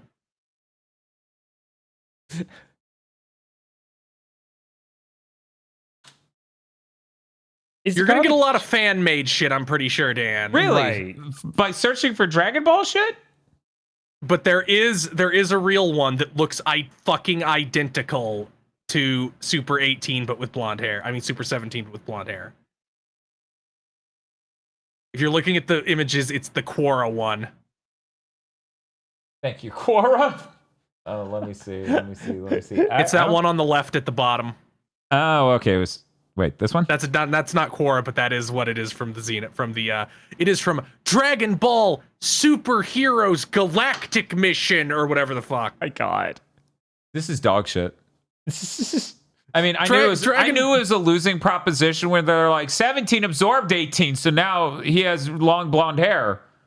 Dragon Ball Superheroes is such hilarious dog shit. It has shit like, okay, so the villains, they got Bardock and Future Gohan to be their possessed minions. These guys can compete now for some reason, and the resolution of that arc is Xeno Goku doing a family Kamehameha with Bardock and Future Gohan. That's God's work right there. This is absolute dog shit. And I think Goku is Ultra Instinct during it, so it's like the other two are really just here for moral support. I haven't seen that new Terminator anime. Is that what Sarah Connor looks like in it? Okay, I gotta ask. Anyone else look at this and go, yeah, this could have been the antagonist of a fucking Dragon Quest game that we didn't get in the States? Because after the fucking Sephiroth one, my brain's like, this also just looks like another Toriyama Sephiroth? Like, just a little? God, what was that guy's name? What's the name of the... Pizarro or something? What is it? Pizarro? Pissarro. Sorrow, yeah. Because it's P-S-A-R-R-O, if I remember. Oh, it's just one R. Okay. Yeah, he slays men all right. Anyway. Yeah, it's really funny how both Dragon Quest and Lunar had Sephiroth before Sephiroth. Yep. Uh-huh. It's almost like one brain cell. It's almost like Sephiroth actually isn't that unique and is just based on like cultural imagery, and it's almost like you're gonna tell me next that Orphan Scion of Sorcery is not the only fuckboy in Ott's anime. It's almost like Sephiroth didn't fall out of a coconut tree and it actually exists in the context of all that came before him. What? That's crazy. Never. Things were original when I was a kid. Anyway, we got a new Multiverses character announced. Oh, Bob, I need a moment. Why no Super 17? That's one of the funniest fucking things in GT. They're like, look at him, and I'm like, oh, cool, he stopped being cool and is bulky as fuck. What have you done here? His forehead is so big. Yeah, his forehead, like, he looks like a weird Vegeta head. I don't know. How dare you rob me of this? God damn you. If it's DLC, I'm even more fucked. Yeah, I'm like, anything not in this game is going to be DLC. I assume there's going to be DLC packs for all the movie characters because there are not enough characters left to all the movie characters. His forehead is max. I assume there's even super. I assume there's going to be, because first of all, that new Dragon Ball anime is soon. Yes, those characters are going to get put in for sure. Oh my god. Oh my god. So I assume this is going to be like almost like a Xenoverse situation where you're going to get DLC packs for like 3 years at least. Mm-hmm. And that's cool because this game will hopefully play better than Xenoverse. And it will totally mog on real fighting games because it's like, what do you mean you have 4 characters for this year? Here's 40 for Xenoverse. So here's they have all the same moves and don't really animate that differently, but they're there. Here's a good question. Uh-huh. We were talking recently about how Street Fighter does not sell nearly as well as its outside cultural impact would imply. Right. Do you think Do you think Xenoverse 2 like sold multiple fold what Street Fighter 6 did? Probably. That's fucking insane. let me see. That's fucking insane. I'm sure we have some number. We have to. Right. My God. Yeah, I think that Xenoverse 2 has sold 10 million copies, so 2.5 times as much as Street Fighter 6 at this point. And that was a year ago. But of course, the game had been out a million years by then. It had been out 7 years. I know. When that statistic happened. But still, you don't look at these qualities of game and go, oh yeah, this one sold way better. You have to recognize this one has Goku and millions of DLCs. Right. And also is like a weird Monster Hunter game where you grind to get your move drop. We got to start letting less prestigious games into EVO. We got to start letting things like, did DNF ever show up? I think it might have been there 1 year. Yeah, probably we need to start making jankier, more appealing fighting games like Power Stones again. And letting them in. These motherfuckers in the FGC are having a shit fit over Smash Brothers. My brother in Christ, that is too close to a normal fighting game. We need weirder shit. We absolutely is Smash do. even at EVO anymore? I thought Sony got their claws in it and like never again. No, See, I don't know if it's Sony or Nintendo because Nintendo consistently had a bitch fit over Smash all the time. Right. They basically banned any tournaments of it. Yeah. Maybe it was Nintendo. Yeah, fuck it. Nintendo's so weird. Yeah, they even had that it's thing gonna of suck like when they rule all of creation as some sort of evil god. And yet, it will suck less than how things are going right now. They will be so here's the thing. Nintendo is the evil god that is the evil that you can comprehend. Whereas Sony and Microsoft are mad gods. They're like the Batman who laughs. They're Kefka. Yeah, like at the end of the day, fucking Nintendo's the one who's like, yeah, we'll just let you publish. God, what was the Switch? I think I DM'd Spiff a picture of it. Let me check real quick the exact game that I was like, because I'm looking at demos of new games and shit. I mean, that's literally called hentai. Yeah, that was in the title of this. I just want to make sure I don't misquote it slightly. It was like, there we go, Hentai Girls Panic. Important game for Game of the Year. Meanwhile, Sony's like, please censor your video game to remove the plugs. You can buy Otoko Cross Pretty Boys Mahjong Solitaire for Switch, which is a game with cross-dressing pretty boys, and you can see their cocks. I'm pretty sure you can see their cocks on Switch. Solitaire and Pretty Anime Boy cock? It just cuts to the ambiguously gay duo. The way I found out the title of this game was by searching Switch game Mahjong penis into Google. Google's like, again, pull it out. We got to show them. This keeps happening.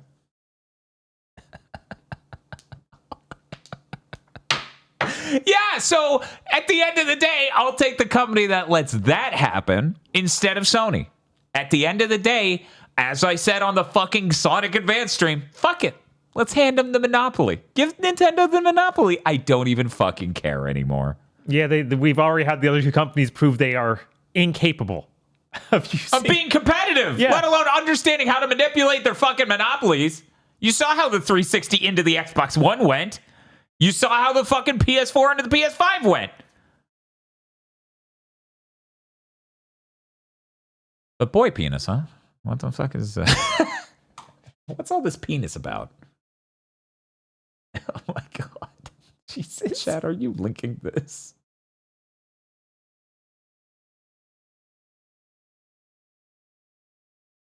Yes, keep scrolling through those images. It has to be here somewhere. Yeah, I'm sure let's put it on the eShop page. eShop, uncensored.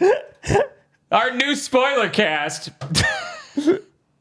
Hey, anyways, is that for news? No, I haven't. Thank God, I didn't want this podcast to handle that. Multiverses is adding the Powerpuff Girls. That's a good pick. Too bad your game's already fucking dead. I know, right? Ice Claimers, one too few. We need 3. Yeah, girls. No, it is 3. It is all 3 of them flying around at once. They did not put in Bubbles, Buttercup, and Blossom as separate characters. You play as all 3. They did this with an announcement trailer that was styled like a Powerpuffs girl, like with the announcer and stuff talking about the city. The city of Townsville. They did not get the announcer, or either that or Tom Kenny forgot how to do it. Tom Kenny's like, I'm sorry, I tried. And I'm pretty sure the girls are right, but they did not do the I forgot announcement. the narrator, So- dude. so Was funny fucking pa- I had to Tom look it Kenny. up because I That's was like, funny maybe as he's shit. dead. funny Powerpuff Girls thing. So you know that show Jellystone that is like all the Hanna-Barbera characters live in. I in the keep town? trying to forget, and none of you will let me. They're doing a crossover with all the cartoon shit called Crisis on Infinite Mirth. Okay. And apparently it hasn't aired yet, but apparently one of the things that leaked is like, yeah, the original Powerpuff Girls beat the shit out of the reboot ones. Good. Good. Speaking of which, you're gonna really put all 3 Powerpuff Girls in your game and be like, they were beaten by the Joker. That show also made Jabberjaw Woman, which I feel like is assaulting some people I know. Yeah, I feel like that's specifically sniper bullet to the brain. Specific people, you know. That's an interesting choice. Why Jabberjaw? That's a very specific. I want to talk to the writer behind that and be like, so who is it? Is it someone you know? You want to talk about him? Motherfucker turned to someone and went, you Jabberjaw ass bitch. Anyway. Did playing as the Powerpuff Girls look cool? I mean, it looked kind of neat, but it's that game, so it's like I'm not playing that again. I don't I'm think. really glad that game went away, came back, and was worse. Yeah, no, they really did make it so much worse that I don't even want to touch it anymore. When Concord does that, they're gonna owe it all to Multiverses, the true innovators in the space. The end of the trailer for them also has them like, talking about how cute Rain Dog is. No! Fuck off! Stop trying to push Rain Dog! What is your fucking problem? You know, as soon as this game dies again, I'm gonna put up my YouTube essay. He killed Multiverse, and it'll just be Rain Dog with like an arrow pointing at him. And Rain Dog, there's an arrow pointing at him, and he has a gun sideways in his mouth. God. I've heard people say Rain Dog is fine. Counterpoint, 1, no. 2, shut up. Rain Dog's so fucking rancid, dude. Everybody loves Rain Dog. In the story. In this fictional reality. I feel like you I'll made. have to like Photoshop Rain Dog into Poochie from The Simpsons. Yeah. And Poochie was way more likable and had way better qualities about it than fucking Rain Dog. Ugh. Fucking Rain Dog. Another depressing part of that game is always just I see the iconography and the level and everything for the Powerpuff Girls, and that makes me think of the music for Powerpuff Girls and how fun and exciting that is. And then I'm like, right, the music in this game will make that some sort of orchestrated, boring song. Or literally not have a song. Right? One of the two. Who knows? Like every single song I can think of in that game just is like being on Ambien. Like, just go to bed. No, it's true. Like, What a fucking shit. I'm so sick of this. yeah. And then we have one more news thing. This is actually hopefully good. Tony Hawk says, in response to some reporter, he says, "I wish I could tell you more, but I can tell you that I've been talking to Activision again. We're working on something. It will be something the fans will truly appreciate." Microsoft is making it now, so I can't have any faith in that. I know, right? Like, it's so like if it was bad, just but- Activision, maybe I'd have like a flame of like a candle of optimism. But Microsoft being over it, it's like they can't ship things, so it doesn't matter. Like all they would need to do is extract those people back out of the Diablo team and have them assuming they didn't fire them already, I know. or they didn't leave already because they didn't want to fucking be making Diablo 4 shit forever. Guys, it's going to be like Tony Hawk 6, and it's going to be the level of quality that Tony Hawk 5 was. Yeah, and it'll come out in 2029. Yeah. I'm trying to imagine any developer making Tony Hawk 5 again and it shipping. And I can't even imagine that. in Under modern Microsoft, climate. anything is possible. Yeah, I would don't- say that launch Redfall is as broken as that. Dan, like half the shit in launch Redfall didn't work. Half of that didn't work a year later. I get that. I'm giving it much thought, much to think about, comparing Redfall and Tony Hawk Pro Skater 5. Right. Microsoft let Battletoads come out. That's true. Everyone else forgets, but we can't. God. Yeah, and it'll be exclusive to their $1,500 Xbox and run at 30 frames a second for some reason. You hear this, motherfucker? Man, Microsoft is so bad at reading the room. I have to wonder if this Sony box for $780 comes out and crashes into the wall, no one buys it. If they still go forward. Oh, yeah. I think the success of the PS5 Pro or the lack thereof is like soul-bound, spiritually tied to whether or not that new Xbox actually comes out. Because if this shit tanks, there's no way Microsoft's gonna be like, put ours into production. Here's the thing.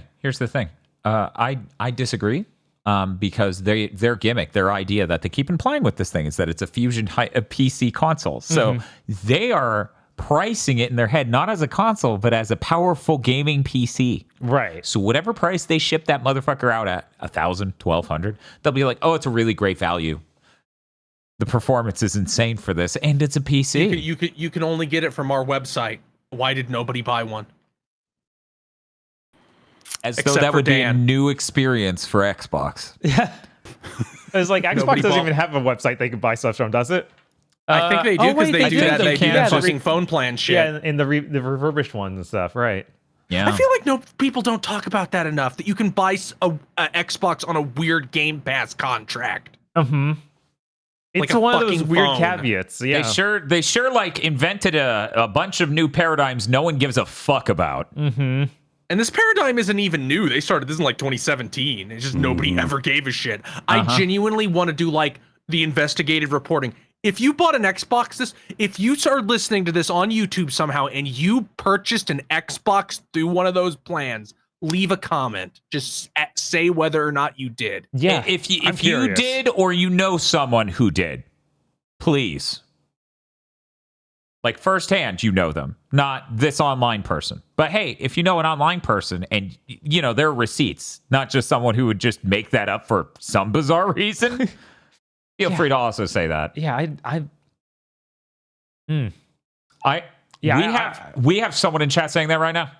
That's how I got my Xbox One. If I didn't do that, I wouldn't have my Xbox One S. Huh. Damn. Well, there you go. Yes, Xbox All Access. I think I agree with the other chat member. Sorry, your name scrolled away. Not that I always say chat's name. That if the PS5 Pro fails, they may see that as an opening. Oh, God. Microsoft be like, yeah. I don't know. Yeah.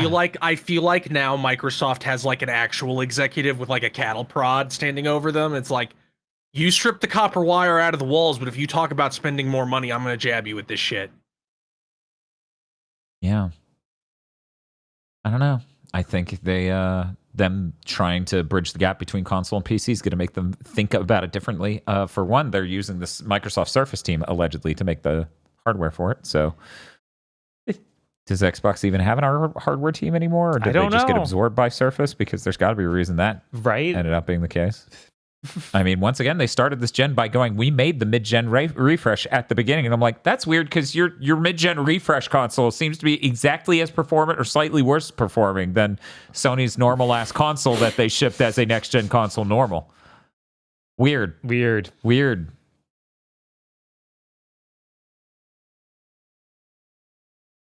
How many VR headsets could I buy used for the price of a PS5 Pro? And just collect Half them of like one. Infinity Stones. Hey, they're not that expensive used. Ones you don't have are. No, the ones I don't have are older. Then again, there is that one. What is it called? Beyond Screen, Beyond something. It's literally this. that thing. Yeah, it's like this big. It's like super fucking tiny. Oh, yeah, that thing. Yeah.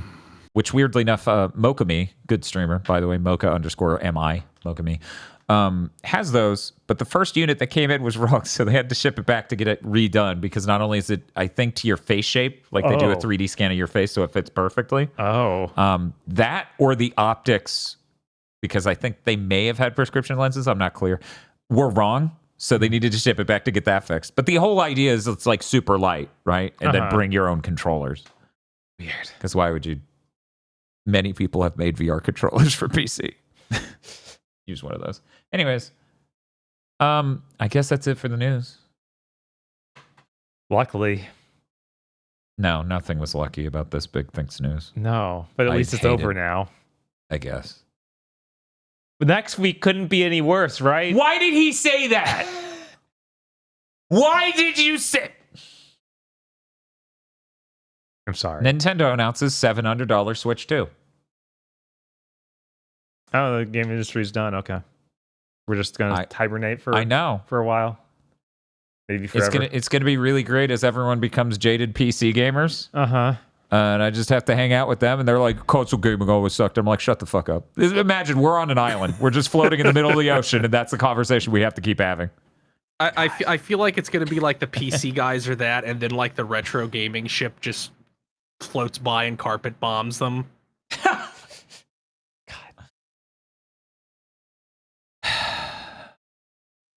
We're just going to be sitting and being like, PS1 was a real console. Sip. Sip. No, it's true. Except if shit gets that bad, boomers will be entirely vindicated so that you won't even have to do the sip anymore. It's true. There was a weird thing at VCat, which is the VR chat Comic Cat, which was an engine for making PS2 games now. Like, they had a booth advertising these tools to make a PS2 game. That's now. so weird. And I was like, oh, that's fucking awesome. Mm-hmm. I mean, I know it was the best console ever. Still. Yeah, that's... If only. I want indie devs to just start exploring that. That would be interesting. And then they'd be like, haha, this architecture sucks. Right? I was like, it seems really hard to deal with. Bro, I'm not even used to coding to the hardware at all. You want me to code assembly for vector units? Go kill yourself. Ken Kuriagi's like, I just heard something. Is someone talking about me again? Is someone cursing my name yet again? Oh yeah, Ken Kutaragi was announced that he's doing a speech at Tokyo Game Show for the 30th anniversary of PlayStation. Yeah. I'm very excited. They're going to play... We're killing everyone from Sony Europe. He's going to announce they're going to play Here's to You by Ennio Morricone, and they're going to execute him on stage for his crimes.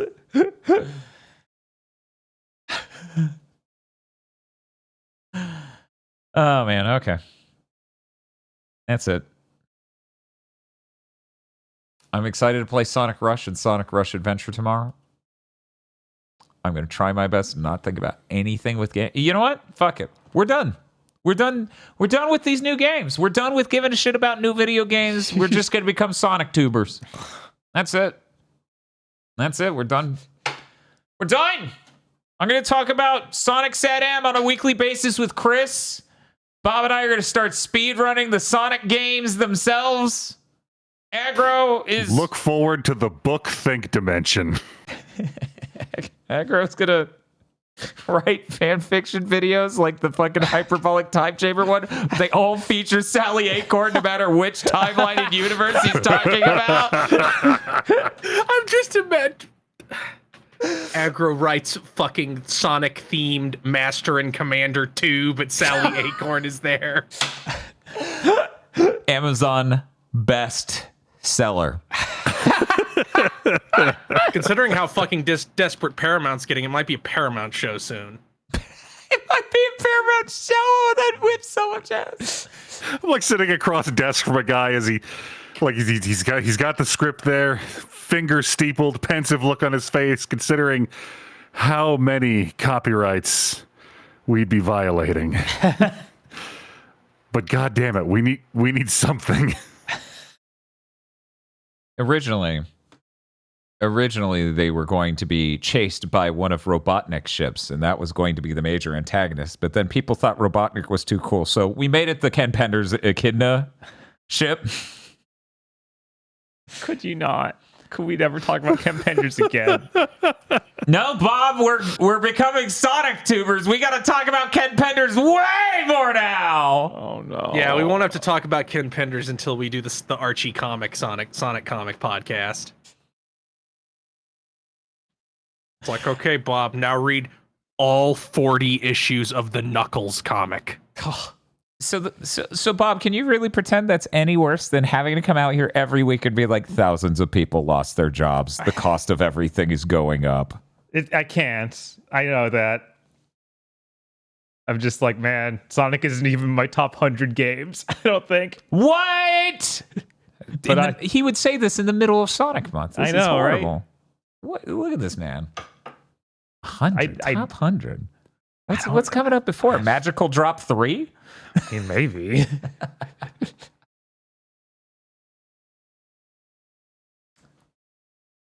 Fuck this industry. Anyway, Yeah. that's it. We're leaving. Goodbye. Goodbye, everyone.